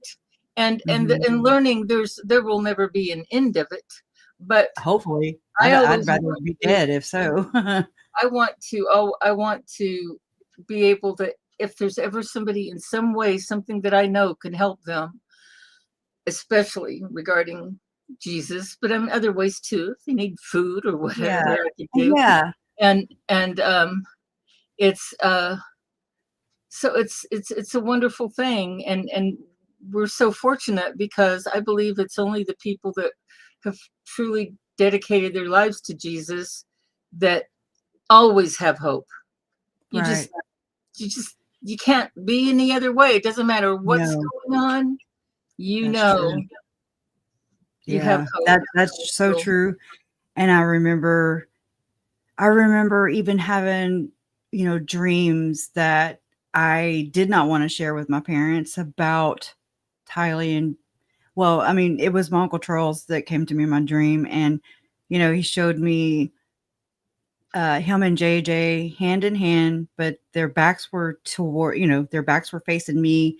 And Uncle Charles was to my left, you know, he was to the left side of JJ and JJ was to the right side of Uncle Charles. And I mean, JJ was like the age he was when he died, you know, and JJ was looking straight ahead. So all I saw was the back of his head. And then Uncle Charles, I could see the right side of his face. So he was looking down and just in love with and adoration. He was in love with that kid, like, and that's exactly how he was looking at JJ, down to his right. And he was just enamored with him. And so I just was like, oh, okay. So my Uncle Charles was dead at that point, for sure, confirmed. But the kids were missing. This was December of 2019. And you didn't even know. Right? No, I did not. And I mean, really, the dream just showed me, my uncle and his son, my nephew, together. And that was it. So it didn't show me anything bad or negative or, you know what I'm saying? But I felt so compelled to tell my mom and dad. And I also did not want to tell them because I didn't know what it meant. But, that's that gut feeling saying, hey, yeah, but it's that kind of that I didn't want to come to terms with that. Right. I wanted to cling to hope. And that's what you just saying about hope. And, I just, no matter what, it's like I did share it with them because I felt that. And so my mom, I remember her reaction was she just kind of took a deep breath and then she leaned back on the couch. She was sitting up, but she leaned back. She kind of dropped her shoulders and she said, well, at least I know that they found each other. I know that he found his dad, or that, and vice versa, that he found his son. And she said, well, reassurance. A little bit of reassurance, heavenly reassurance. Right. And she asked me, and this is something I had not really, I guess, questioned. What she asked me, she was like, well, what is the sense that you got? What, and so I kind of thought about it in the moment and I was like, oh, it's peace and love, like they're just happy to be united. And I said, but they were moving away. Like they weren't actually walking, but that you could just see them like kind of just moving, not closer to me, but further. Right. And so I did tell her that because I had not thought about it to that point or at that point. But then she asked me that. So it made me think about it. And I was like, oh yeah. And so, I mean, she was like, at least they found each other. But I have to tell you that we did not lose hope. We continued to look for the kids until there was evidence that was found. Well, that was the right thing to do. Right. Exactly. So it's like, no matter what, even your dreams or your intuition, even at that time, you kind of, I took it in, but I also kind of put it on the shelf and was like, okay. Yeah. I don't know what to do with that right now, but that was just one. I've had many. I thought that was beautiful. It was, and it was right there at the time when the story about the kids was about to go national. So, it was right around the same time. It was really interesting timing. Yeah. And it's funny that I've gotten so much into this one particular story because I'm not one of those people that's just like always reading crime books or watching crime videos. It's just off and on. I found it interesting. So I think that's what caused me to ever look. But this particular story has drawn me in very much because I just get such a strong sense of how it is affecting so many more people than we can ever guess. Yes. And I think it's showing a lot of the confusion people have on so many different levels. Yeah. And myself included, I'm in that basket, so there's a lot of things that we learn. Seeking, a lot of people don't bother to seek. They just want to stick their head in the sand, not think about it. But you are seeking and you're looking for the truth. And that is a winner right there. It's kind of like a all in one, I'm looking for so many different things, but along the way I find things that I don't know, that go to this or go to that. And anyway, so it has been spiritual for me as well. I would be lying if I said it wasn't. Like, I've learned so many things about my own just myself, and then the world that I live in and how I view it. You know, it depends on how we view the world we live in. And you know, That's we where are, we're at. no matter whether we're in denial or not, we are spiritual Right. beings. Yeah. Oh yeah. Spiritual and emotional. Yeah. Oh man, I used to be driven by nothing but my emotion. It just Same. shocks me. It shocks me. Same. I hardly can remember the last time I cried real hard or anything because I used to cry. Yeah. Oh, you show me Me a Snickers too. bar commercial and I'd break down crying. Oh, that was so cute. And I'd be crying. Yeah.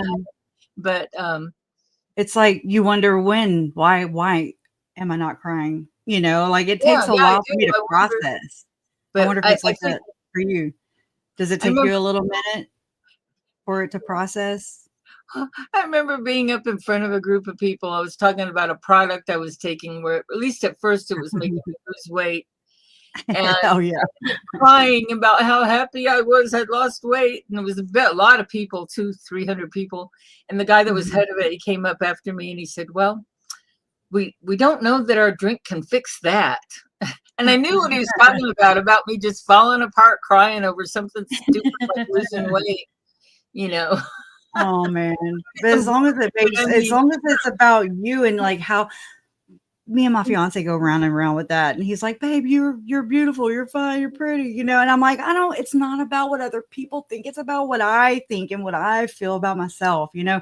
That's where I'm at right now. So it's like, this is like, and I know that might sound selfish, but it's also like, I'm not, I mean, I do worry about what people think, but not to the magnitude that I think about myself. Like I want to look in the mirror and feel pretty and to myself, you know. I don't know. So that's something that I allowed Lori to take over, because she really did. It is a ripple effect, and it does affect a lot of people, because just myself, you know, it affects my fiance. It affects our children. It affects everybody I run across. It affects everything. You know, from talking to the person at the store to paying a bill online. You know, it's just like it's so huge and such a big gaping hole of wrongness. You know, there's so much wrongness in this case. Well, it's so common, and it's like, well, like it says in the Bible, you know, all is vanity. All of here is vanity.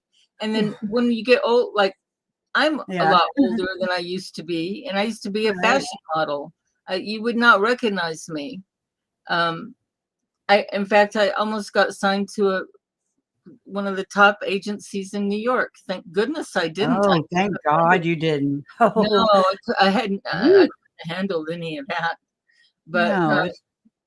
But with getting less and less attractive, you also, people treat you differently. And yes, they do.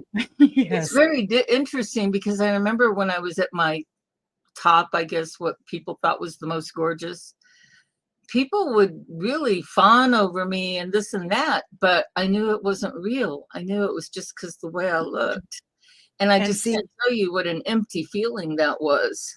And you have that insight. And I think that is exactly, Lori doesn't have that insight. She's lacking that. And she's finding out kind of the same thing, but without the reflection part, you know, like the realization. And she's, you know, she's getting older. Exactly. And, but, you know, there's some things I think it gives us some wisdom to get older. And for real, we don't have a lot of the abilities and all kinds of things that we used to have. And I think that helps us to be more wise. And I think that's one of the good things about growing old. That's a good way to look at it, really. Yeah. I value that, you know, like that gives me something to look forward to instead of just dreading, you know, just dying, basically, like getting ready to die. Lori thinks her life is over at 50. You know, she told that to that journalist who interviewed her the first time. What did she tell her? She said that she's like, well, my life is over now. And then we're like, damn, girl, you're just 50. Well, I mean that, and or maybe because she's in prison, I don't know, or It could both. be that one too. You Well, know, I mean, if she believes herself, she thinks she's going to get busted out. I don't know that's if she. true. Who knows? She's going to be exonerated too. But It's she's, very I think she's always been told that she's beautiful and she's pretty. And I mean, at one point in time, I thought she was too. I didn't know her insides. I didn't know that she was masking and just presenting one person to me and then being somebody else behind You the know- mask, you know? So I love that you guys are able to do this and see her for what she is. Like for her to, I hate that she's representing herself, but it's also very telling.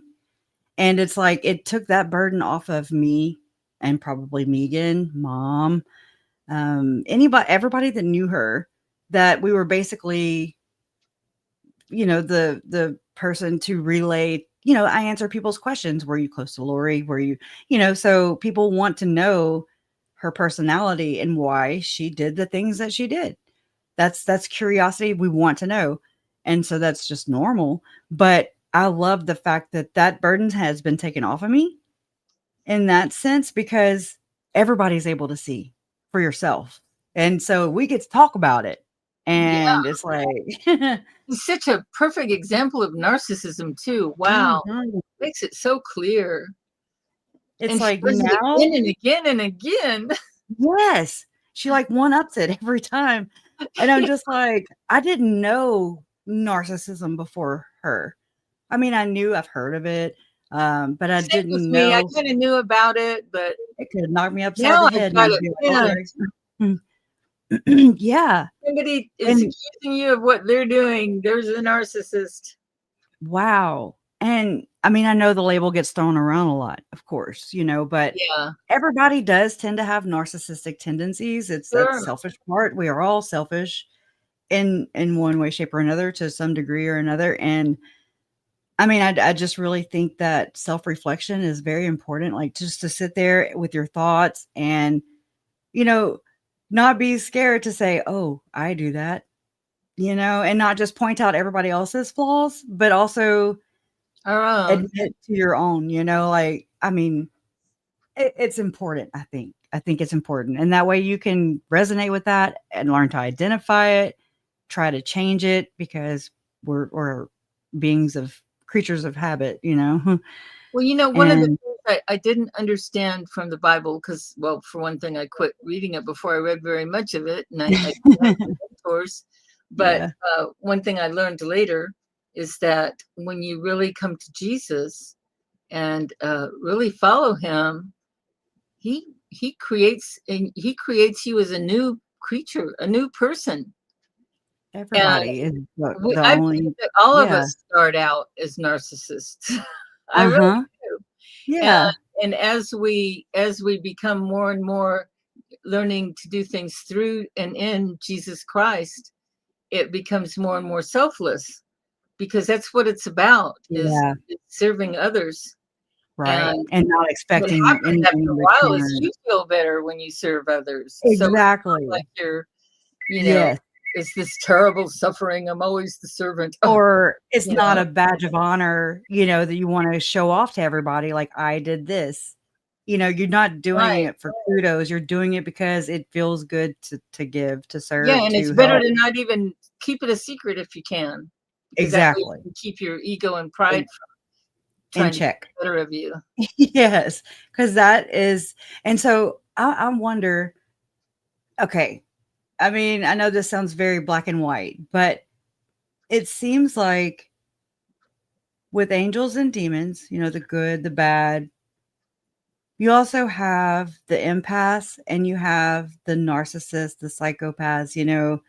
It seems like that's the demons. It's like empaths are more, I don't know. So I'm not trying to be black and white about it, but Yeah. it just seems to be a Well, great divide. And you can change when you become like acknowledge maybe your narcissism I think that or learn from it. to me, it's not that it's helpful in communicating with others that, you know, they know the secular words and they don't really understand the Christian words. Right. That's when it's handy to use, to me, to Yeah. words like narcissist and empath. But really, those are terms from the American Psychological Society, and we know who runs that. They have some good things, but they've done some pretty awful. Yes, they have. things. They've done a lot of damage. And I don't know if you know this, but and I only recently learned it, that it wasn't that long ago, maybe 150 years ago or something, maybe less. We had huge numbers of mental hospitals in the United States, and a huge population in those mental hospitals were what they called religious extremists. So if you were really sold out for Jesus, you were put in a mental hospital. Wow. And so, I mean, it's like, it's, and that's the psychologists on the top of the chain, you know. That's where I think a little of the Nephilim energy comes in, because it explains to us in the Bible in Ephesians 6, maybe it's 6:12, I'm not sure, that we're not really fighting against flesh and blood. We're fighting against the principalities, and princes of this world, the ones that are the temporary, quote unquote, little g gods of this world.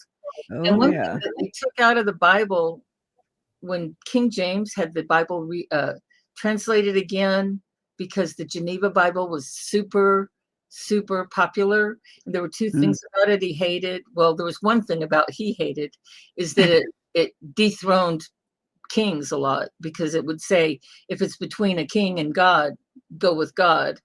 And the other thing was that in that Ephesians 6, it said that we're not only fighting against principalities, but the governors in this world. There you go. Rulers.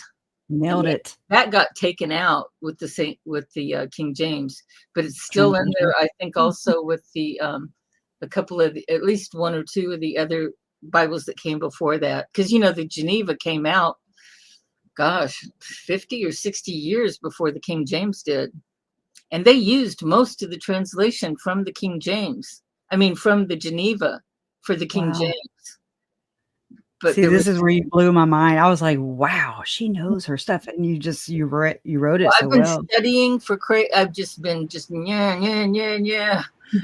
12 years, you know, and I love it, you know. But there's so much to learn, and I still have so much more to learn. Yeah.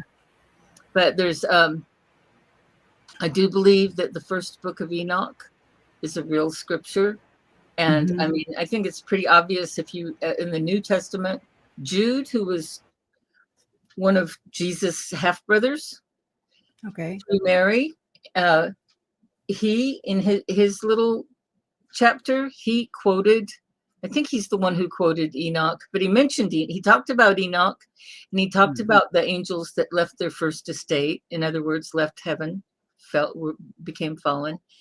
And then in Hebrews also mentioned Enoch. And then Bible scholars who really get into this big time will tell you that Enoch was the great-grandfather of Noah. And that explains how the scripture stayed in the world after the flood. Because he was the great-grandson of Enoch. He had that. And the Jews had it too. I mean, that's why they talk about it so casually in the New Testament. They knew, the people knew who you were talking about. If you talked about Enoch, they knew. They were reading Enoch. They just didn't have their own copies, but when they went to the synagogue or whatever. But after Jesus came, one of the things that happened, I can't say I know it all, but one of the things that happened is that the Jews decided, I say the Jews just because that's what we call them today. That's not what they called them then. But they decided that they didn't want anything to do with the book of Enoch, because he kept using the term son of man so much. And that was one of the favorite things that Jesus used to call himself. And and they like to hide a lot. The people who became in charge of the synagogues and everything were not, you're innocent, so much you're innocent.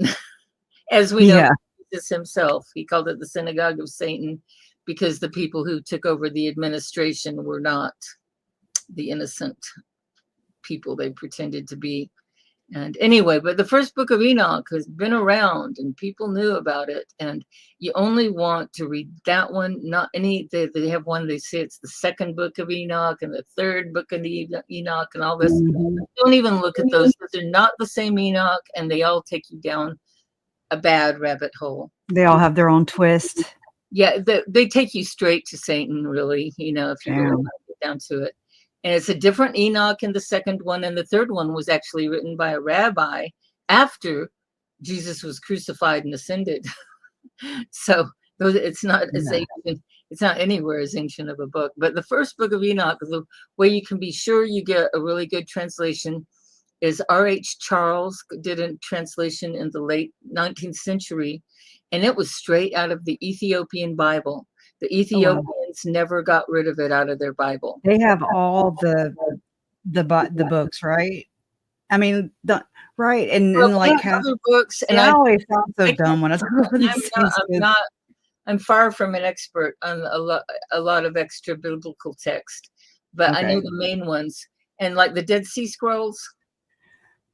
That was, I really believe it's true. There's a channel called The God Culture if you want to get into some of the history and the ways we've been deceived about who did what and where things are. And it's called The God Culture. Anyway, it was not the scenes that had the Dead Sea Scrolls. They were 27 miles away. It was the Levites. They were they were called the sons of Zadok because they were the descendants of Zadok, and Zadok was a well-known Levite priest in the Old Testament who was one of the only ones, if not the only one, that remained faithful to God. And guess what? John the Baptist's father was one of the sons of Zadok, and so was John the Baptist himself. They were all part of that Levite line. That's the truth. And the Levites are the ones that Moses had keep the scriptures. That was their job. Okay. They were the ones that kept them because, it wasn't like it is now where everybody's got a book. Yeah. They found like Isaiah, what they found of Isaiah, they found a lot of Isaiah. It was almost word for word or word for word the same. And they also found the first book of Enoch.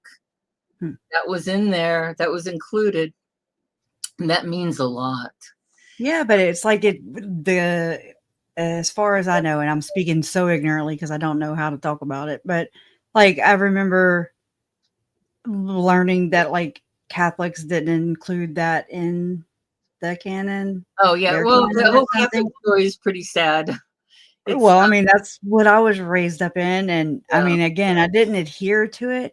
I mean, it's different culture completely from Mormonism. I mean, at least my experience. It's also a different culture from truly following Jesus, but they all lie. In spite of the church are true believers because they do read the Bible enough to do that, and they really love Jesus enough. But they're true believers in spite of the church, not with its help. It's done so many terrible things.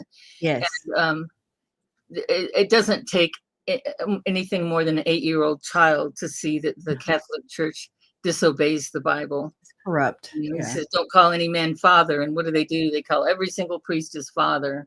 I mean, I prayed to saints. And right. That's I'm learning all these things as I'm going through this process. God knows our hearts. If you didn't know, you didn't know. It's only once we know something that I believe that we're really more, accountable. And so something Lori would always talk about, and that really, I mean, it got my curiosity because she would tell Colby to read the book of Job. And I don't know much about it. I know the basic story. Yeah, that's a good one.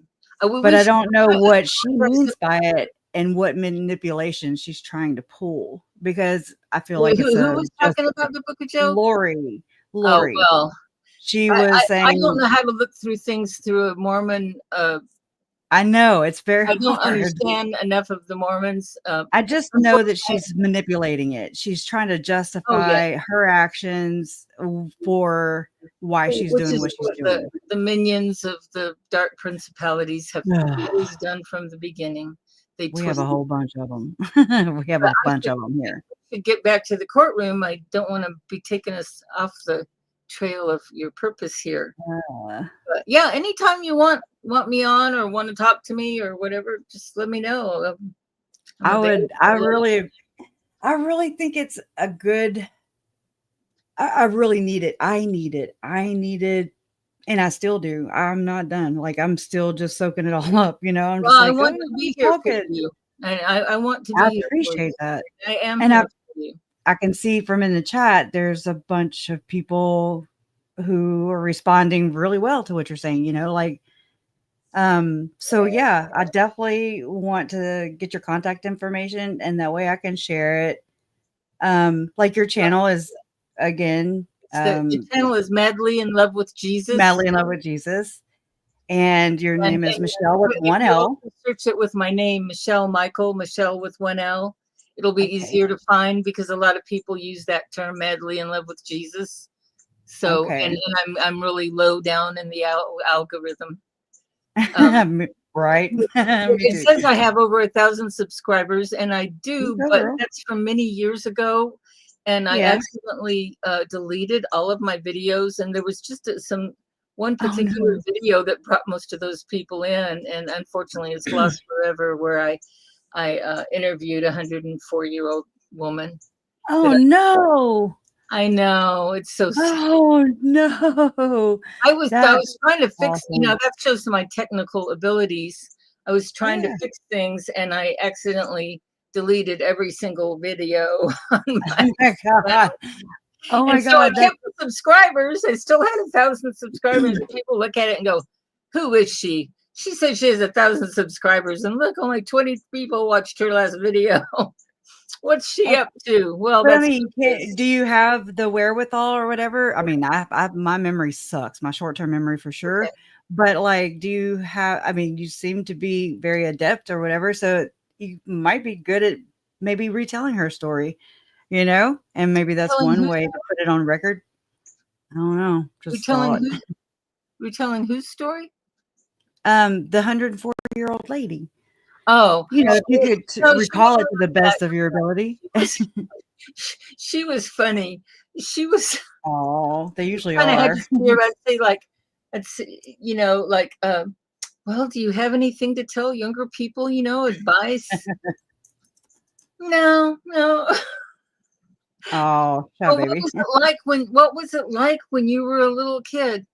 Can't really remember. She wasn't really very responsive on a lot of things. I mean, she would keep talking, but I didn't really get much out of her, and my questions were not the best because I have no experience doing interviews, and I'm not. Yeah, me neither. Yeah, so my list of questions really sucked. And but she was a dear person. She passed away just before she turned 105. Actually, I think she was only 101 when I interviewed her. But she forgot. Oh, okay. I mean, I get it. I remember interviewing my great grandmother about oh my God, I'm saying the Great Depression. Is that right? Why do I sound? It sounds crazy. Or was it just called the Depression? Well, it was called both. Okay. Well, I mean, I remember talking to her about that, but I didn't save anything if I did, and I didn't realize that I was interviewing. She was in a little bit of a privileged position. Her father was the president, I guess you called it, of Texas A&M University. Oh, and, my God. She had a little bit of a privileged life, and but she was a real sweet person. And I used to stay with her sometimes for weeks at a time when her son and daughter-in-law would have to leave, and she needed somebody to stay with her. And so I'd stay with her for weeks at a time. And her favorite saying that she said a lot, she couldn't hear very well, and she didn't want to ask you to repeat yourself too much. And so if she couldn't figure out what you were asking her, she would say, "Doesn't bother me." That was just my gosh, standard answer. It doesn't bother me. And she was Episcopalian, and they would come once a month to her house to give her communion, and I thought that was pretty sweet. Yeah, I really think that older people, the elderly. I mean, I really do think they have so much wisdom. And I mean, I don't know. I just my mama played such a huge part in my upbringing.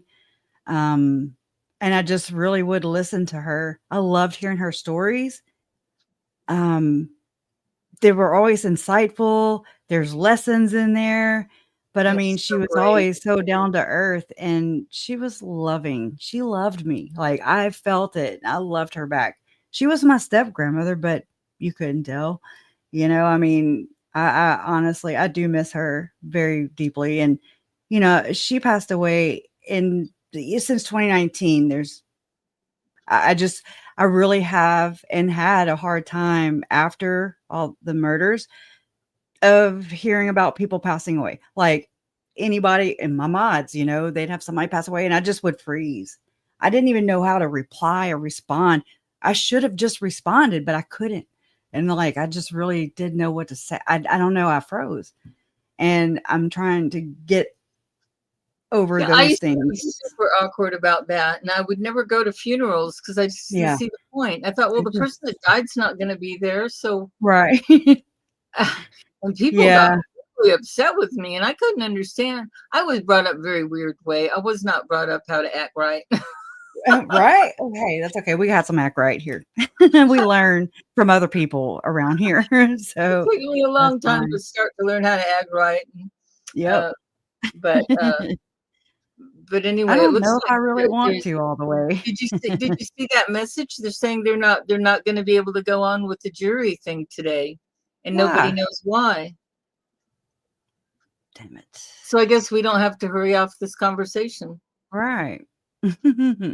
So I Well, think this one This will find out Renee, a little bit. something has happened, and I don't know what it is, but the people were coming into the courtroom, and so Trace first told us that something's happened. She don't know what it is that they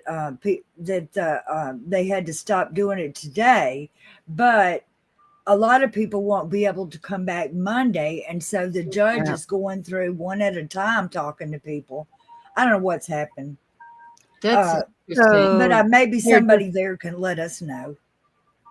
yeah. I've been trying to Interesting. get your attention for a little bit, but I didn't want to Oh, really? interrupt. Yeah, Sorry, I sorry suck about at that. I suck at that. I'm not You're gonna very make me keen little on again or cut me off, and you can get back to the. you're Several fine. want her email address if she wants to give it. Yeah. I don't know if Do I you have would a give. public Yeah. email address? I've actually, Or if you still have my emails, I also I gave you do. my phone number. I do. Yeah, but I don't want to give your phone number. You definitely No, don't but I do mean, that. I gave it. You have it. You have Yes, my. I do. Yes, I do. What about your email? Do you mind if I share that? I did share your link to your channel. I found it. Yeah, I don't mind sharing it. Just today, but I don't want to just print it out. Right. Gotcha. So I'll wait on that. And I'll say it right now. okay. It's up to you. It's D like in David, E like in egg, R like in Roger, A apple, D David, U under, N Nancy, E egg at gmail.com. And it doesn't matter if it's lowercase or uppercase. I got lost. I tried. It's D E R A D U N E at gmail.com. Okay. At Gmail. Oh, I'm old fashioned. I like to write things down. My paper trails. Yeah, I keep my address book. I have a paper address book. I don't even, my smartphone I only use for phone calls. Oh, okay. I see it on your youtube.com/user/Daradoon. Is that how you say it? Yes, that's how it's spelled. Yes. Okay. Okay. So it's actually the same for anybody who just maybe didn't catch the email address. It's right here. I'm posting her link to her YouTube channel. And so you'll see it and see how it says DERADUNE. Anyway, so there's that. Oh, that's interesting. Say something. I guess they have more than one link for me. I I don't know. wonder, because I have this one right here. I'll show you, and you can let me know if it's even correct, because that's the one I got. No, I'm sure that works fine. I mean, it has, yeah, it says I typed in You'll Madeline Love. Is You'll this see it? me. Do you see it on the Yep, screen? yep, that's me. Okay. All right. So, oh yeah, Scientology. Oh my gosh, Scientology, Mormonism. It's very fascinating. I did not Oh, want to gosh. learn the way that I learned, or had to Oh, learn, I guess. But I know. I I mean, feel I'm like I've learned glad. everything from backwards, I came in the Yeah. back door. I'm always backwards. I do everything backwards. Whenever there's a famous quote or a popular saying, I will say it backwards. I do. I don't know why, but This is going to be so interesting to find out why they didn't do the jury selection today. I know. I bet I you, what's her know. name? Well, I mean, they did it, but just to a certain point, it sounds like. So I bet either Joe Schmo or Lauren from Hidden True Crime. I bet one yeah, of them will know. 'Cause they're Trace both is in the there. courtroom, and she's here. I mean, she's been reporting in here. Trace on the case. She's And one of my Trace, moderators. and Trace doesn't know why either. She's like in the courtroom, so I don't know if she hears us.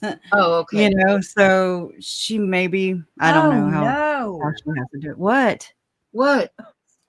Okay, people are saying no. Sorry, I didn't realize I was on here. No, Nate just posted something, and I'll put it in the chat. But he says, Well, just say it. the judge is asking them if they can be here next Friday for the trial. So Nate is saying maybe they're going to push it back a week. I don't know. Oh Lord. Yeah, that's the reason I said, "Oh no, I'm sorry." Yeah, I mean, it's just Okay. It's not the end of the world. it is, Of course, but it's it's not. just hard to, you put your mind around things, and then you're like, okay, and I'm You just keep trying to get getting buffed off the pony. a grasp. I'm trying to get a grasp on it, and so it's like right when I start to, things usually change, but that's okay. Yeah, you're right. It's gonna happen no matter what, and it'll happen in His time. That's how I look at it. You can't force things, Was there anything in particular you wanted to ask me about today, Krisha? I think it was just more of, and okay, so I'm gonna have to type in so I can pull up your email. Hold on just one second, and that way I can know how to frame it. I know. I'm crazy like that. Let's see. Yeah, it was so strange that one time I went into that church. I was trying to find a church. I didn't have the Christian lady that had cast the demons out of me. I think she didn't want the people at her church to know about me because she had never done anything like that before. And I think she was afraid I'd open my big mouth. And so she didn't invite me to her church. Is that the Christian lady? Yeah. And so I didn't know. I just was looking for one. And so I'd just be driving down the street. It was a small town, Denton, Texas. And Oh yeah. and I saw this sign, the Church of Jesus Christ of Latter-day Saints. I was like, oh, Jesus Christ. Okay, good. I'll go there this Sunday. Imagine how many other people have fallen for that though. And it was so crazy. There was the part that you'd usually, I don't know what they call it, but what most churches would call their sanctuary, where you have your worship service. When I went in there, church then there's a temple. A lot of people don't realize they're two separate worships, two separate things. Before that, I was like in some kind of Sunday school. That's where they said you got to be married. And I was like, that's crazy. Anyway, I found your email too.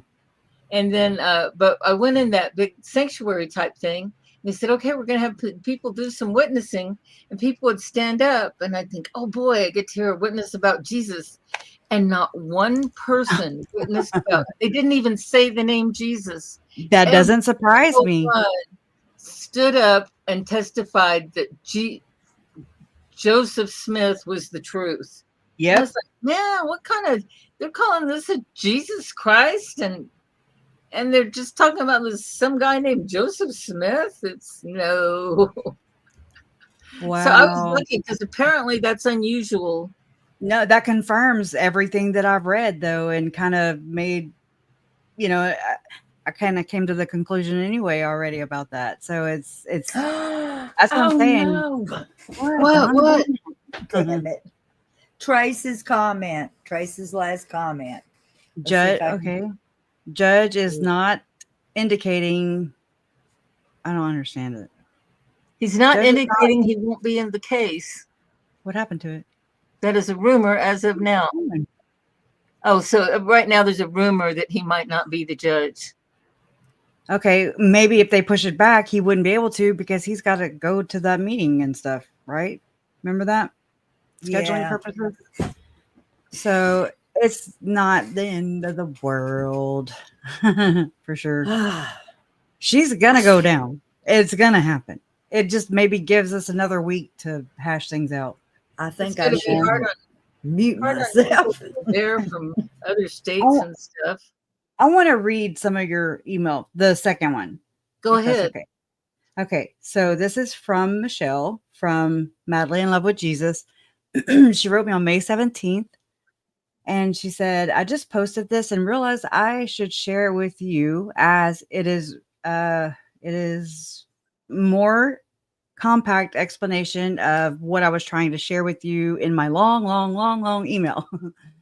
There is no Nephi in the Holy Bible, but if you have a Bible, what uses a few of the original Hebrew words, because there is no word in English that is equivalent, you will find that rather than giants in Genesis 6:4, the original Hebrew word was Nephilim or Nephilim, however you want to say it. Looking into an older scripture that Judaism rejected after Jesus walked the earth was called, quote, the first book of Enoch, unquote, or more simply, the book of Enoch. You find that the Enoch that wrote the original book of Enoch was the great-grandfather of Noah and a very close friend of God. Yeah, I know, but the email, my screen is so huge. It's like I have to like physically move. Okay, close friend of God's, though he was fully human. Example, like not a like. Oh wait, what's IE mean? I forget. What was the question? It says IE. I forget what it means. It's like that means that is. Okay, that is not an angel. Note, ignore such as an IE is that is. Okay, thank Sorry. you. All right, it's been a long time. Ignore any other so-called book of Enoch, as they are all written by a later evil Enoch and also by a rabbi who lived after Jesus had rejected him. Do not be fooled by books that include 3 or more books of Enoch. Anyhow, the first paragraph in the book of Enoch, a trustworthy translation, will show it was translated by R.H. Charles in the 19th century, using the book of Enoch, which was kept in the Ethiopian Bible.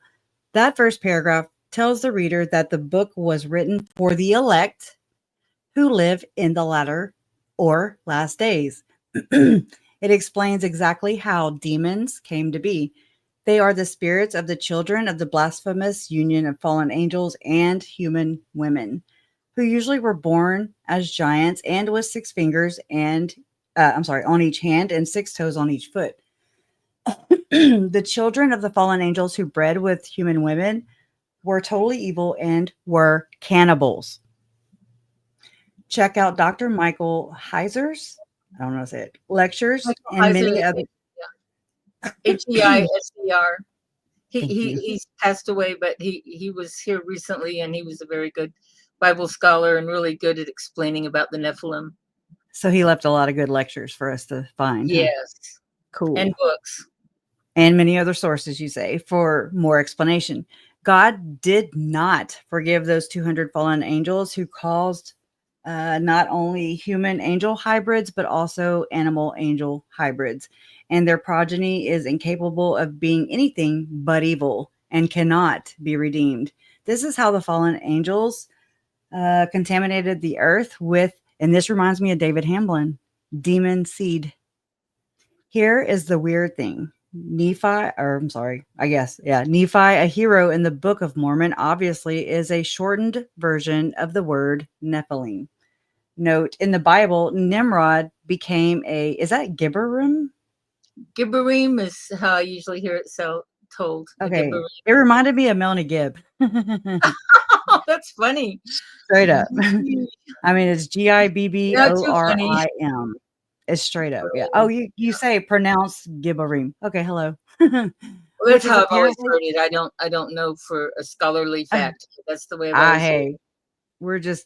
We're here for the truth of the matter. Or wait, the effect on the listener, not the truth of the matter. No, I'm kidding. That's what Lindsay Blake would say all the time. Anyways, which is apparently a type of Nephilim, according to many Bible scholars. No one is sure how he did it. There are several possibilities that have been postulated, but Nimrod is one of the top evil kings in Old Testament history. Apparently, the same family groups have been in charge in governing the world, and as we all know, royal bloodlines are very into keeping their bloodlines pure, contaminated. It's a whole thing. I straight up think this is exactly why Lori and Chad were hooked up, if you know what I'm saying. Even though I'm like, well, they're not really reproducing. Hopefully not. I'm just was wondering if that's what polygamy was really all about, was bloodline. You know, I don't know about the polygamy. I mean, polygamy happened among. I mean, King David was polygamous. Okay. But, well, I'm thinking of from the one Mormon thing I would like context. to mention is that just because somebody's born in one of those bloodlines does not mean that They're they pure. cannot come to Jesus, because Right. there are examples of people who definitely have, and in fact, I have a Okay. very close friend who was conceived in a satanic ritual. And she Wow. was the daughter of the seventh son of a seventh son of Oh, a royal bloodline. And the people around her that were always like telling her what to do, because they kind of treated her like a slave as a child. She just got yeah. used to being told what to do and doing what she was told. They're And pawns. Yeah. but she found Jesus, I think, through a babysitter at a very young age.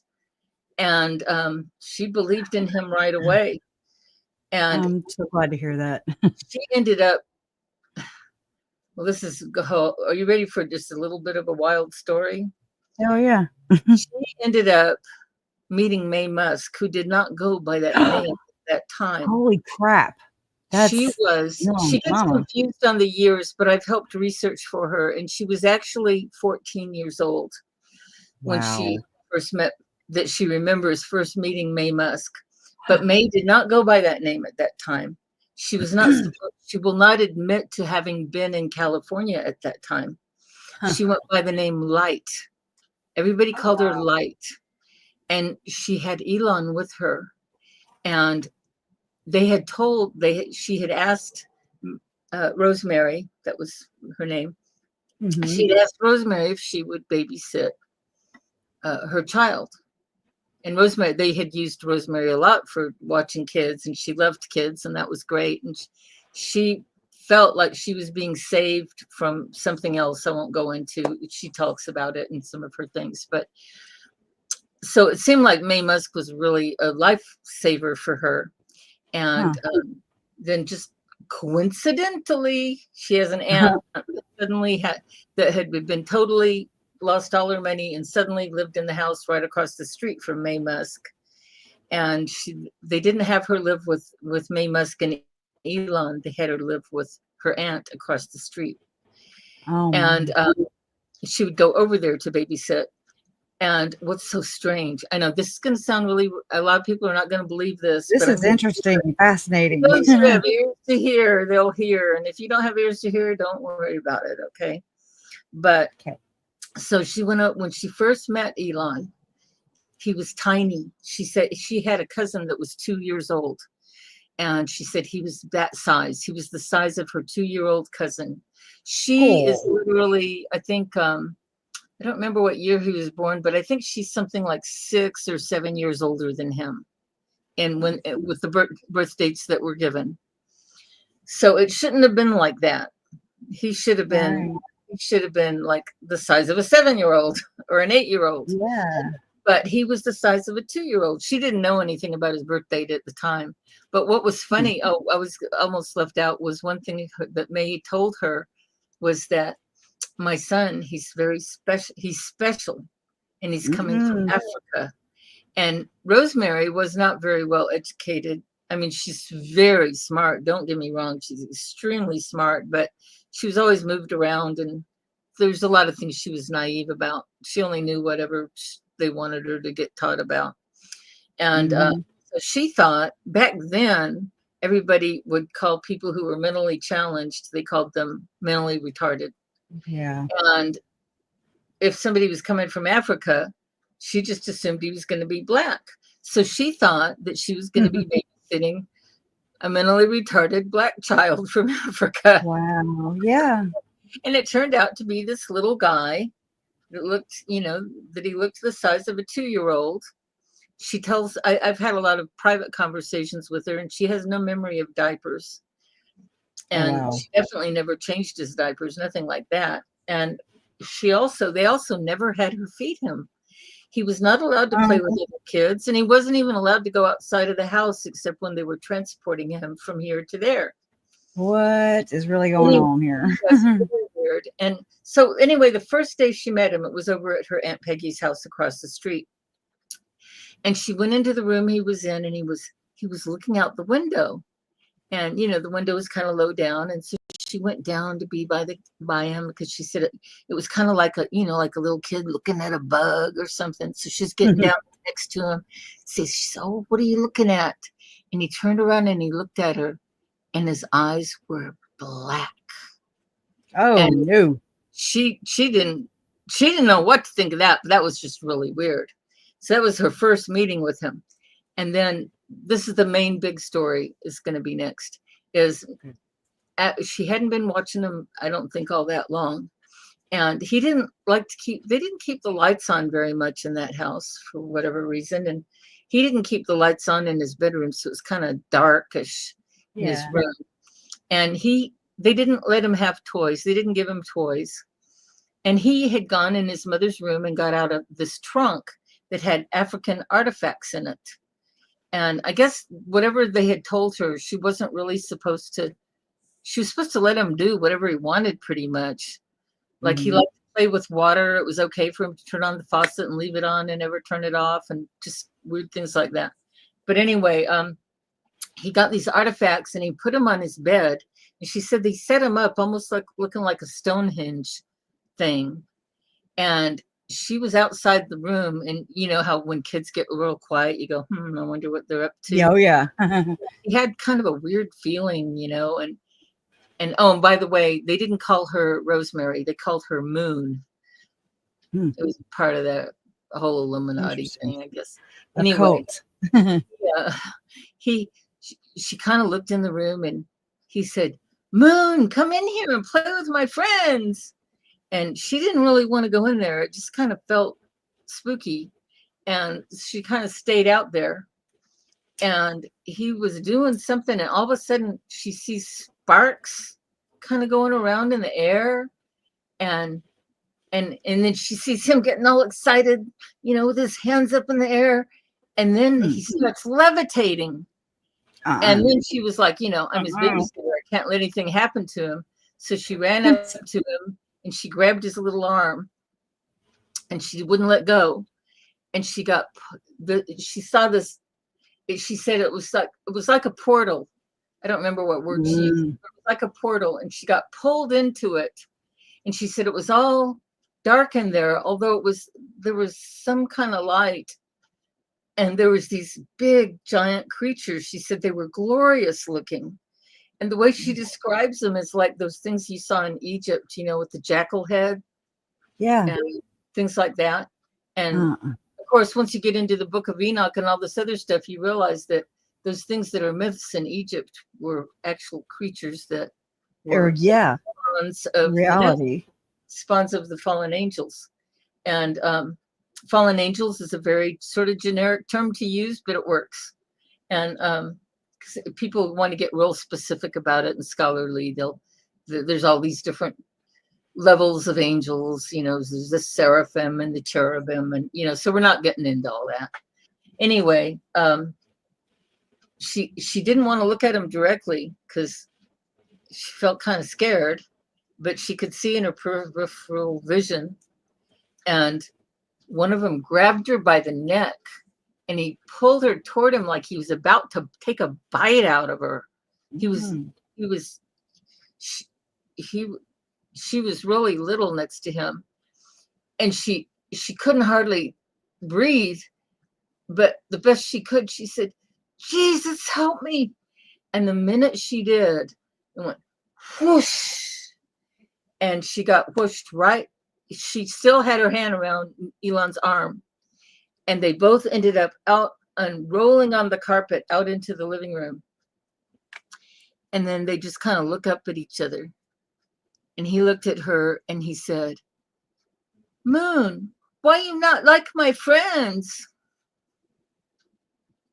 I asked her, I said, "What did you say to him?" And she said, "I didn't say anything. What do you say when somebody just tried to feed you to their friends?" Anyway. Wow. So that was one of that's the most incredible, but she has a lot to say. She has a YouTube channel. It's called Shalom Girl. Oh, right. I think right. They put her in YouTube jail for a while. And so she has a channel. I think it's called Shalom Girl Jailbird. Okay. So that's her channel. All her other Been channels. I don't know how many videos she's been able to put back up, but yeah, I've never heard of her. Never heard of her before. Now I've heard of trying to write a book. Was. She's like a lot of people that were brought up in such terrible circumstances. Yeah, definitely has some of that, or has had that some of that DID stuff going on. Yeah, but she's been remembering more and more, and if actually she wanted to forget about Elon when she finally ran away. I think she was about 16. Wow. And she didn't want to come back. She got summoned, and she didn't come.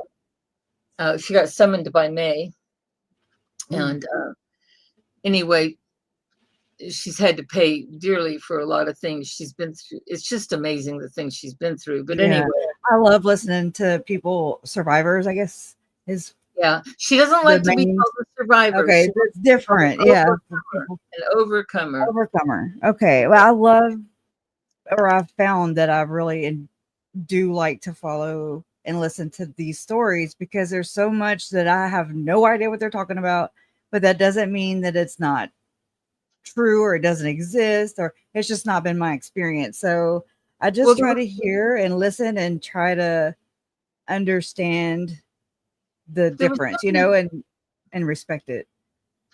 There was somebody that was kind of part of their group that lived next door to May and Elon. And it was the lady she was told was the head mother of the Santeria. And she would, her eyes would roll up in her head sometimes when she'd give answers. So to me, there's a Hector Sosa Jr. He, like they say, he's from South America. And I mean, he's one of Chad Daybell's friends, and he was part of the Preparing of People circuit that was around it, Chad and Lori. I mean, that's what I'm always investigating and researching and looking into. And there's claims that there's Santeria there. So, I mean, that would be easily true. That's close to Chad Daybell. What started happening is she would be gone for a few weeks at a time. Sometimes she'd kind of run away and then she'd come back. She didn't ever get in trouble for it. It was the funniest thing, but she'd come back and Elon would be bigger. He'd be taller. And until finally, by the time she left when she was about 16, just a few years later, or maybe just a couple years later, he was already like up to here on her. And well, I won't say much more except to say that I wanted to tell you what she asked the lady next door that was the head of the Santeria. Because she could tell something weird. She was trying to figure it out, and it was hard to figure out what's going on. Who is this guy? And she knew that May's father Haldeman, Joshua Norman Haldeman. I believe was his name. He was the Mm. head of the Technocracy Inc. in Canada. Oh yeah. 30s. And all the other guys in the group got put in prison, but they let him out. He came out. And she believes he faked his death and that he was still alive. And he had come over to their house. And she knew it was May's dad. And her own grandfather had came over, but it was on the good side, on the side of okay. the grandfather was actually a good guy. And he saw Haldeman, and he punched him in the nose, knocked him over, I guess. And then he said, "Mary, what are you doing with this Nazi?" And oh Lord. anyway, there's too much to tell. But anyway, ever since I first heard that story and heard it from her own mouth, I just believed her. I just believe her. And I do too, until they give me a reason not to, to watch Elon, just watch him. And I see about both sides of his mouth. And and of course now it's weird what's going on, I'm just like she tried to forget him for decades, for I think a couple decades. And one day she's at her kid's house when they had this giant projector screen, and she sees Elon on the news. She recognized him right away. And back when she lived with him, he wasn't called Elon. They called him Elyon, which in Hebrew means the Most High God. I mean, if you think about El and El, I know that's what in the Bible. If you have a book with some of the more of the Hebrew terms, they do use the terms Elyon, and it's one of the names of our Father God. And he's got like a she had a compound. Thought May was stuttering, but she knew she didn't want to say that she didn't know why. And she said, "Oh, I'll call him Ellie, like on the Beverly Hillbillies." And they were okay with that. She just called him Ellie. And so anyway, when she sees him later on TV, then she learns his name. There he's going by Elon Musk, and suddenly everybody knows who he is. She was shocked. She hadn't been talking about him to anybody or anything. She just wanted to forget it. And she feels like or she knows that God has called her to tell people about it. Yeah, so. I'm glad. I think I remember hearing about a nanny, but I've never seen or ran across her yet. Word. She was really more of a babysitter because she didn't. A nanny would be living with him and doing a lot more. I asked her, I said, "Did you ever play chess with him?" And she said, "No, he would always win every Wow. It was it's pretty wild. So I'm kind of keeping up with the latest comments too about what's going on in the courtroom, and it seems, and I mean, again, I don't want to be a spreader of misinformation, but I mean, it seems, without really looking into it, that there may be quarantine or something going on in the courtroom, or where there's a quarantine needed. So maybe COVID? I don't really know. And if so, I don't know who has it. And I don't know. Because I can't listen and read, or I can't listen and write. So I have to do one or the other, but just kind of. I'm finished. That's interesting. Enough of that story. She does plan to write a book. I was trying to help edit a book for her, but I'll tell you the truth. That's why I mentioned her DID. She has so many experiences, and she'll get on one thing, and then she'll go on another subject, and then she'll get back, and to her it all makes sense, but to somebody listening that doesn't understand the whole layout. That's me. Talk like people just have to know where I'm at. I can't. Yeah. And so I was trying to edit it so that it would make sense, to try to keep it kind of flow, logical, readability. Yes. Yeah. And there came a point it was like I couldn't do it. It was. Yeah. I don't know how she's going to do it. And I just know that God has his perfect timing. And if he really wants it in print, it'll end up in print. And she does want people to know there are people, there's someone out there who claims to have known her when she was a child. And she says that's not true. And Please don't give money to any group saying that they're giving money to her, because she's not with any group that's taking money for her. Oh, wow. If somebody really wants to help her, they could, just do it like they do like y'all do on YouTube, and Yeah. or whatever. But she's she's a beautiful person and on Team Jesus, and she's a great Well, singer. good. That's good. So It really is. I think everybody has a story, and it's interesting because it's just another piece. And I don't know. It helps me to put the bigger picture together, of what's going on kind of behind all this. yeah, I've started realizing, oh my gosh, there's a whole lot more going on than I ever would have. Oh, yeah. Never I mean, would have, not even a tenth of it of a guess. I feel like researching into my aunt and their murders, and that I feel it seems like, and I mean, I don't know, I can't prove it because it's a conspiracy, period. But it seems like when she told my uncle that she was ushering in the second coming of Jesus Christ. Anyway, so as I was researching into what this meant, because a lot of these people are saying second coming and blah, blah, blah. I mean, just weird. So they're like accelerationalists. They're like trying to bring it on or induce it, and it's just weird because they all plan on surviving it too. And it's super weird. Anyways, so I just kind of picked up on all that. And then I'm like, oh my God, I think they're not talking about the second coming. They're talking about like this age-old conspiracy of ushering in a new world. Oh yeah, of order. And I'm like, holy crap. Yeah, they have their whole, I don't understand. I don't really study that too much because I have my hands full just understanding. I just want to know what Jesus wants me to know. Yeah.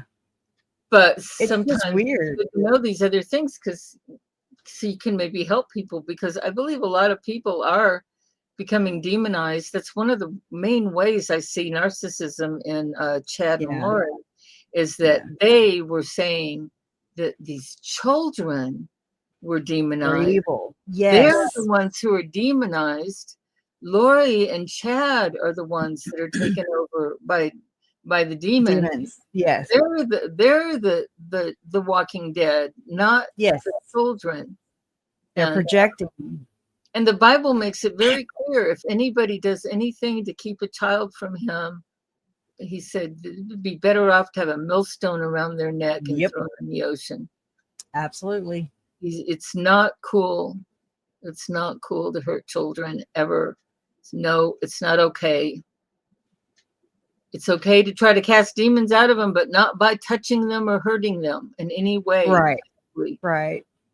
And it doesn't. Or trying to cure things. Like, I mean, I there's a lot of abuse I know within the Church of Jesus Christ of Latter-day Saints, where kids like JJ with autism, or with things like that. I mean, I don't know enough, but I just don't see it. Don't harm anybody. So if you're harming a child and depriving them of love or food or shelter or then you just shouldn't have those kids at nothing all. But goodness, right? Don't be trying to cast nothing out, because it's probably the demon is probably possessing them. I'm just saying, it just seems a little. No, it doesn't seem a little. It seems really inverted, and it's very inverted. It's very disturbing to see how many court cases there are of children being abused and killed, and and some of the judges, they just, and the way the laws are written, all you did was burn them with your cigarette butt for a few times, so you only need, you just need probation. We're all about family reunification. And if not, they put them into the child protection system, and then that's gotten infiltrated by. It's so terrible. Yeah, it is. Yeah. But hey, just try to be the lights that we can be, and be there for whoever we can be there for, and just try to be vessels. That's what I try to be, just a vessel, and wherever he wants me to go, just put me there. You know, he'll make it happen. I just have to be me And and just talk. Talking to God or talking to Jesus every day. Can think of it as talking to God the Father or talk to Jesus every day, and ask questions, whatever we're wondering. Ask him every day. That my life has gotten better as I started to learn to do that. He loves that. He likes us to communicate directly, and not just when we need him, right? Like, oh my God, yeah. Please help me. I'm feeling confused. Right. And we got to be patient, because sometimes the answer doesn't come the way we expect or when we expect, but he's listening. Yeah, that's true. I really appreciate you coming on and talking with me today and with us. And having me. I mean, I would love to have you on when it's not so many other things going on. Yeah, just whenever. If you ever would want to, or what do I do to exit, or do you just? I think you hit leave. I think I can do that too, but you can hit leave. If you're on your device, it should be in the top top right, maybe. No, I think you're going to have to boot me. Okay. All right. Well, I'll do that. Bye. But thank you for coming on, and I shared your link and your email, and I appreciate you for just reaching out and sharing. It's really, really important. Thank you. It's my joy. All right. Bye. Bye. Okay. All right. She's nice. It really was. Yeah. Oh, damn! I just threw. You that okay? Was my mouse. It was my mouse. That was a huge mouse, girl. It really is. It is. That sounds like something I would do. I'll go to point with something and I end up throwing it. I got to get to it before I get. So Trey said that it looks like that that Lori is saying that she may be sick, and the judge is not wanting to let contaminate everything. Yeah, he doesn't want it to make anybody think, well, this is all her fault. Mass hysteria. Yeah. Anyway, what a mess. Wow. So I was just going to read this in chronological order from Nate's, what he does on he's at news.com. So here are the updates in chronological order without timestamps, along with an analysis of the underlying themes and expectations for future proceedings. Back in the courtroom, jury selection continues in Lori Vallow Daybell's trial. Yesterday, 66 potential jurors advanced from a group of 295. Today's group of jurors did not fill out the e-questionnaire. They showed up at the courthouse today as walk-ins. Judge Boudreaux has read through 12 jurors so far. This was at that time. Many of them don't speak or understand English. Others have hardships. So far, none of the 12 have advanced. Lori is dressed in a black pantsuit with a purple top. She is allowed to be in street clothes because jurors will be brought in this afternoon for in-person voir dire. Her advisory attorneys are here. We are on juror number 18. A total of 25 will be read this morning. Judge is moving fast. Judge has finished the list. A total of 68 jurors will report at 1:15. My earring just fell out my ear. That was weird. Hold on. Okay. We'll report at 1:15 p.m. for in-person voir dire. Only 2 advanced from this morning's group. Judge asks if the parties had a chance to look at the preliminary instructions. Lori is consulting with her advisory attorney. Judge is reviewing a particular jury instruction at Lori's request for clarification. Judge says he will take a look at the rule and ask if there are any other concerns or questions about jury instruction. Lori has an issue where it talks about the actual charge, questioning if it should read, quote, the attempt, unquote, instead of, quote, commission, unquote. The state responds that the wording is correct. Lori has no other issues with the instructions. Trina K is asking if we are going to deal with the outstanding motions. Judge Boudreaux responds that given what happened yesterday,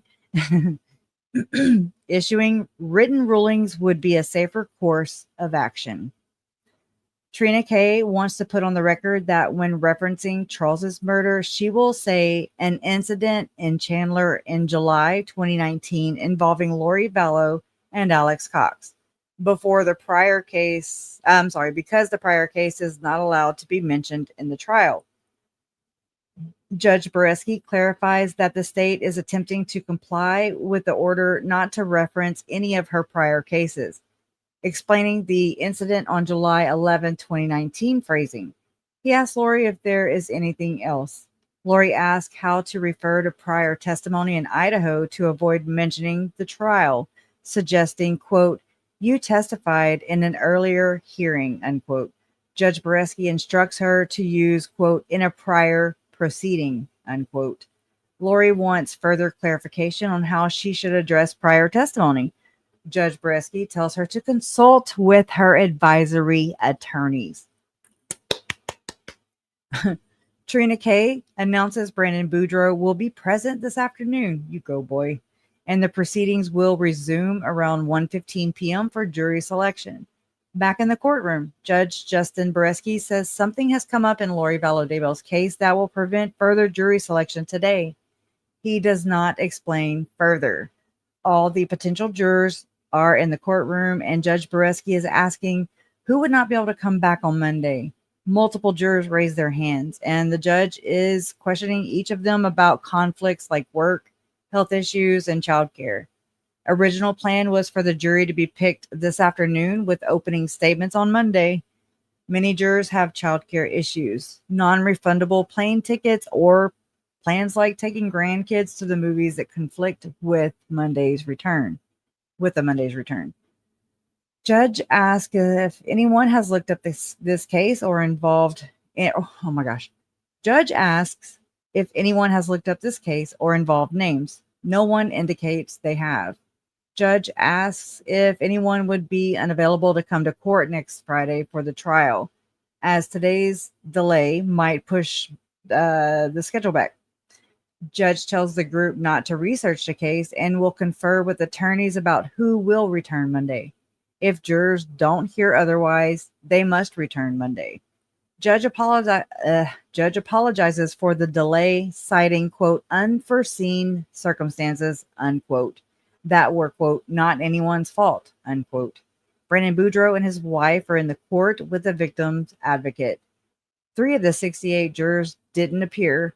1 juror has a camping trip on Friday, and Trina K will see if the witnesses' schedule can be adjusted for a trial next Friday. Judge reads through a list of juror numbers of those unable to return on Monday. Trina K estimates 54 jurors will remain if all are dismissed. Lori agrees. Judge Boreski's assistant is informing the jurors they can leave. The judge expects his questioning to be done by noon on Monday, with jury selection potentially complete by 3 p.m., followed by opening statements. Wow. Judge tells Lori to inform her team if she faces issues in jail and is quarantined. He doesn't provide specifics. Isn't she quarantined already? Anyways, Judge Boreski has issued written rulings on the outstanding motions, which will be distributed to the prosecution and defense. Court is in recess, and Lori has left the damn courtroom. Underlying themes: jury selection challenges. A significant theme is the difficulty in finding a qualified and available jury. Many potential jurors have conflicts due to work, health, childcare, and prior commitments. This led to a substantial delay in the process. The next point says focus on previous case restrictions. The prosecution and defense are taking careful steps to adhere to the court's order not to mention Lori Vallow Daybell's previous Idaho murder trial. They are establishing specific language, quote, an incident in Chandler, unquote, to refer to Charles Vallow's death, and instructions on how to handle witness testimony from the prior case, quote, in a prior proceeding, unquote. Procedural matters. The court is addressing standard pretrial matters such as jury instructions and outstanding motions. The judge's decision to issue written rulings on motions suggests they might be complex or require careful consideration following recent events, potentially the difficulty with jury selection yesterday or other factors not explicitly stated. Victim's presence. The presence of Brandon Boudreaux and his wife in court, accompanied by a victim advocate, underscores the personal impact of the case and the continued involvement of those affected. Expectations for future proceedings. Continued jury selection. The immediate next step will be resuming jury selection on Monday with the remaining pool of potential jurors around 54, assuming all jurors who couldn't return are excused. Around 54, assuming all jurors who couldn't return are excused. Potential for further delays. The high number of jurors with conflicts and the need to potentially adjust witness schedules for a trial next Friday suggests that further delays are possible. Opening statements. Judge Boreski anticipates opening statements could occur on Monday afternoon if jury selection proceeds smoothly. However, given today's delay, this timeline might be optimistic. Focus on the incident in Chandler. The trial will likely heavily focus on the events surrounding Charles Vallow's death in Arizona in July 2019, without explicit mention of the Idaho murder trial as per the court's orders. Interesting. Written rulings on motions. The content of the written rulings on the outstanding motions, which were not detailed in the updates, could significantly influence the direction and scope of the trial. These rulings might address issues related to evidence, witness testimony, or other legal aspects of the case. Courtroom Insider, the mention of further updates on Courtroom Insider at 8 p.m. Mountain Time suggests more details about today's proceedings and potentially the nature of the unforeseen circumstances might be revealed later. Okay, I'm out of breath. Yeah. Did that help by reading it all at one time? Okay. All right, y'all. I'm going to close it down and we'll just go from here. Right? That's all we can do. That's all we can do. Yeah, give her a damn mask. Give her a vitamin C drink or something. I don't know. She was rebelling yesterday. Oh, yeah. Yeah. What about today? Was she behaving? Does anybody know? I'm going to have to go look at the comments because I wasn't able to pay attention. But thank y'all for being here today. I know it's just a all over the place day, but I'm sorry. My brain's kind of like all over the place. All over the place, not the place. But anyways, I'm going to go check on my man and my children and see how they're doing. And and then I'm going to chill. That's what I'm going to do. I'm going to chill. So I hope you guys chill and I'll see you next time. I don't know when I'm going to come back on, but for sure Monday, but I don't know about the weekend. Oh, definitely Sunday. Oh yeah. Sunday. Forget. Okay. So, you there? Kresha, I just wanted to tell you that Joe Smo sent you a text at lunchtime, so he may have something cooked up too. So, oh girl, I really can go days without looking at my phone. It's bad. I mean, I'll work on it, but I don't know. Okay. Right. I'll check it out. Thank you. And thank you, mods. Thank you, Trace, for being there. Thank you, Joe Schmo, for being there as well. Thank you, Megan, for coming on. Thanks for any super chat or donations. Appreciate you so much. Thank you. I don't say these things enough. I never say them all at one time. So I appreciate you guys for being here and just, I don't know, hearing me out. And doing this together, sharing from everywhere and as a community. That's what I love about this community. So I'll see you guys next time. Oh, DJ Norman's here. DJ, I'm glad you're here. Would love to, I need to have you on again if you want to. Just me and you. And I'll get a good recording this time. One that I can reuse and share. I appreciate you, Trace, so very much. Thank you. All right, guys. Oh, I gotta go process all this stuff. Bye, Angela. Okay, guys. Justice for Tylee, Charles, Tammy, JJ, Joe, and Brandon. Love always wins. You're proof of this. Thank you, Donna. Also, Beach Bum, Librarians. Oh my gosh, Fancy Nancy. I'm trying. I need like a sticker with everybody's names on it right here. Detective's Daughter, and Lamisa, and Bewitched. See? All right, guys. Catch you on the flip side. She's not getting away with anything, so just it's not how or why, it's when. Okay, so it's gonna happen. Just know that. Just be positive, think positive, and yeah. So, all right. Bye, guys.